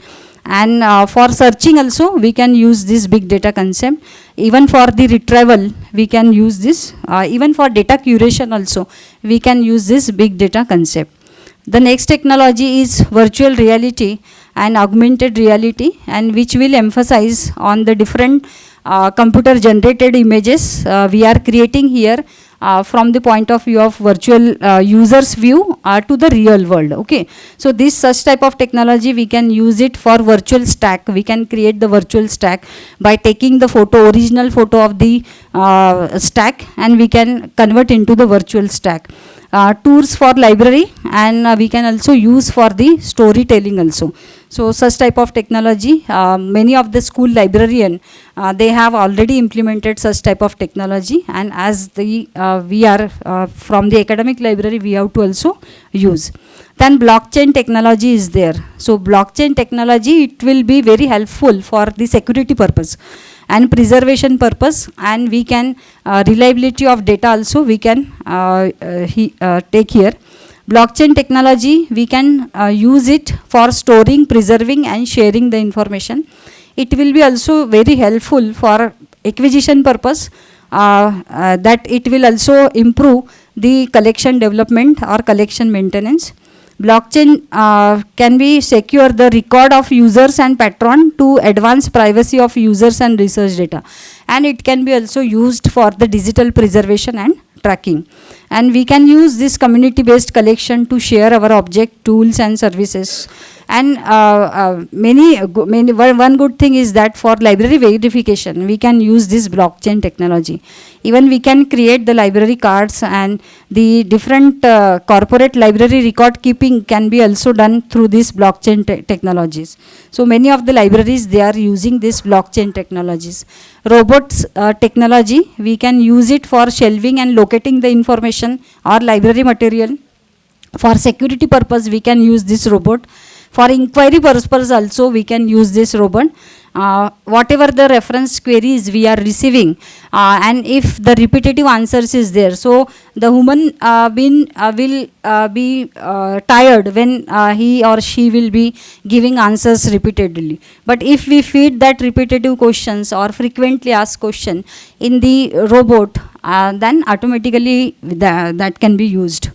Then outreach and public relation also can be done through robot. Library tours and even information literacy instructions or library orientation program also we can use. For automated storage and retrieval, we can use this robotic technology. And many of the public libraries, they are using this robotic even for teaching purpose. Many of the foreign libraries or foreign schools, they have already used. Even you might be heard the news that some of the Bangalore-based school, they are using the robot as a teacher. So they have already implemented in India also. But why not librarians can use it? Because we are dealing with the information, we are dealing with the data, and whatever services we have to provide, it should be on the quick basis. So that is called as a short range reference service or long range reference service. So for that purpose we can use the robot technology. You might be saying that, or in your mind some question may be there, whatever the technologies are there, but that needs funds. Okay, so obviously it will need fund because these are the newer technology.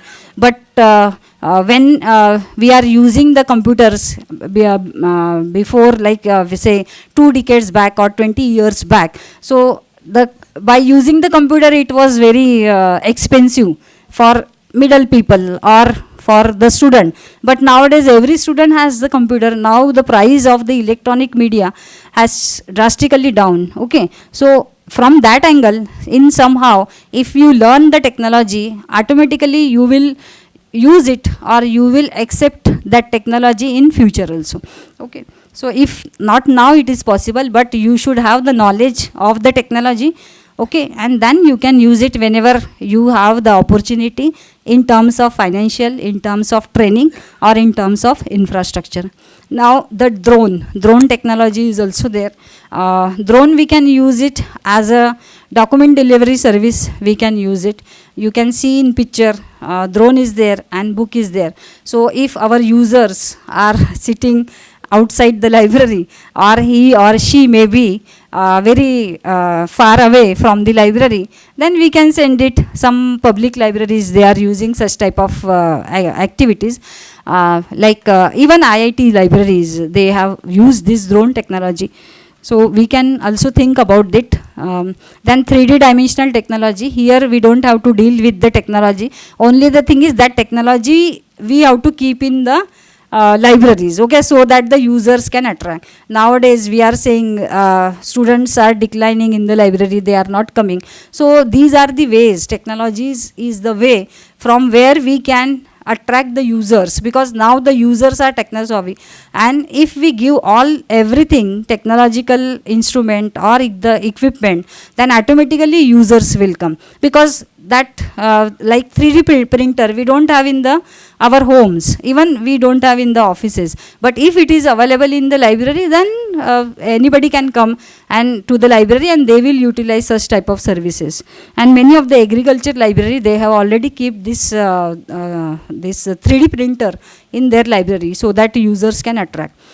This another technology is makerspace. Makerspace is nothing but it is we can attract with this we can attract the users in the library, and like we can keep the 3D printer, we can keep the computer aided designs or the scanner. Even for school library we can keep some games also in the library, so that whatever their mind development games also we can keep in the library, so that the users or the students can attract. So this will be the new discovery, and many of the public libraries, okay, they are using this maker space. So why not we also use this all such type of technology for providing the services. Library bookmark app is also there. Under library bookmark app we can it will be very difficult to locate the book inside the library. It is still means many of the users, they might be struggling about where to find out the books. As a library science person or as a library science student, we can easily locating the books, but general users, they are facing the difficulty. So why not we can create the different library bookmark apps. Now everything is now our mobile, they are full of apps, है ना? Mobile is full of apps, so why not the library bookmark app we can develop if you have the knowledge. Then user focused interface and application also, because nowadays user want the information in the interactive way or in the multimedia way. So like we can keep the big screens in the library and which offer the different type of services to the library. Then Madam Patil has been talking about the chatbot. So we can also use this chatbot for giving the virtual reference service or virtual answering machine. We can keep it, and we can keep it 24/7. Whatever queries we are receiving, that can be solved with this chatbot. So this may be used for navigating many resources of information. Then you might be thinking about all these technologies are there, but the solution is also there. Some of the open source softwares are there, and that with the help of this open source software, not go into the detail of all the open source software, but some of that software, if you learn yourself that particular software, how to handle it, how to use it, then automatically it will give some benefit. And the solution is open source software. I will skip some of the slide. You can see that LMS I will skip, because everybody is knowing that for library automation we have Koha and then OpenBiblo and many open source software are there. For digital library, ePrint, DSpace, Greenstone we have. For institutional repository, for web discovery, we have VU Find is for web discovery. So from web discovery, what we can do it, whatever the OPAC we have, we can convert into the RSS feed, and journal arrival notification to the users also we can give. We can give the tags and the keywords by the users. That can be also possible with the help of the web discovery tool. For content management, we have a different WordPress, Drupal and Joomla software is there. I will be skipping. For content management application, Subject Plus is a very good software that you can just try it. Many of the IITs or IIMs, they have used this open source software. For virtual chat, we can use this virtual chat for providing the virtual reference services. So Ask a Librarian is very good software that you can use. Even the Amanda is the live chat, then Joe, and then Pure Chat, Zendesk is a good application, open source. It all, whatever software I'm telling you, that is under the open source platform. So you can just try it if you know the names. Virtual, yes. Okay. So I got a very good sleep. So I will just, I know it is very difficult to have a patience when after lunch it will be difficult to sit here. So I tried my level best, but you have to think about that, how we can provide the innovative library services with the help of the innovative ideas and the innovative application. So learn about the open source software and adopt the technology, and you, whatever technology you are adopting, it should be the user centric approach you have to follow. And every day you learn something new, because as all are young and you can accept the technology. So whatever the innovation you want to do it by exploring the technology, you can do it. So there is a general opinion among the sections of people that now there everything is available on the internet, okay, but this is not true. The role of the libraries to ensure quality, authentication and reliable and authoritative information is still the vital role we are playing for this. So on the other hand, but only the thing is you should have accept the technology, effectively serve the users, then only we can develop the sustainable development. So means now the question is for the sustainable development, and the NEP has also talking about the sustainable development. SGP goal is there, you might be knowing that. So if we want to sustain in the library science profession or in the libraries, then we have to accept the technology. And if this lecture has changed your mind, then you should be you should be ready to change the future of the libraries. So thank you once again for patiently listening to me, and thank you to the organizers, especially Dr. Khandar sir, for giving me this opportunity to express my view on this, and thank you to all the participants for patiently listening, although we are getting sleepy, but still you have listened. So thank you once and all.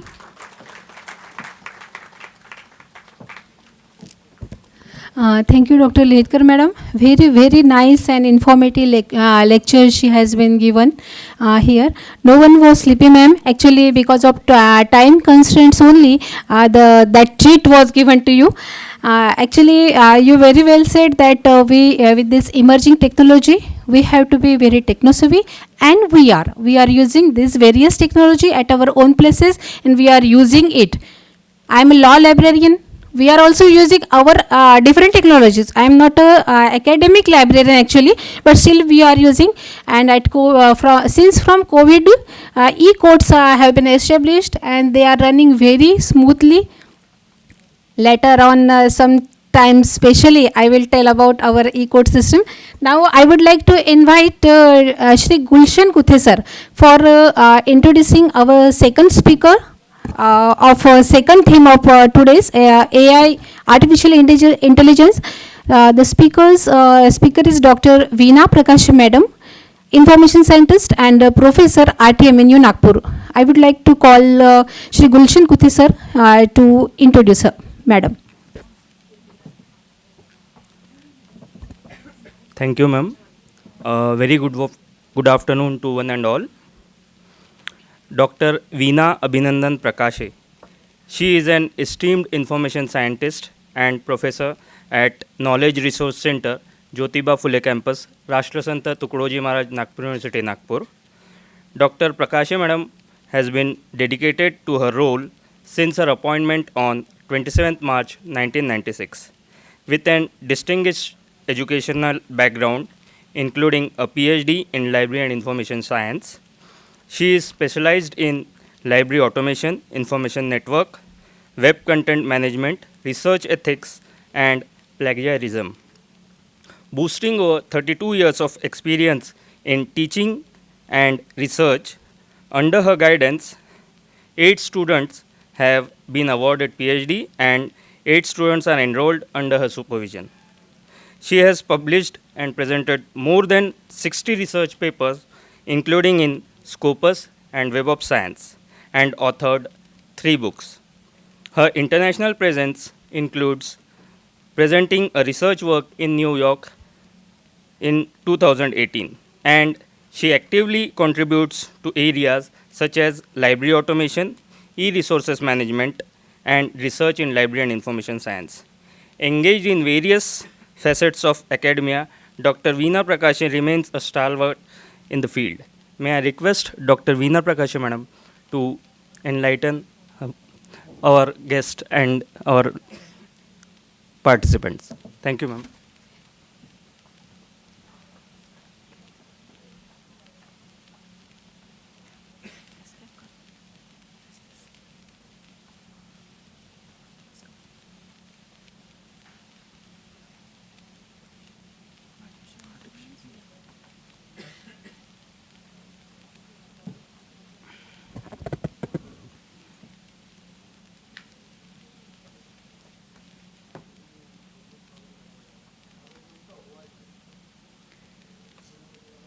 My respect to the great son of the soil, father of library science, Dr. Ranganathan,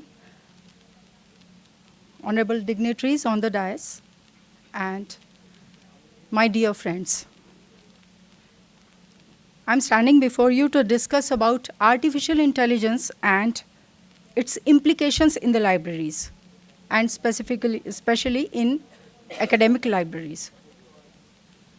So, right, to start speaking about artificial intelligence, first of all, it is important to understand what constitutes human intelligence.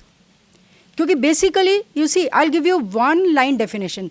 आज का मेरा इस talk का एक main objective है, or I'll say two main objectives, just two main objectives.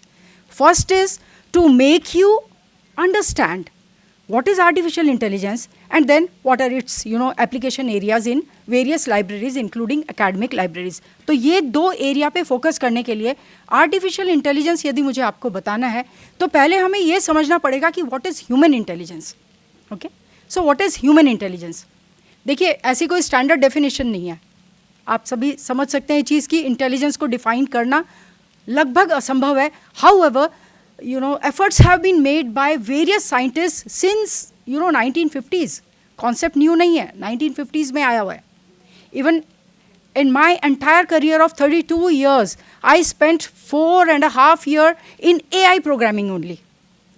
I used to be a coder in that field. So इसमें इतना जो भी वर्क हुआ है तो सबसे पहले आज भी चैलेंज है कि what is human intelligence. If we are able to define it, maybe we can do something about creating human intelligence in machines and especially in computers. So what is human intelligence? Intelligence is the ability to think and learn facts and skills and then apply them. कुछ सोच, the ability to think and then to learn some new skills, learn about the new facts. Okay, that is defined as human intelligence. We can define as a part of human intelligence. Then human are born with innate intelligence. एक छोटा सा बच्चा भी जब पैदा होता है कुछ चीज़ें खुद अपने एनवायरनमेंट से सीखने लग जाता है. He responds to sound. Okay, कोई कलर विजन देखता है तो वो रिस्पॉन्ड करता है. Curiosity, that is innate. वो ह्यूमन को शुरुआत से मिली है. Which distinguishes human beings from other species on the world. बाकी सभी जीवों से हमें अलग करता है हमारा मस्तिष्क and the capacity to think. Okay, so then intelligence, however, still कोशिशें की गई हैं कि ह्यूमन इंटेलिजेंस को हम कुछ तरीके से माप सकें. So what are those evaluation areas. तो आप सभी जानते हैं कि मेंटल एबिलिटी के वेरियस टेस्ट किए जाते हैं to measure the aptitude of human. कुछ टेस्ट किए जाते हैं. आप सभी जानते हैं कॉम्पिटिटिव एग्जाम्स देते हैं for various jobs and for as a student to get into some courses. आप कुछ general abilities, mental abilities, logical reasoning, ये सब जो टेस्ट देते हैं जिसमें रहता है कि what next, odd one out. एक आपको कुछ नंबर की सीरीज दी हुई है and what should be the next number. आपको बताना होता है कि अगला नंबर क्या होगा. 3-4 नंबर दिए हैं, उसमें से एक पैटर्न आपको दिया है, उसमें से पूछा जाता है how many triangles are there, how many circles are there, and then कुछ पैटर्न दिया है, what should be the next pattern. ये सब logical reasoning, how and why जिसमें लगता है. ओके, इस टाइप के जो IQ जिसको कहेंगे इंटेलिजेंस क्वोशिएंट को मापने के लिए कुछ टेस्ट, कुछ मापदंड बनाए गए हैं. However, they are also not applicable to all. जो मैथ्स नहीं जानता वो भी क्रिएटिव है, वो भी इंटेलिजेंट है. मैथ्स में पुअर है लेकिन आर्टिस्ट है, पोइट्री कर सकता है, पेंटिंग बना सकता है, एब्स्ट्रैक्ट सोच सकता है, आउट ऑफ द बॉक्स सोच सकता है. ये इननेट क्वालिटीज़ हैं. स्टिल कुछ कोशिशें की जाती हैं, अभी तक की गई हैं. So in humans intelligence is can be called as consisting of abstract thinking, out of the box thinking. What is out of the box thinking?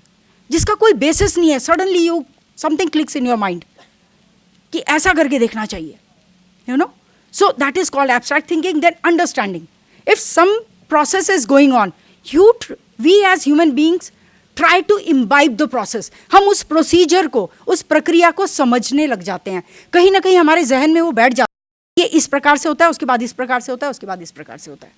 Okay, सो ये हम अंडरस्टैंड खुद ही करते हैं. We comprehend, we understand the phenomena, we understand the procedures that are going around us. And then communication, of course. Read, write and speak. That distinguishes us. However, फिर से अभी सुबह ही मेरे ख्याल से honourable pro vice chancellor sir ने कहा कि बोलना बाद में सीखा. Still we were intelligent. Because we were hunters and gatherers. And by accident ही क्यों ना सही, जो फायर का निर्माण, जो अग्नि का जो निर्माण हुआ, by accident हुआ, लेकिन ह्यूमन ने उसको समझा, उसकी उपयोगिता को समझा और उसको उसने कैसे बार बार क्रिएट करना वो समझा. व्हील आया और पूरी मैनकाइंड जैसे इवॉल्व होती चली गई, डेवलप होती चली गई. हमें ये नहीं भूलना है कि तब ये सब फॉर्मल एजुकेशन, एप्टीट्यूड टेस्ट, ये सब, इवन कम्युनिकेशन भी उतना स्ट्रांग नहीं था. Still we were intelligent. Okay, and that is why अभी तक ह्यूमन बीइंग टिके हैं. And we are better than the other species on this earth. Okay, so and then okay, so we have the capacity of reasoning. कुछ भी हो तो how, ये कैसे हुआ, why, ये क्यों हुआ. We have this innate, एक लिखा हुआ है हमारे नेचर में कि हम हर चीज़ का how and why जानना चाहते हैं. Okay? Learning and memorizing, of course. We memorize and then we forget and then we learn some new things. Okay? So learning, unlearning, then again learning new things. And then action plan and decision making and problem solving. These are our abilities on the basis of which we may call that a person is intelligent or less intelligent or more intelligent. So human intelligence is also depending on our experience. What happens? We learn with experience. मैं आपको एक example देती हूँ यहाँ पर. एक छोटा सा इन इंडियन सिनेरियो, एक छोटा सा मैं सेंटेंस बोलती हूँ, राम और Lakshman. What is the relationship between these two entities? फटाफट बोलिए. भाई हैं, correct. Okay, real brothers, half brothers.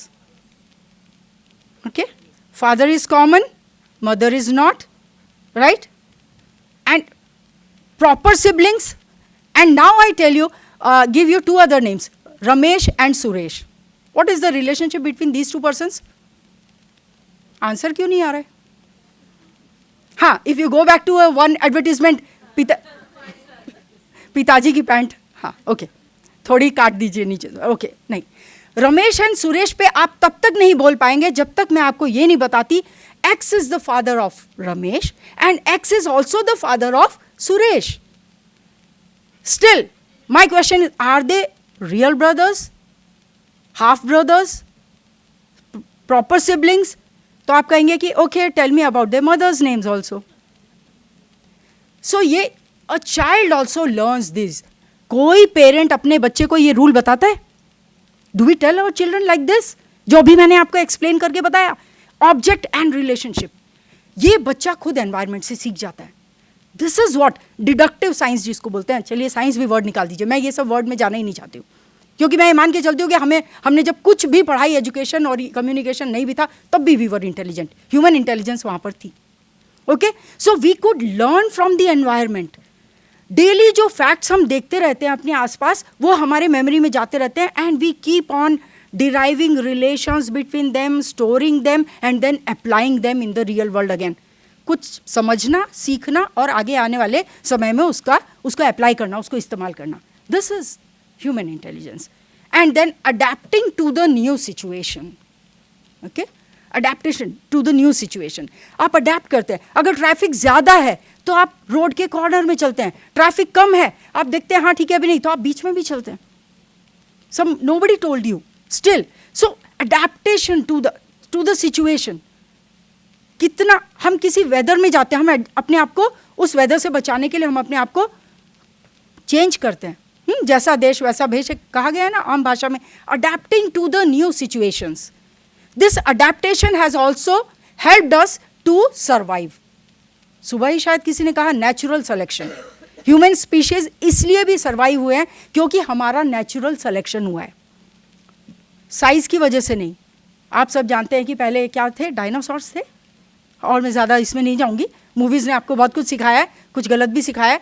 Dinosaurs थे, साइज में बड़े थे, लेकिन वो नहीं सर्वाइव हुए. Human they could survive because of intelligence, human intelligence. ये कुछ बैकग्राउंड में दे रही हूँ, बहुत ज़रूरी है समझने के लिए. आर्टिफिशियल इंटेलिजेंस पे मैं जब जाऊँगी तो आपको समझ में आएगा कि आर्टिफिशियल इंटेलिजेंस क्या है. Okay, so adaptation to the new situation and environment is the key to understanding what the intelligence is. So and adaptation किससे जुड़ा हुआ है? Cognition, cognitive science से जुड़ा है, cognitive behavior से जुड़ा है. What comes in cognitive processes or behavior? Perception, how you perceive the things. कोई आपको कहता है कि अरे आज तो आज आप, you know how people greet with each other these days, बड़े दुबले दिख रहे हो, बड़े मोटे दिख रहे हो. अगर किसी ने कहा दुबले दिख रहे हो तो वो उसको कॉम्प्लीमेंट शायद मान लेता है, जबकि हमेशा कॉम्प्लीमेंट नहीं होना चाहिए, क्या पता कोई तबीयत खराब भी हो. And likewise for the if you are looking more बल्की और something like that. So how you perceive a thing, that depends on the situation, that depends on your mood, that depends on so many environmental factors and your innate and जो भी अंदर आपके मन में उस दिन जो चल रहा है उसके ऊपर बहुत कुछ डिपेंड करता है. So keep that in mind. That is called as perception. How you perceive the thing. आपका perception जो है वो दूसरे व्यक्ति का नहीं हो सकता. आज आपका जो perception है किसी एक बात को लेकर के, वो कल नहीं हो सकता है, कल चेंज हो सकता है वो. आज आप किसी को अच्छा बोलते हैं, कल आप उसी व्यक्ति को बोलते हैं नहीं शायद उतना भी अच्छा नहीं है. कैसे चेंज हो गया? क्या कल आप गलत थे? क्या आज आप गलत हैं? You keep on changing, you keep on evolving. Why did you change your opinion? On the basis of the new information that you gathered, on the basis of new information which your other sensors gathered. आपने कुछ देखा, आपने कुछ सुना, आपने कुछ महसूस किया, उसके आधार पे आपने अपना perception change किया. That is perception. And then learning and memorizing, reasoning and problem solving. Yes, and ये सब adaptation का भाग है. So that is all is called human intelligence. ये human intelligence के बड़े महत्वपूर्ण भाग हैं, complete नहीं है. अभी भी साइंटिस्ट लोग रिसर्च कर रहे हैं, अभी भी न्यू चीज़ें इंटेलिजेंस में, ह्यूमन इंटेलिजेंस में इनकॉर्पोरेट हो रही हैं. जैसे कि आपको मैं एक एग्जांपल देती हूँ. What is lawyer to client. Lawyer का जो रिश्ता अपने क्लाइंट के साथ है वही रिश्ता डॉक्टर का अपने, आप बता पाए ना? अब आप कहेंगे बहुत छोटी सी बात है. No, it's not like that. You keep one person in some isolated environment और जब उसको पूछेंगे शायद ना बता पाए, though he might be having intelligence, right? क्योंकि आप you learn from your environment and you apply it. बहुत छोटी सी बातें हैं, दे मेक इंटेलिजेंस. सिमिलरली आपको मैं जैसे कहती हूँ कि एक कुछ एक हम गेम खेलते, चिड़िया उड़, तोता उड़, मैना उड़, याद है? ऐसे चिड़िया उड़, तोता उड़, मैना उड़ और फिर बोलते हैं गधा उड़. ऑड वन आउट खेल रहे हैं हम. ओके, देन चेस गेम आपको पता है, चेस गेम में mind is applied and you know that computer chess का आपको पूरा पता है. ये सब ह्यूमन इंटेलिजेंस को एग्जिबिट करते हैं. एक बचपन में आपने गेम खेला है, आप दो रो ऐसे दो वर्टिकल लाइंस बनाते हैं, दो हॉरिजॉन्टल लाइंस बनाते हैं, क्रॉस एंड एक क्रॉस या जीरो या सर्कल ड्रॉ करते हैं. ये पता है टिक टैक टो, इसको कहते हैं टिक टैक टो प्रॉब्लम. इसी को आप मल्टीप्लाई कर दीजिए. देर आर से n number of rose and m number of columns. And the problem is कि आपको रिसोर्स एलोकेशन करना है, इस प्रकार से करना है कि कोई कोई भी दो आइटम सेम रो में नहीं है, कोई भी दो आइटम दो सेम कॉलम में नहीं है और सेम डायगोनल में नहीं है. छोटा सा टिक टैक टो का ही बड़ा मैंने कॉम्प्लेक्स रूप कर दिया है. बहुत सारी वर्टिकल लाइंस बना दिया, बहुत सारी हॉरिजॉन्टल लाइंस बना दिया, और रूल वही है जो आपका टिक टैक टो में था. कोई सेम कॉलम में नहीं आना चाहिए, कोई सेम रो में नहीं आना चाहिए और कोई सेम डायगोनल में नहीं आना चाहिए. अब आप बोलेंगे तो मुश्किल है, कौन हैंडल कर सकता है इसको? ह्यूमन तो नहीं कर पाएंगे, गलतियां करेंगे. ओके, सोचेंगे. अभी हम जा रहे हैं, कॉन्सेप्ट की तरफ जा रहे हैं. सो जॉन मैकार्टी ने सबसे पहले एआई की डेफिनेशन देने की कोशिश किया है. John McCarthy explains AI as it is the science and engineering of making intelligent machines. That will be called as AI. And what machines? Precisely computers. And humanoid robotics जो human जैसे दिखते हैं, that will be a part of it. Okay? So artificial intelligence is an aspect of computer science that focuses on. अब आ रही हूँ मैं artificial intelligence पे. So AI is that aspect of computer science. Why computer science? क्योंकि computer से जुड़ा है. विषय किसका है ये? कंप्यूटर साइंस का है, artificial intelligence. It is an area in the study of broad study की एरिया कौन सा है? Computer science. So artificial intelligence is an aspect of computer science that focuses on how computers learn, how to make computers learn. Chess game का ही आप example लीजिए, आपके video games का ही एग्जाम्पल लीजिए, जो आप वीडियो गेम्स खेलते हैं आजकल, प्ले स्टेशन क्या, PS2, PS3 वॉट नॉट, आप जो गेम खेलते हैं उसमें ज़्यादातर कंप्यूटर आपसे जीत जाता है. क्यों जीत जाता है? कई बार कभी कभी आप सुनते हैं कि ह्यूमन कंप्यूटर शकुंतला देवी, उन पे मूवी भी बनी, कंप्यूटर से भी ज़्यादा फास्ट कैलकुलेशन वो कर लेती थी. आज नहीं कर पाएंगे, आज नहीं कर पाएंगे. क्यों? क्योंकि कंप्यूटर्स बहुत ज़्यादा सोफिस्टिकेटेड हो चुके हैं, कंप्यूटर्स के प्रोसेसर बहुत फास्ट हो चुके हैं, कंप्यूटर की मेमोरी बहुत वास्ट हो चुकी है. क्यों आवश्यक है? क्या अभी how artificial intelligence is related to computer and how the advancement in computer technology has again make the AI back. पहले मैं AI में वर्क करती थी, बीच में लल आया, इंटरनेट वगैरह ये सब टेक्नोलॉजी पे ज़्यादा फोकस रहा है. पिछले 5-7 साल से फिर से AI पे ज़्यादा फोकस है. You know why? Because computer technology में बहुत एडवांसमेंट हो गया, सुपर कंप्यूटर्स आए, न कि सिर्फ आए बल्कि वो टेक्नोलॉजी, आपने टेस्ला वगैरह का नाम सुना है, एलॉन मस्क, वहाँ से भी मैं अभी आप लोग का एग्जाम्पल देती हूँ.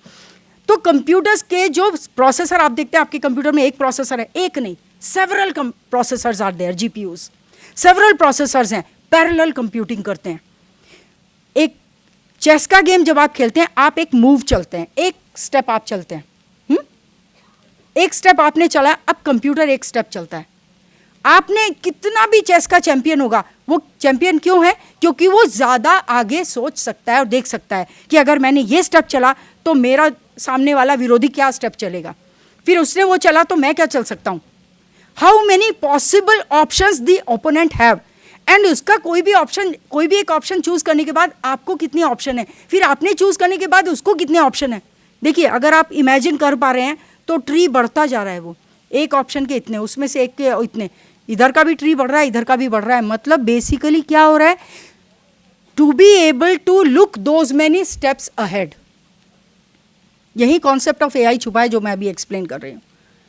उतना आगे देख पाना ये तब पॉसिबल होगा जब उतना सारा डेटा जनरेट कर लिया जाए, न कि जनरेट, स्टोर भी करने की कैपेसिटी होनी चाहिए. देन इट विल बी, और ये कंप्यूटर कर सकता है. ये हमारी कैपेसिटी नहीं है. We have a tendency of forgetting. हम आज कोई डिसीजन देंगे, कल कोई और डिसीजन देंगे. Why? Because we are governed by so many other parameters. Okay, so this was another example. So then vision, computers are able to see with the help of camera. तो अभी आपको पता है कि ट्रैफिक में control करने के लिए कैमरा लगाए जाते हैं, राइट? इवन फायर अलार्म्स है, somebody pointed out, yes. So what is happening in internet of things में क्या हो रहा है? चाहे फायर अलार्म्स हो, चाहे ट्रैफिक के कैमराज हो, चाहे आपने जो स्मार्ट वॉच पहन ली है, या ऐसे कुछ पैरामीटर्स आपके लगा दिए गए हैं आपके बॉडी में, बायोमेडिकल कुछ एडवांस गैजेट्स, वो सब आपके पैरामीटर्स रीड करते रहते हैं. वेदर पैरामीटर्स हैं, मौसम का हाल वाले, वो सारे पैरामीटर्स क्या है? वो सारी मशीन क्या है? सेंसर्स हैं. Those are all sensors, continuously data sense करते रहते हैं, कंटिन्यूसली इंटरनेट के माध्यम से प्रोसेसर्स में भेजते रहते हैं. प्रोसेसर्स में एल्गोरिदम्स, प्रोग्राम्स लिखे हुए हैं.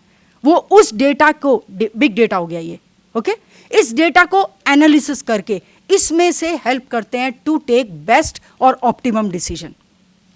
Okay, so that is why sophisticated computers, high configuration computer, जिसको सुपर कंप्यूटर्स भी कहते हैं हम लोग, वो एंड पैरेलल कंप्यूटिंग, ये सब इसमें इन्वॉल्व है. Then of course the most challenging part is making computer learn and apply natural language processing. Natural language मतलब वो भाषा जो ह्यूमन बींग्स अपने बोलने के लिए, लिखने, पढ़ने या बोलने के लिए इस्तेमाल करते हैं, for reading, writing and speaking. इसमें बहुत कैच है, बहुत इसमें प्रॉब्लम्स है. यहाँ पे प्रॉब्लम कैसा आता है? अभी आपने कहा सीरी है, एलेक्सा है, और एल्स गूगल असिस्टेंट है, आप बोल देते हैं, वो आपको रिजल्ट दे देता है, राइट? और जब आप देखते हैं कभी कभी वो नहीं समझ पाता है, तो वो कहता है कैन काइंडली इलैबोरेट, या समथिंग वेंट रॉन्ग और समथिंग लाइक दैट. तो ये सब हमारे लिमिटेशन नेचुरल लैंग्वेज अंडरस्टैंडिंग में क्यों है, ये मैं आपको बताती हूँ. कि एक एग्जाम्पल आपको मैं देना चाहती हूँ, कि जो मैं कई बार देती हूँ जब भी AI का लेक्चर होता है. मैं अभी आपको एक सेंटेंस बोल के बताती हूँ. और उसका मीनिंग आप बताइएगा. I went to a garden with peacocks. I went to a garden with peacocks. इसके आप मीनिंग बताइए, क्या अर्थ है इसका? I went to a garden with peacocks. मैं एक बगीचे में गई जहां मोर थे, या मोर के साथ गई? आपने कहा नहीं नहीं, मोर के साथ जाना तो पॉसिबल नहीं है. So I went to a garden with peacocks, meaning तो दोनों निकलते हैं. One was rejected. Why? Because that was not pragmatic. Okay, this is called context dependency. Context क्या है? कॉन्टेक्स्ट विल डिसाइड की मीनिंग क्या निकलेगा. आप एक मैसेज टाइप कर रहे हैं, आपको लिखना है, किसी ने पूछा हाँ पिताजी कहाँ गए हैं, आपका कोई डिस्टेंट ब्रदर या आपको पिताजी कहाँ गए हैं, आपको लिखना है पिताजी अजमेर गए हैं. क्वेश्चन आया पिताजी कहाँ गए हैं, आपने लिखना है पिताजी अजमेर गए हैं. अजमेर के बीच में एजे के बाद एक स्पेस हो गया गलती से टाइपिंग में. Still brother will understand. Brother will understand. पिताजी तो अच्छे खासे थे, तो हाँ ठीक है, एक टाइपिंग मिस्टेक हुई है. लेकिन computer will not understand. Context वो नहीं समझ पाएगा. कुछ आपको सादे सिंपल एग्जाम्पल मैंने दिए हैं. So artificial intelligence is the technology that enables machines to do all these human intelligent work. तो इसमें जो आर्टिफिशियल इंटेलिजेंस की भी कुछ ब्रांचेस बनाई गई हैं. स्पीच रिकॉग्निशन, आप जो बोलते हैं उसको समझे. अभी बताया सीरी है, एलेक्सा है एंड गूगल असिस्टेंट है. आपको पता है कितने आंसर वो ठीक दे पाते हैं और कितने आंसर वो ठीक नहीं दे पाते हैं. आपको एक दायरे के अंदर क्वेश्चन पूछना पड़ता है. Okay, then natural language processing, जो अभी मैंने आपको कुछ एक दो एग्जाम्पल दिए. सेल्फ ड्राइविंग और ऑटोनॉमस कार्स. एलॉन मस्क की जो टेस्ला कंपनी है, उसने अभी अपनी AI बेस्ड कार शुरू कर दिया है. आपने सुना है सैन फ्रांसिस्को में एलॉन मस्क की AI based vehicles, unmanned vehicles. Unmanned मतलब कार के अंदर कोई नहीं बैठा है, कार चल रही है सैन फ्रांसिस्को में, अच्छी चल रही है, कोई दिक्कत नहीं है. Come back to India. India में कार चल रही है उसकी, एक गाय बैठी हुई है, उसके AI में गाय बैठी है? नहीं बैठी है. So there are pragmatic problems. Then I told you there is a solution, adaptation to the new situation. They will have to learn or unlearn our system. Then only we can think about those AI vehicles, all those things. Okay? Machine learning, then there is deep learning.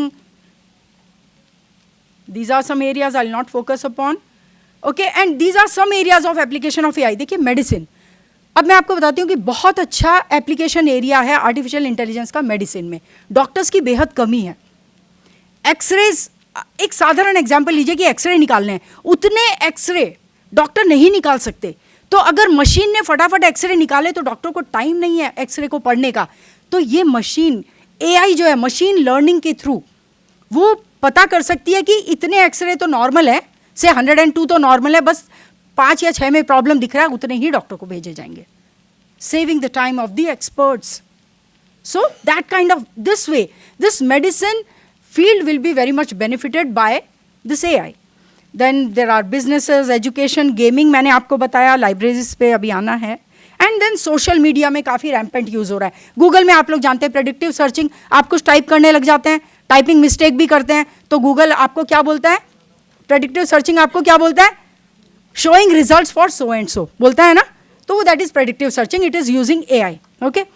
social media में क्या होता है, जैसे कि for moral policing या criminal policing या जो भी आप कह लीजिए उसको वर्ड, हेट स्पीचेस को आइडेंटिफाई करने के लिए कुछ वर्ड्स डाल दिए गए हैं, कीवर्ड्स डाल दिए गए हैं उसके एक्सपर्ट सिस्टम में. तो अगर ऐसे कोई मैसेज डाले जाते हैं तो आपको पता है ना, उसके बेसिस पे आप डिटेक्ट हो जाते हैं. ओके ओके, ठीक है. So this was the area. And library में बस these are some areas where AI can be applied in cataloging, for indexing, abstracting services, for summarizing services. These are the list, and of course for collection development using usage database. Okay, so here I would like to end this session, and I thank you very much for giving me patient hearing.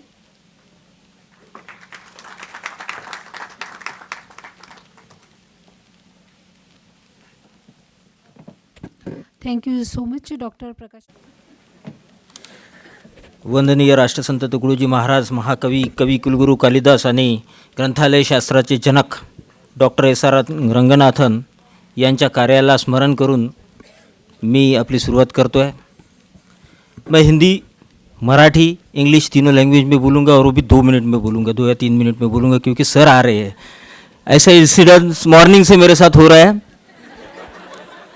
आप देखे होंगे कि पहले session को जब मैं आ रहा था इधर, तो नहीं सर आप सेकंड सेशन में आना है। अभी ये सेशन आया है तो हमारे ऑनरेबल वाइस चांसलर सर भी आ रहे हैं।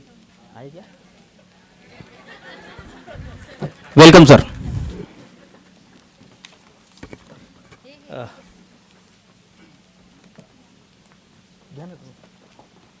पाटील मॅडमला रिक्वेस्ट करतो की त्यांनी पुढे सांभाळा।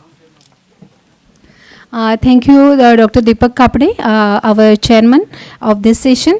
Now, I would like to declare that this session, second session, has been completed, very successfully completed, and credit goes to you all. Thank you so much. Now, I will hand over the mic to Dr. Manjusha Dubey.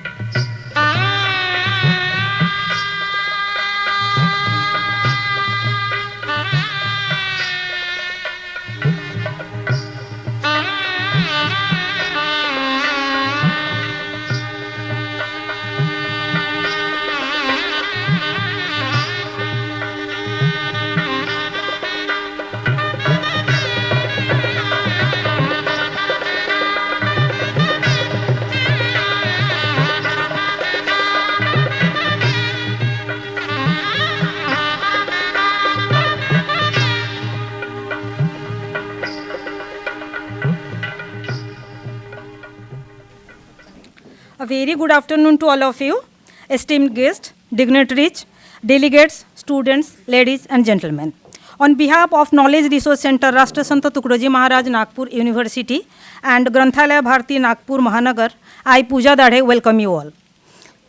Ladies and gentlemen, now we are here for the valedictory function of the one-day national conference, and we are fortunate to have Dr. Subhash Chaudhary, Dr. Raju Husesar, Dr. Prasant Kadu, Dr. Devendra Bongade, Dr. D.R. Deshpande, Dr. Rajsekhar Balekar, and Dr. Vijay Khandal with us. I request esteemed dignitaries to occupy their respective seat on the dais, please. Sir, please.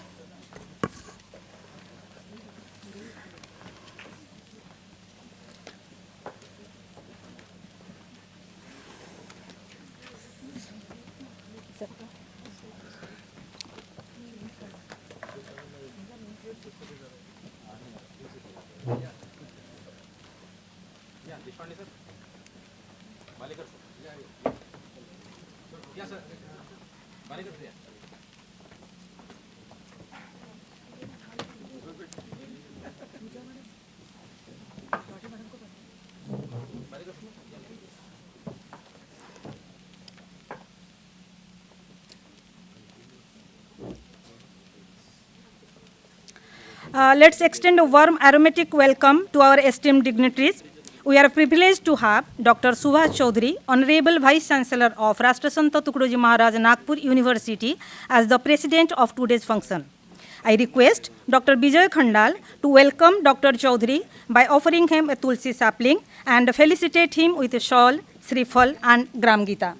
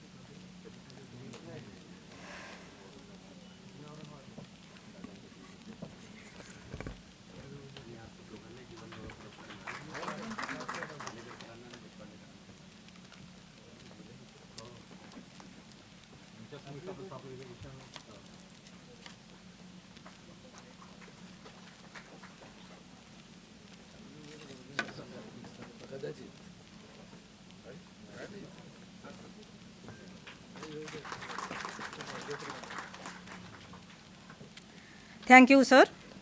Ladies and gentlemen, we are extremely delighted to have one of the rising star of LIS fraternity, a principal, a management counselor of Rashtrasanta Tukroji Maharaj, Nagpur University, Nagpur, our very own Dr. Devendra Bhongade on the dais.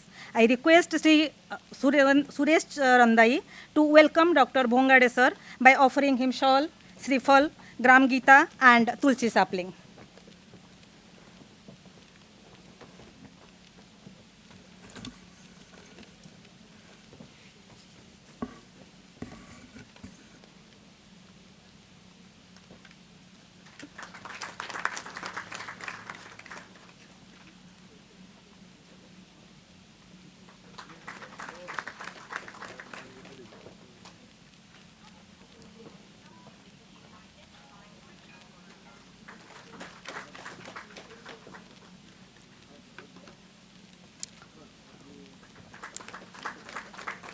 Thank you, sir. We hope these Tulsi saplings bring a touch of nature and freshness to your lives. Now I request Dr. Mangala Hirwade, the Rapporteur General of the Technical Sessions, to present the report of the conference. Ma'am, please.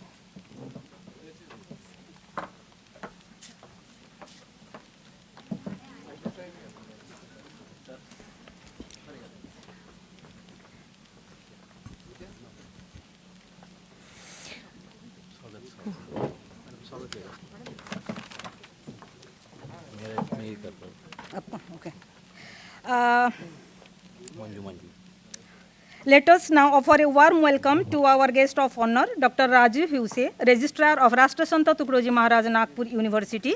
I invite Dr. Manju Dubey to welcome and felicitate Dr. Huse sir with shawl, Srifal, Gram Gita and Tulsi sapling.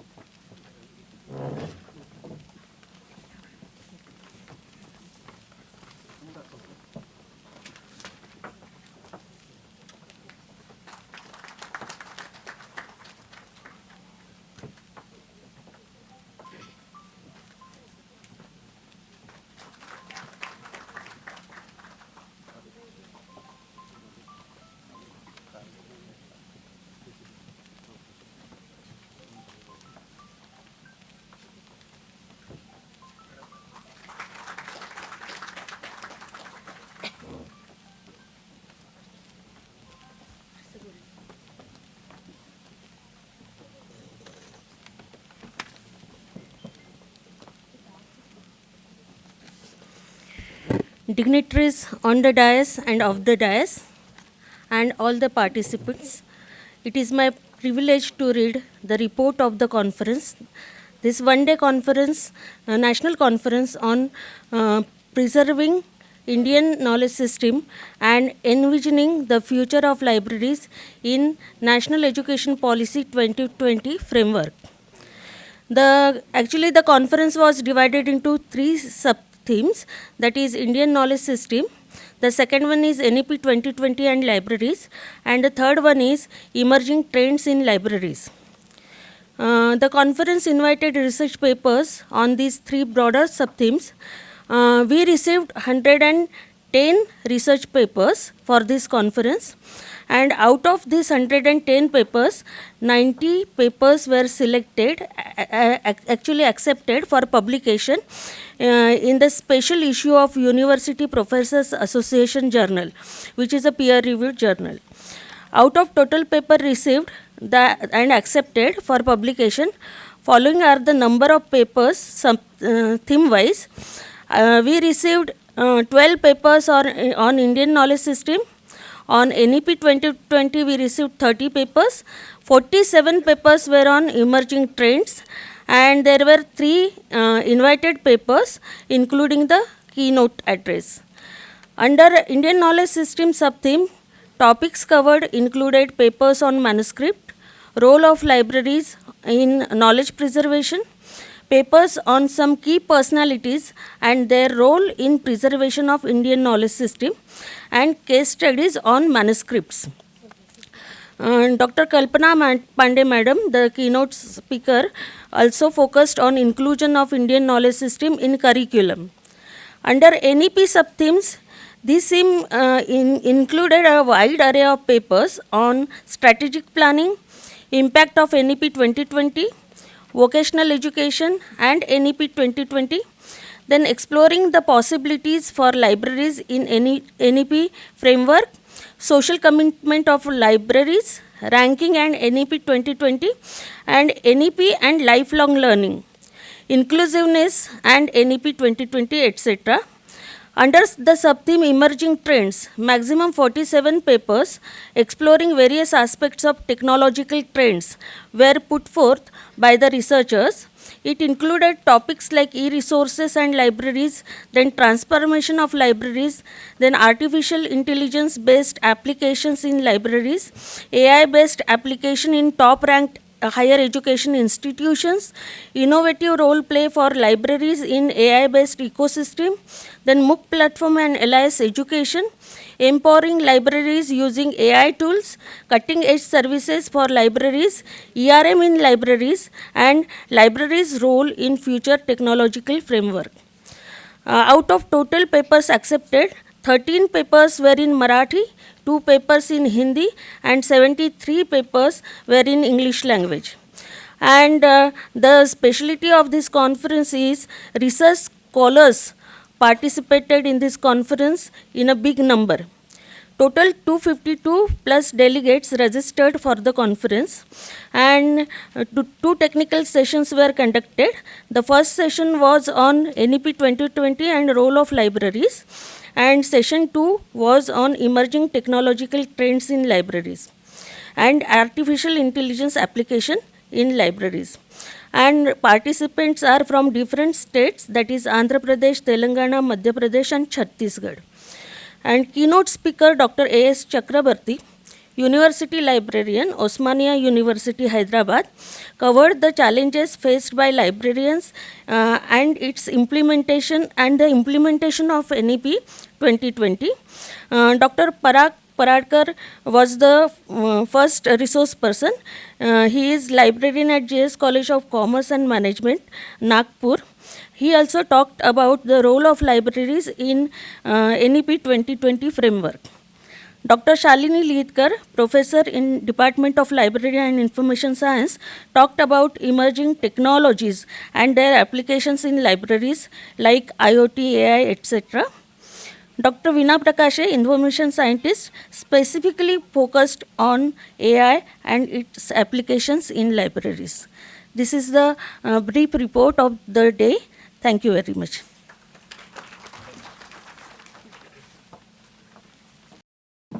Thank you, ma'am. Now it is time to recognize and applaud the outstanding contributions in the form of Best Paper Awards. We will now proceed with the distribution of the Best Paper certificates.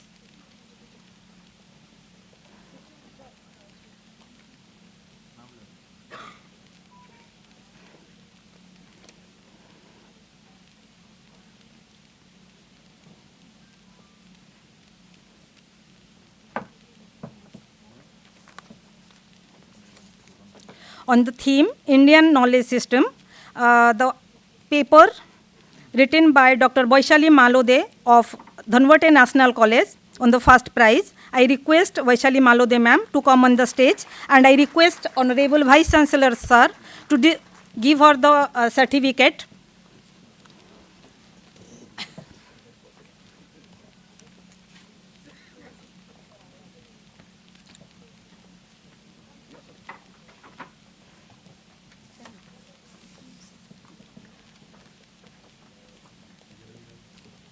On NEP 2020, paper written by Amol Meshram, SN Arts and Commerce College, Akola. Is he present? I believe he is not here. On emerging trends, paper written by Subhas Mandavgade and Sanjay Sable. These people are also not available. Okay, thank you, sir. Let's give a hearty round of applause to the authors for their exceptional contribution.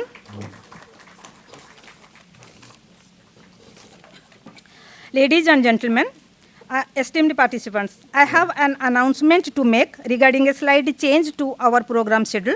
Because of some important commitments, Honorable Vice Chancellor Sir requires to leave early. We deeply appreciate his commitment to our conference and understand the demand of his responsibilities. So I request Honorable Vice Chancellor Sir to deliver his presidential address now. Sir, please.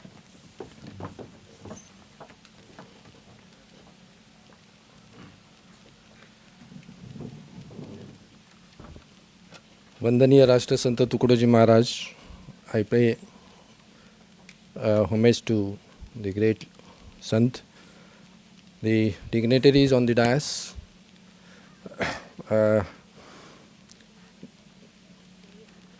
Dr. Rajshekhar Bhalekar, President of Granthalaya Bharati, Dr. Devendra Bhungade, Management Council Member, Dr. D.R. Deshpande, Nagpur University Library Association, Dr. Raju Hivshe, Registrar, then all the in charges and the KRC Director and the organizing team, as well as faculty members and dear participants. So this is the valedictory function. I anyhow ensure to come here for short duration, though it is short duration, but I ensure to come here. So today I have many programs in continuation. Now there is another inauguration at the sport ground. The topic of this conference was really relevant, and it is the need of the time that we should shift from one era to another. We always think about the library is the knowledge center. No doubt, it is the knowledge center. But if you see the footfall of the students, day by day it is decreasing. You all may have discussed during your this conference also. But that is not only happening in our case only. It is happening everywhere, either in teaching, either in other fields, everywhere it is happening. Because whatever changes are being taken place continuously, the new generation always accepts new changes. They never consider the old technology, old process, old method of acquiring or procuring the things.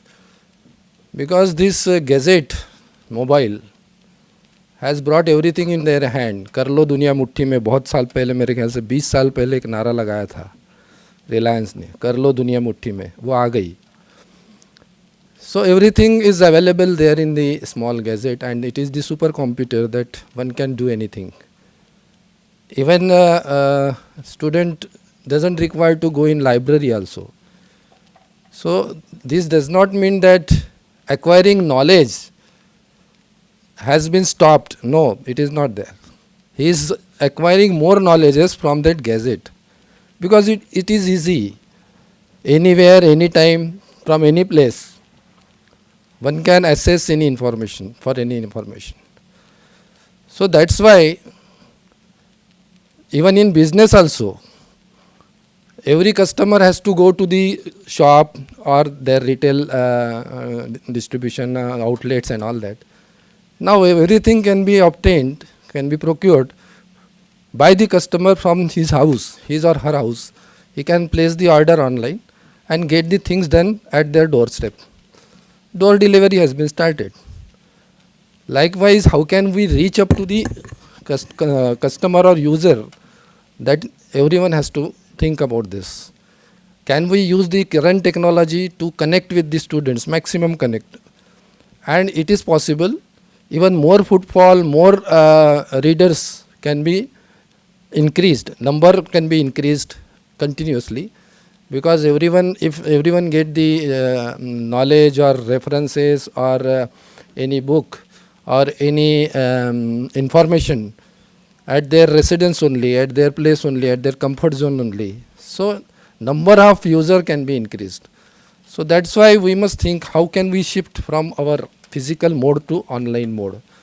Nagpur University has started to shift from the physical mode to digital mode, and we are starting to get the things done as early as possible. Even whatever is the library, centralized library in our campus or at Ramdaspet library, so their footfall is very less, and there are 4 districts where the college of these 4 districts are affiliated to Nagpur University, but the students outside the Nagpur district may not access the library here. So for those also we are trying to get the linkages, trying to provide the linkages or online link to get the information at their residence only. At the same time, Nagpur University is starting the sub-centers for libraries also at every district, and probably within this 2-3 months those will be established. And that library will be digital library. So that is that we are doing. But all of you must think about this shifting of physical mode to online mode, because now online mode, the corona has given lot of lesson, and we learned in the corona period how to use this. That's why the users have been increased, and we must take the benefit of that. We must increase the number of users, and definitely it will be increased.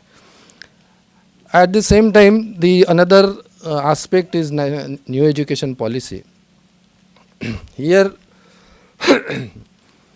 libraries or library department has not to take any tension about the new education policy.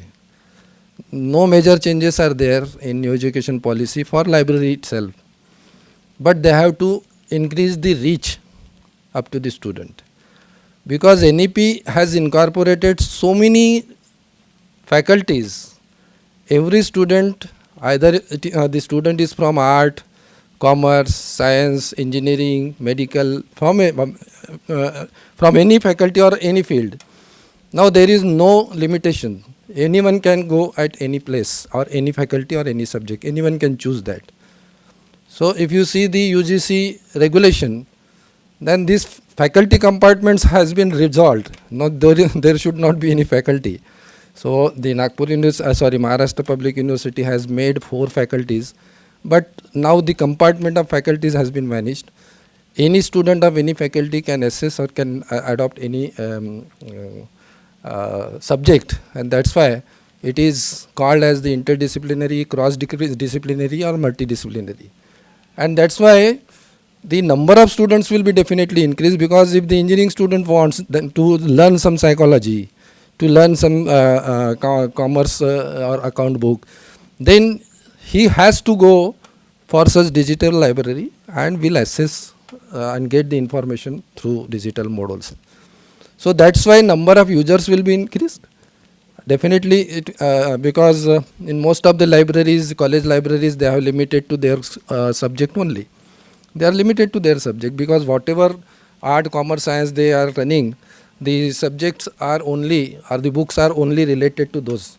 But now the students are not limited. Their scope has been increased. So that's why they need more number of books, more number of fields. Even the student can opt for the AI or machine learning or some other musics or the subject which your colleges are not running. So those subjects also the student can opt, and that is the beauty of NEP. And that's why the number of students, number of variety of books and number of information would definitely be increased, because the reason is in NEP only examination is not main important. The activity of the students are being given more focused and more importance for that.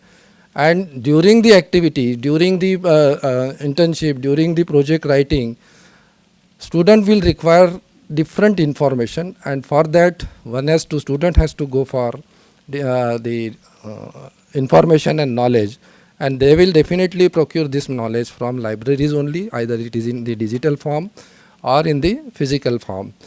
Now you also know that the number of digital libraries are increasing day by day. National Digital Library is there. Then there is another Implement is also available. There are different sources of getting information and books. Delnet is also there, where you can procure the books directly at their residence also. So those are the resources where the student can opt. But when we will become the choice for the student, that is more important. Otherwise we will become obsolete. उनके सामने हम फीके पड़ जाएंगे. So to increase our importance also, our libraries information importance also, the students at least in our 4 districts should prefer our libraries as the main source instead of going outside, instead of searching from other portals or other platforms. So you make your own platform so that one can assess that, and your importance of library would definitely increase. Whatever information students are getting on Google platform may not be in detail, may not be authentic, but they are taking the information from Google. अब Google बहुत बड़ी library बन गई, वो university बन गई, वो Google WhatsApp university, Google university. But the information which the students are getting are not the authentic or certified. So that's why at least we must provide the parallel such system that they should get the exact information, approved or authentic information. For that we have to lead somewhere and to provide the correct platform for the correct information. So Indian knowledge system is also there. You have to add a number of books in the regarding the ancient our knowledge and all that. There is some dispute, or we may say there is different thoughts that the Indian knowledge system should be incorporated with every subject. But at present our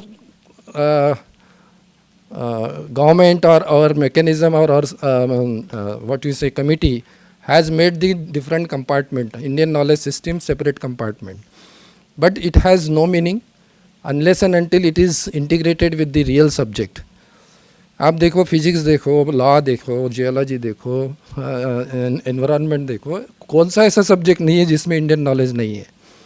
for every subject there should be one chapter of relevant topic which we had no information.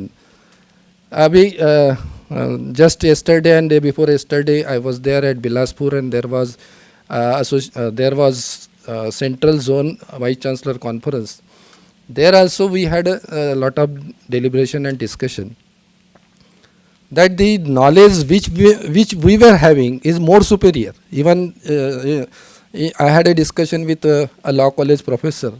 He said कि I had gone through the Nyaya Shastra in the previous, and he told me that it is so beautiful and perfect than the current Nyaya Shastra. So at least student must understand what was our ancient knowledge and what is the current knowledge. How can we bridge that? How can we improve that? Even in mathematics also, Vedic mathematics. Most of the time when I discuss with Vedic mathematics, the people say no, it has some limitation. But I don't think that there is some limitation, but work has not been done. क्या हुआ है कि हमारे knowledge को आगे कोई लेके ही नहीं गया. उसके बाद जो इम्प्रूवमेंट होना चाहिए समय के साथ, हम फॉरेन नॉलेज को ही पकड़ के बैठे उनको, और वो जैसा बोलेंगे वैसे कर रहे हैं, हमारा वहीं स्टॉप हो गया. When we will increase our ancient knowledge, ancient information, definitely it will become relevant to the current situation. But who will lead that? इसके ऊपर रिसर्च कौन करेगा? वो हमको ही करना पड़ेगा. I still remember in 1998-99 somewhere, there was one conference, and that is the ancient science, regarding ancient science.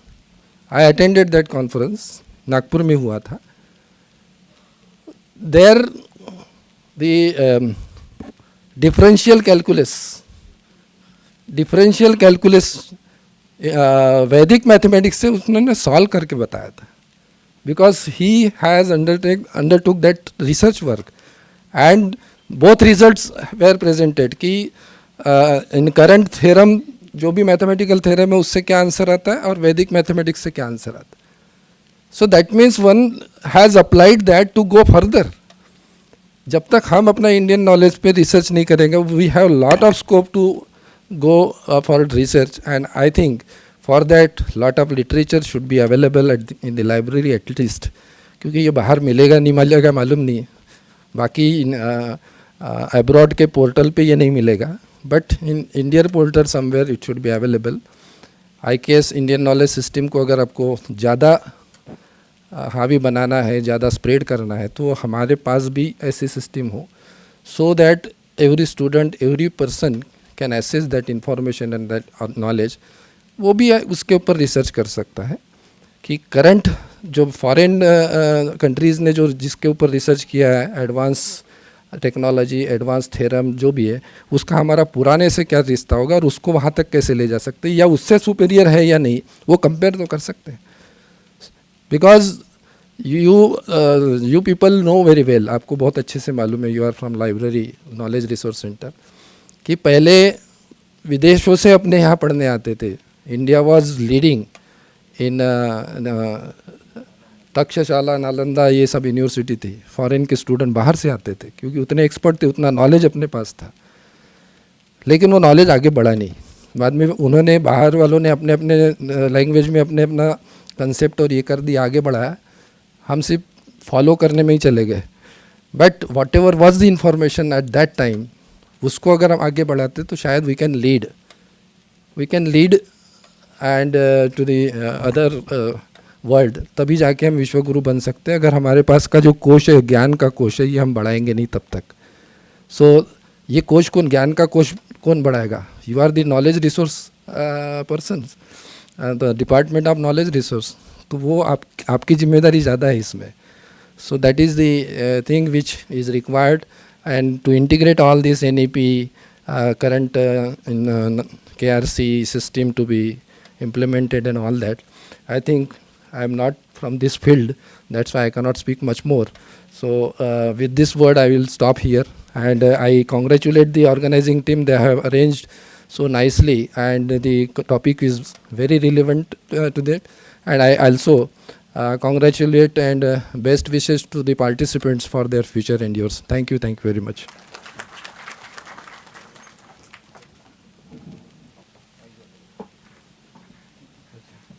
Thank you, sir, for your valuable insights. Your expertise in NEP 2020 has truly enlightened us today.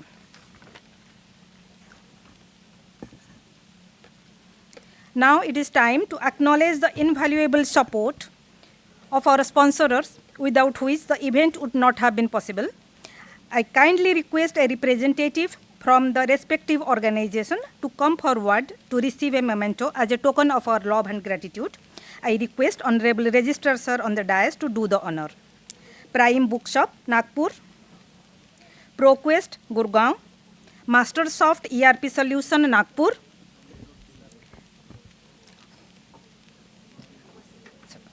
Indica Publishers and Distributors, New Delhi. Giant Books and Periodicals, New Delhi. Cambridge Book House, Jaipur. Spacious Book House, Mumbai. Innovators, Nagpur. And Canara Bank, Nagpur. दो एक.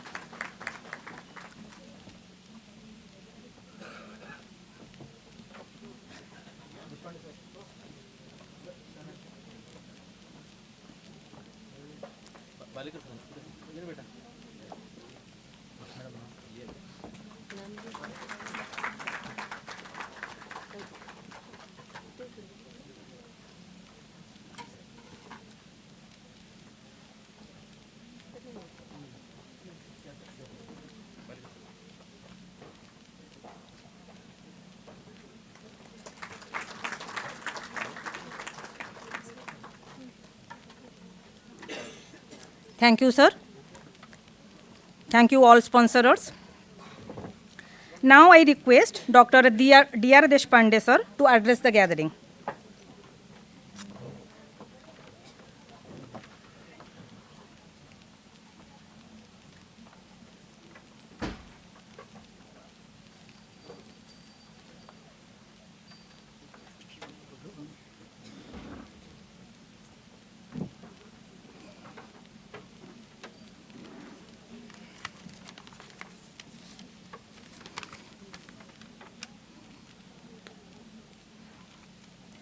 मंचावर उपस्थित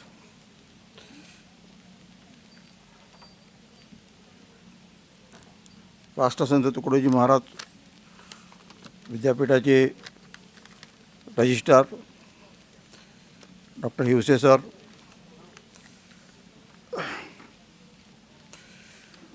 management councillor doctor देवेंद्रजी Bhongade, doctor Balekar, अध्यक्ष ग्रंथालय Bharti, KRC संचालक विजय Khandar sir,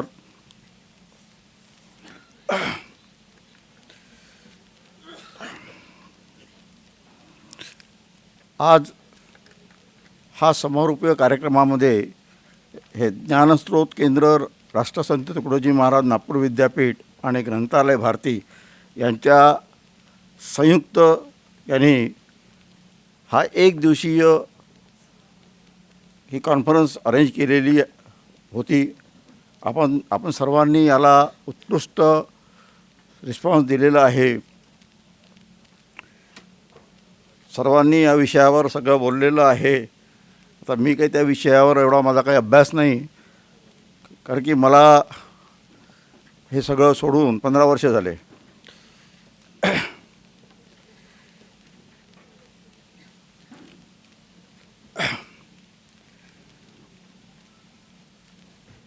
या क्षेत्रामध्ये आपण जे यंग जनरेशन आहे, आपला ग्रंथालय फील्डमध्ये आलेलं, त्यांना ही धुरा पेलायची आहे.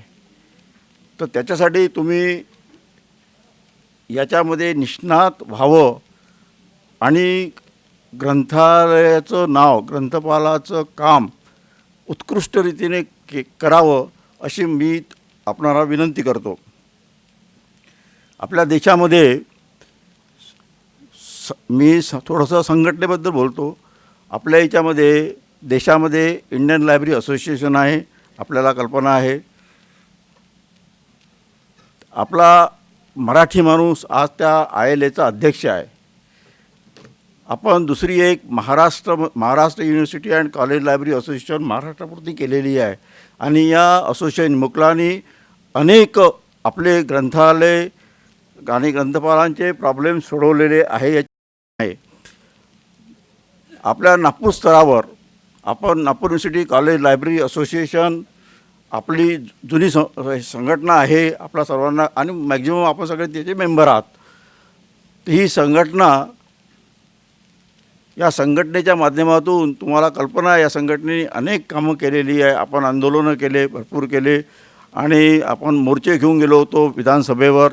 सगळ्यांना त्याची कल्पना आहे. जे एक 15 वर्षाच्या आधी लागलेले लोक आहे, 94च्या आधी आपण शिक्षक संवर्गात नव्हतो, त्यासाठी आपण अनेक लढे दिले.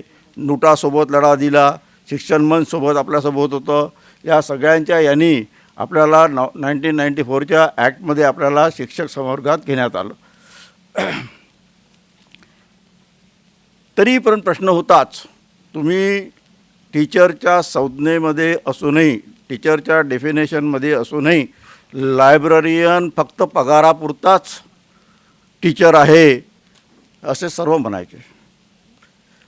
म्हणजे फिजिकल एज्युकेशनच्या टीचरला प्रिन्सिपॉल करायचं, पण लायब्ररियनला नाही, कारण की त्याला एक तर वर्गात शिकवायचं नाही. याच्यासाठी आपण लढलो, तुम्हाला सर्वांना कल्पना आहे.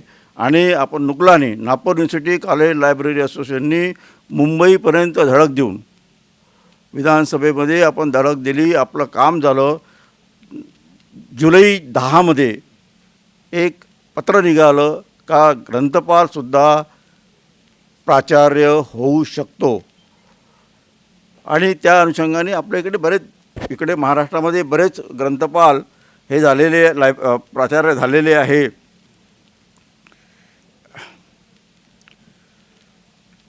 या विद्यापीठाचे जे विद्यापीठ ग्रंथालयाचे संचालक आहे खंडाळ सर यांनी बऱ्याच कालखंडानंतर म्हणजे 1999मध्ये कॅलिबर झाली. 1999मध्ये कॅलिबर कुमार सरांनी घेतली. त्यानंतर आज 2024मध्ये खंडाळ सरांनी ही कॉन्फरन्स घेतलेली आहे आणि त्याला तुम्हीच उत्कृष्ट रिस्पॉन्स दिलेला आहे. त्याच्याबद्दल तुमचं अभिनंदन आणि खंडाळ सरांचं अभिनंदन. आणि एक कॉलेज लायब्ररियन जेव्हा विद्यापीठाचा ग्रंथपाल होतो त्याच्यासमोर किती प्रॉब्लेम राहतात हे काही सोपं काम नाही आहे. कॉलेज एका छोट्या युनिटमधून एवढ्या मोठ्या युनिटमध्ये यायचं आणि एवढं युनिट सांभाळायचं, पण ती धुरा खंडाळ सरांनी उत्कृष्टरित्या पेललेली आहे. 100 वर्षाचं स्टॉक व्हेरिफिकेशन नव्हतं विद्यापीठामध्ये.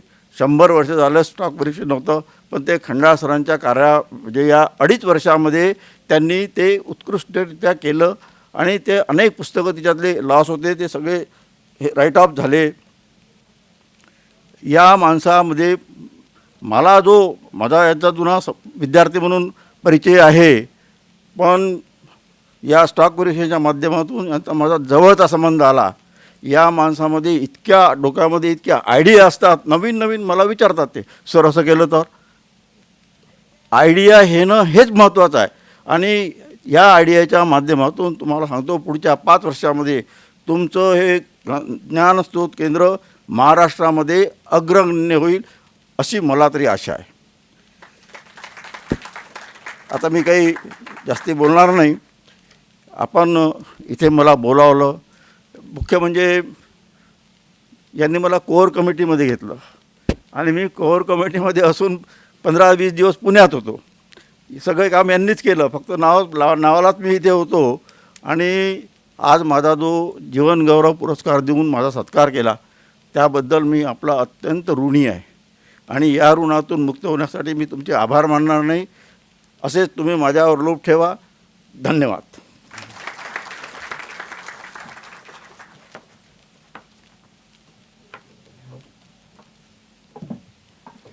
Thank you, sir, for your motivational words.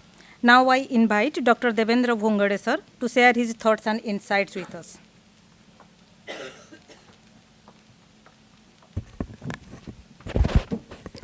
सन्माननीय व्यासपीठावर उपस्थित असलेले राष्ट्रसंत तुकडोजी महाराज नागपूर विद्यापीठाचे सन्माननीय कुलसचिव डॉक्टर राजीव हुसे सर, माझे गुरुवर्य doctor Deshpande sir, doctor Rajshekhar Balekar sir, doctor Mangala Hirwade madam, knowledge resource सेंटरचे संचालक माझे परममित्र डॉक्टर विजय खंडाळ सर, उपस्थित सर्व library professionals and all delegates. Friends, आज आपण सर्वजण जे नॉलेज रिसोर्स सेंटर, राष्ट्रसंत तुकडोजी महाराज नागपूर विद्यापीठ व ग्रंथालय भारती नागपूर महानगर यांच्या संयुक्त विद्यमाने जी एक दिवसीय कॉन्फरन्स आयोजित केली, preserving Indian knowledge system and national education policy 2020 framework या विषयावर दिवसभर जे चिंतन झालं त्यामध्ये आपण सर्वजण सहभागी झालेत म्हणून तुम्हा सर्वांचं अभिनंदन करतो आहे. खूप वेळ घेणार नाही, व्हॅलिडिक्टरी सेशन आहे आणि सर्वांना घरी जायची घाई आहे, परंतु फक्त 4-5 मिनिटांमध्ये मी माझं भाषण संपवतो आहे. मित्रहो, कॉन्फरन्स घेणं आणि ते सक्सेसफुल करणं ही खूप मोठी कसरत असते. कारण मी सुद्धा माझ्या महाविद्यालयामध्ये 2-3 माझ्या लायब्ररी सायन्सच्या कॉन्फरन्सेस झाल्यात, पण या कॉन्फरन्समध्ये इतका सर्वांचा सहभाग असणं आणि इतके पेपर्स येणं ही काही साधी गोष्ट नाही. आणि हे करण्याचं जे श्रेय जातं ते पूर्ण ग्रंथालय भारती आणि नॉलेज रिसोर्स सेंटरची पूर्ण कोर टीम आणि त्यांचा जो स्टाफ आहे, त्यांनी जे घेतलेले अहोरात्र प्रयत्न यांच्यामुळेच हे शक्य झालं, म्हणून सर्वांचं मी अभिनंदन करतो आहे. खरं पाहता नॉलेज रिसोर्स सेंटरचं संचालक होणं हे फार सोपं आहे, पण ते तिथे जाणं आणि ते संपूर्ण काम करून घेणं हे फार कठीण आहे. आणि खूप वर्षानंतर आपल्या लायब्ररीला, आपल्या ग्रंथालयाला एक यंग, डायनॅमिक आणि स्मार्ट संचालक भेटले आणि त्यांनी जे मागील 100 वर्षाचं जे काम, जे नॉलेज आपलं हे जे स्टॉक व्हेरिफिकेशनचं होतं ते करून दाखवलं. जागा मिळाली, तिथे गेलेत, संचालक बनलेत, परंतु तेवढीच जबाबदारीसुद्धा वाढलीत आणि त्या जबाबदारीमध्ये ते पूर्णपणे उतरत आहेत. आणि मी पाहतो आहे की मागील जेव्हापासून 2-2.5 वर्षांपासून ते आले तेव्हापासून लायब्ररीमधला जो बदल आपल्याला दिसून येतो आहे. आपण जाऊन बघाल, ज्यावेळेस आपण लायब्ररीमध्ये जात होतो त्यावेळेस लायब्ररीमध्ये कोणीतरी तिथे गेटवर बसलेलं राहत होतं आणि तिथलं वातावरण वेगळं वाटत होतं. परंतु आज मी काही टीकाटिप्पणी करायसाठी आलो नाही, परंतु जो बदल पाहतो आहे त्या बदलावर बोलतो आहे की खऱ्या अर्थाने आज लायब्ररी हे एक नॉलेज रिसोर्स सेंटर झालेलं आहे. आणि भविष्यातसुद्धा सरांनी जे सांगितलं की 5 वर्षामध्ये, मागाशी त्यांच्या इंट्रोडक्टरी स्पीचमध्ये सांगितलं, VC सरसुद्धा बोलून गेलेत आणि आता डॉक्टर देशपांडे सरसुद्धा बोलून गेलेत की खऱ्या अर्थाने पुढील जे येणारे 5 वर्ष आहेत त्या 5 वर्षांमध्ये एक चांगलं ग्रंथालय म्हणून होईल. परंतु मी तर म्हणतो आहे की या व्यक्तीला 15 वर्ष मिळालेले आहेत. 5 वर्षसुद्धा थोडा स्पॅन कमी होतो, कारण आपल्याला ही जी लायब्ररी आहे, हे जे नॉलेज रिसोर्स सेंटर आहे, हे फक्त विदर्भामध्ये चांगलं लायब्ररी रिसोर्स सेंटर नव्हे, तर हे पूर्ण महाराष्ट्रामध्ये नव्हे तर इंडियामध्ये एक 15 वर्षामध्ये चांगलं नॉलेज रिसोर्स सेंटर म्हणून नागपूरचं असलं पाहिजे आणि तेही राष्ट्रसंत तुकडोजी महाराज नागपूर विद्यापीठाचं असलं पाहिजे अशी आपणाकडनं अपेक्षा करतो आहे. कारण तुमच्याजवळ भरपूर वेळ आहे, 15 वर्ष आहेत आणि तुमच्याजवळ तुमच्या बाजूलाच तुमचं एक जे नॉलेज आपलं library and information science department आहेत, तिथेसुद्धा चांगला स्टाफ आहे. Doctor Mangala Hirwade madam, doctor Shalini Lihitkar madam, doctor Nikoshe sir, सर्वजण नॉलेजेड पर्सन आहे, त्यांचासुद्धा तुम्हाला चांगली मदत मिळेल. आणि सोबतच एक चांगली कोर टीम म्हणून त्या जे तुम्हाला वाटतात त्या लोकांना, मग ते इंडियातले असो किंवा महाराष्ट्रातले असो, अशा लोकांना सोबत घेऊन आपण जर काम केलं तर निश्चितच आपली library, paperless library, digital library आणि ज्या पद्धतीचं ज्या टेक्निकल एजमध्ये आपल्याला पाहिजे आहे तशा पद्धतीचं लायब्ररी तुमच्या स्टाफला सोबत घेऊन, कारण स्टाफमध्ये सुद्धा डेप्युटी लायब्ररीयन असो किंवा असिस्टंट लायब्ररीयन असो, सर्वजण चांगले मनाने, तण आणि मनाने काम करतात आणि सगळा स्टाफसुद्धा एनर्जेटिक आहे.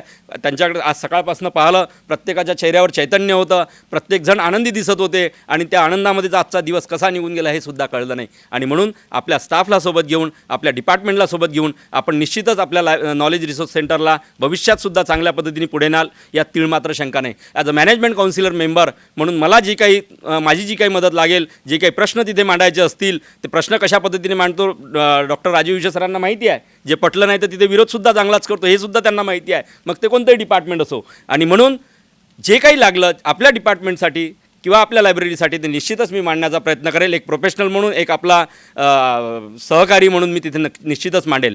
पुन्हा एक सांगतो आहे की आपलं हे जे ग्रंथालय डिपार्टमेंट आहे, या ग्रंथालय डिपार्टमेंट किंवा ग्रंथालय प्रोफेशनला आपण पाहतो आहे की भरपूर जण असं म्हणतात की प्राचार्य होता येत नाही किंवा काय. मी तर एक तुमच्यासमोर उदाहरण आहे. आपण निगेटिव्ह ठेवल्यापेक्षा आपण फक्त पॉझिटिव्ह राहायचं. माझ्या अगोदरसुद्धा कोणी लायब्ररीयन प्रिन्सिपल झाला नव्हता, परंतु डॉक्टर देशपांडे सरांच्या सहकार्याने पाठपुरावा केला, काम झालं आणि त्यानंतर पहिला प्रिन्सिपल म्हणून मी झालोत. म्हणून यानंतरसुद्धा कोणी होणार नाही, कारण या विद्यापीठाचे कुलसचिव साहेब बसलेले आहेत. विद्यापीठासोबतसुद्धा असं कोणतंही डॉक्युमेंटेशन नाही आहे की कोणत्याही लायब्ररीयनला प्रिन्सिपल करू नका म्हणून, असं कोणतं डॉक्युमेंट तुमच्याजवळ नाही आहे. त्या कारणाने आमचं जर मॅनेजमेंट आम्हाला घ्यायला तयार असेल, कमिटी जर रिकमेंड करत असेल तर विद्यापीठाला अप्रूव्हलसुद्धा द्यावं लागेल, जॉईंट डायरेक्टरला पगारसुद्धा द्यावा लागेल. आणि ते का देणार नाही, त्यात जर नाही दिलं तर त्याला काय करायचं त्याचेसुद्धा उत्तरं आपल्याजवळ आहेत. म्हणून खचून जाऊ नका, चांगल्या एनर्जीनी काम करा. या NEP 2020मध्ये प्रत्येक लायब्ररीयनचा रोल हा क्रुशियल राहणार आहे. कारण अगोदरचे लायब्ररीयन्स लोकांना कारण त्यांची पोस्टच नॉन टीचिंगमध्ये होती, परंतु ज्यावेळेस आम्हाला टीचिंगमध्ये टाकलं आणि टीचरची डेफिनेशन म्हटलं, टीचरच्या डेफिनेशनमध्येच आपल्याला लायब्ररीयन इज अ टीचर दिलेला आहे. त्या कारणाने आमचीसुद्धा इंडियन नॉलेज सिस्टम समजून सांगण्यामध्ये असो किंवा नॅशनल एज्युकेशन पॉलिसी 2020 फ्रेमवर्क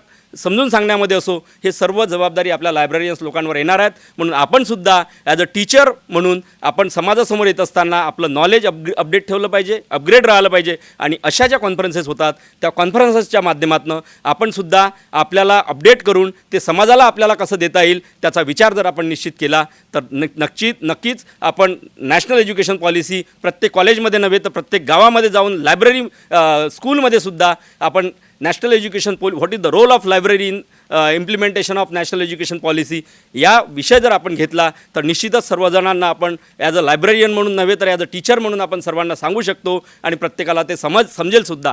आणि म्हणून आपण सर्वजण या दृष्टिकोनातून विचार कराल अशी आपणाकडनं अपेक्षा करतो आहे. इथे जे 2 व्यक्ती बसलेले आहेत त्यांच्या डोक्याचे केस पिवळे झालेले आहेत, परंतु मनाने, शरीराने आणि कामाने हे अजूनही तरुण आहेत. कारण मी जे पाहतो आहे डॉक्टर देशपांडे सर आणि डॉक्टर राजशेखर बालेकर सर या दोघांनाही ज्यावेळेस बोलावलं त्यावेळेस ते पूर्ण वेळ आपल्याला देत असतात. आणि म्हणून ग्रंथालय भारतीचं नशीब समजा की ग्रंथालय भारतीसोबत असे राजशेखर बालेकर सर अजूनही तरुण म्हणून आपल्यासोबत आहेत. आणि सोबतच आमच्या नागपूर विद्यापीठाचं नुकलं असो, विदर्भाचं VL असो की महाराष्ट्राचं मुकलं असो, आमच्यासोबतसुद्धा डॉक्टर DR देशपांडे सर हे सुद्धा मनाने तरुण असलेलं व्यक्तिमत्व आमच्यासोबत आहे. आणि म्हणून आज ज्या 2 व्यक्तींचा जीवनगौरव सन्मानाने पुरस्कार झाला, नक्कीच ते दोन्ही जे गुरु आहेत ते जीवन गौरव पुरस्कारास पात्र आहेत. आणि म्हणून त्यांच्या भविष्यातील निरामयी जीवनाकरता मी ईश्वरचरणी प्रार्थना करतो आणि त्यांना उदंड आयुष्य लाभो अशी ईश्वरचरणी प्रार्थना करतो. आपण सर्वजण या कॉन्फरन्ससुद्धा अभिनंदन करतो आहे आणि आयोजकांनी मला जी बोलण्याची संधी दिली मी त्यांचंसुद्धा मनपूर्वक अभिनंदन करतो, आभार मानतो आहे आणि इथेच थांबतो आहे. धन्यवाद.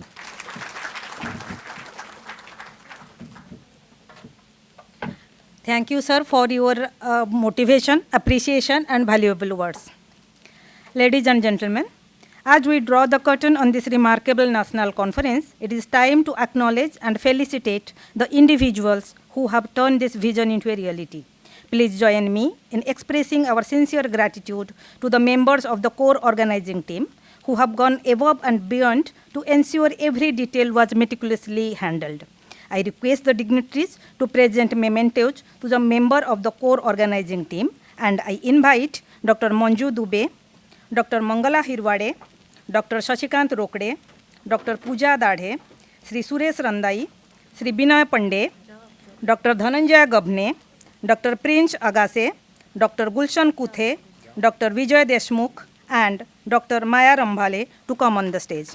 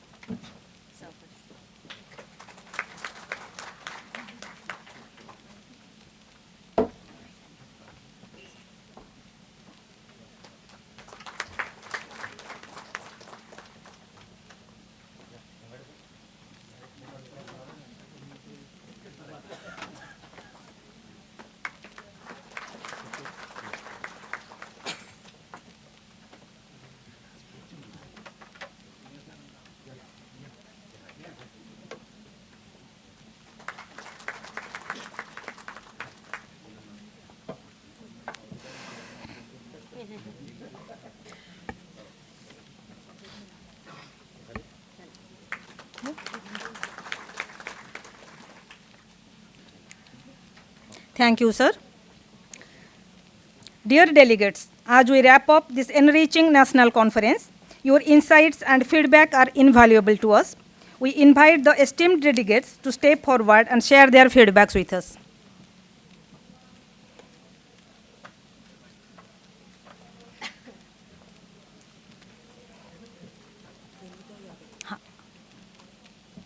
Ma'am, please.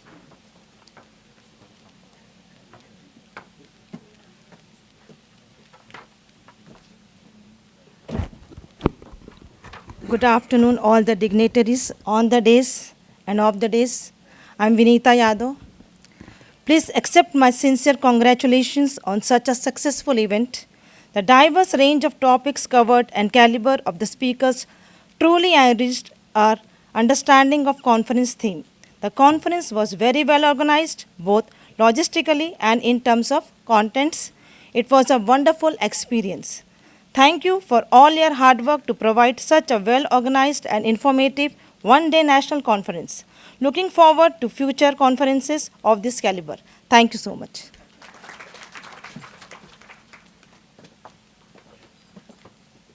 Anybody else?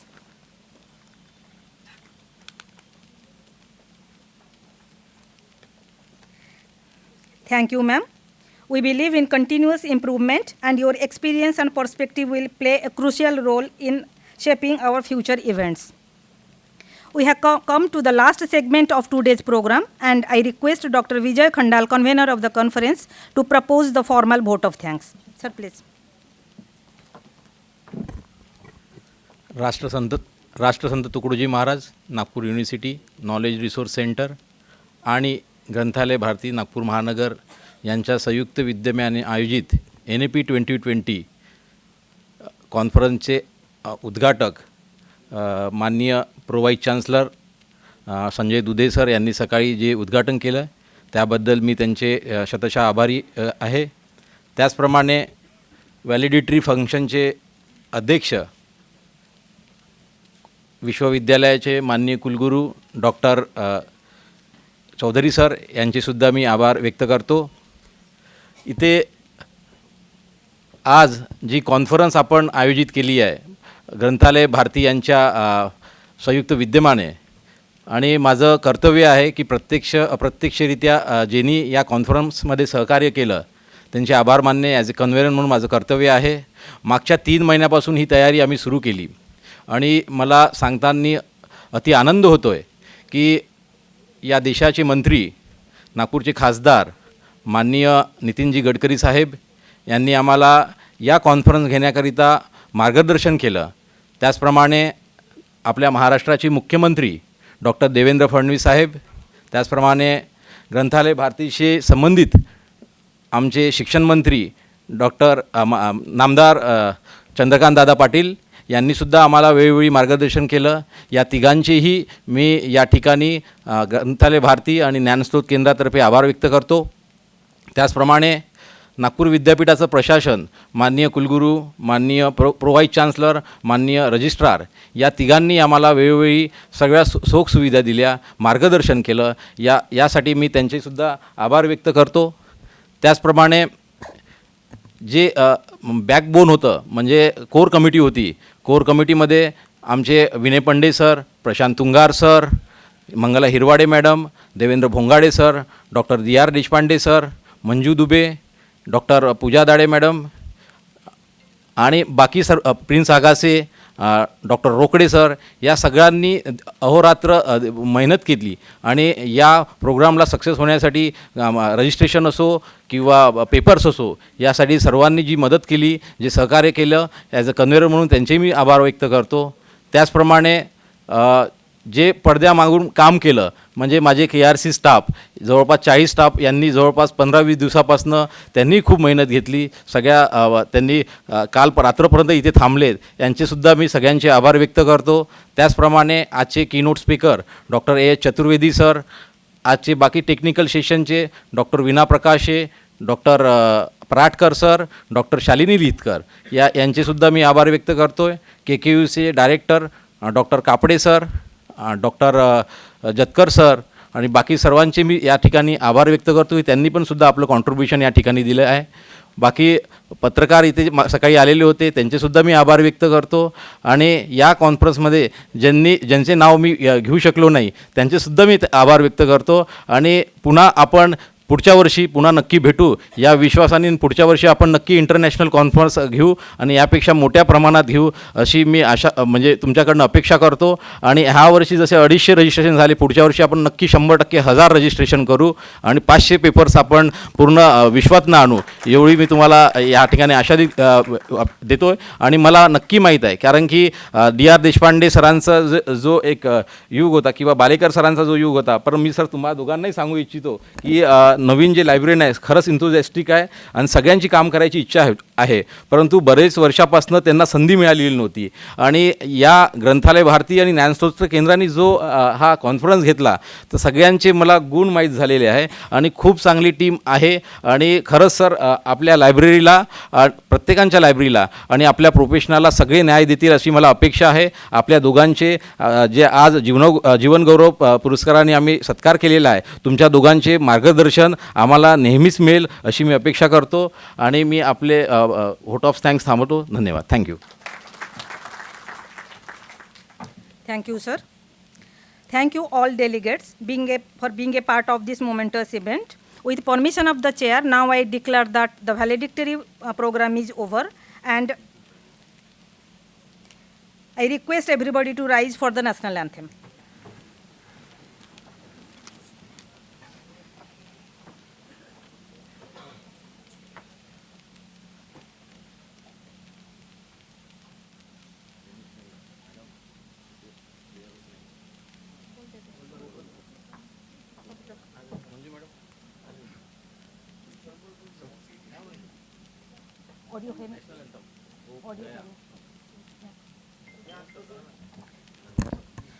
जनगण मन अधिनायक जय हे भारत भाग्य विधाता. पंजाब सिंध गुजरात मराठा द्रविड उत्कल बंग. विंध्य हिमाचल यमुना गंगा उच्छल जलधि तरंग. तब शुभ नामे जागे, तब शुभ आशीष मागे. गाहे तब जय गाथा. जनगण मन अधिनायक जय हे भारत भाग्य विधाता. जय हे जय हे जय हे जय जय जय जय हे.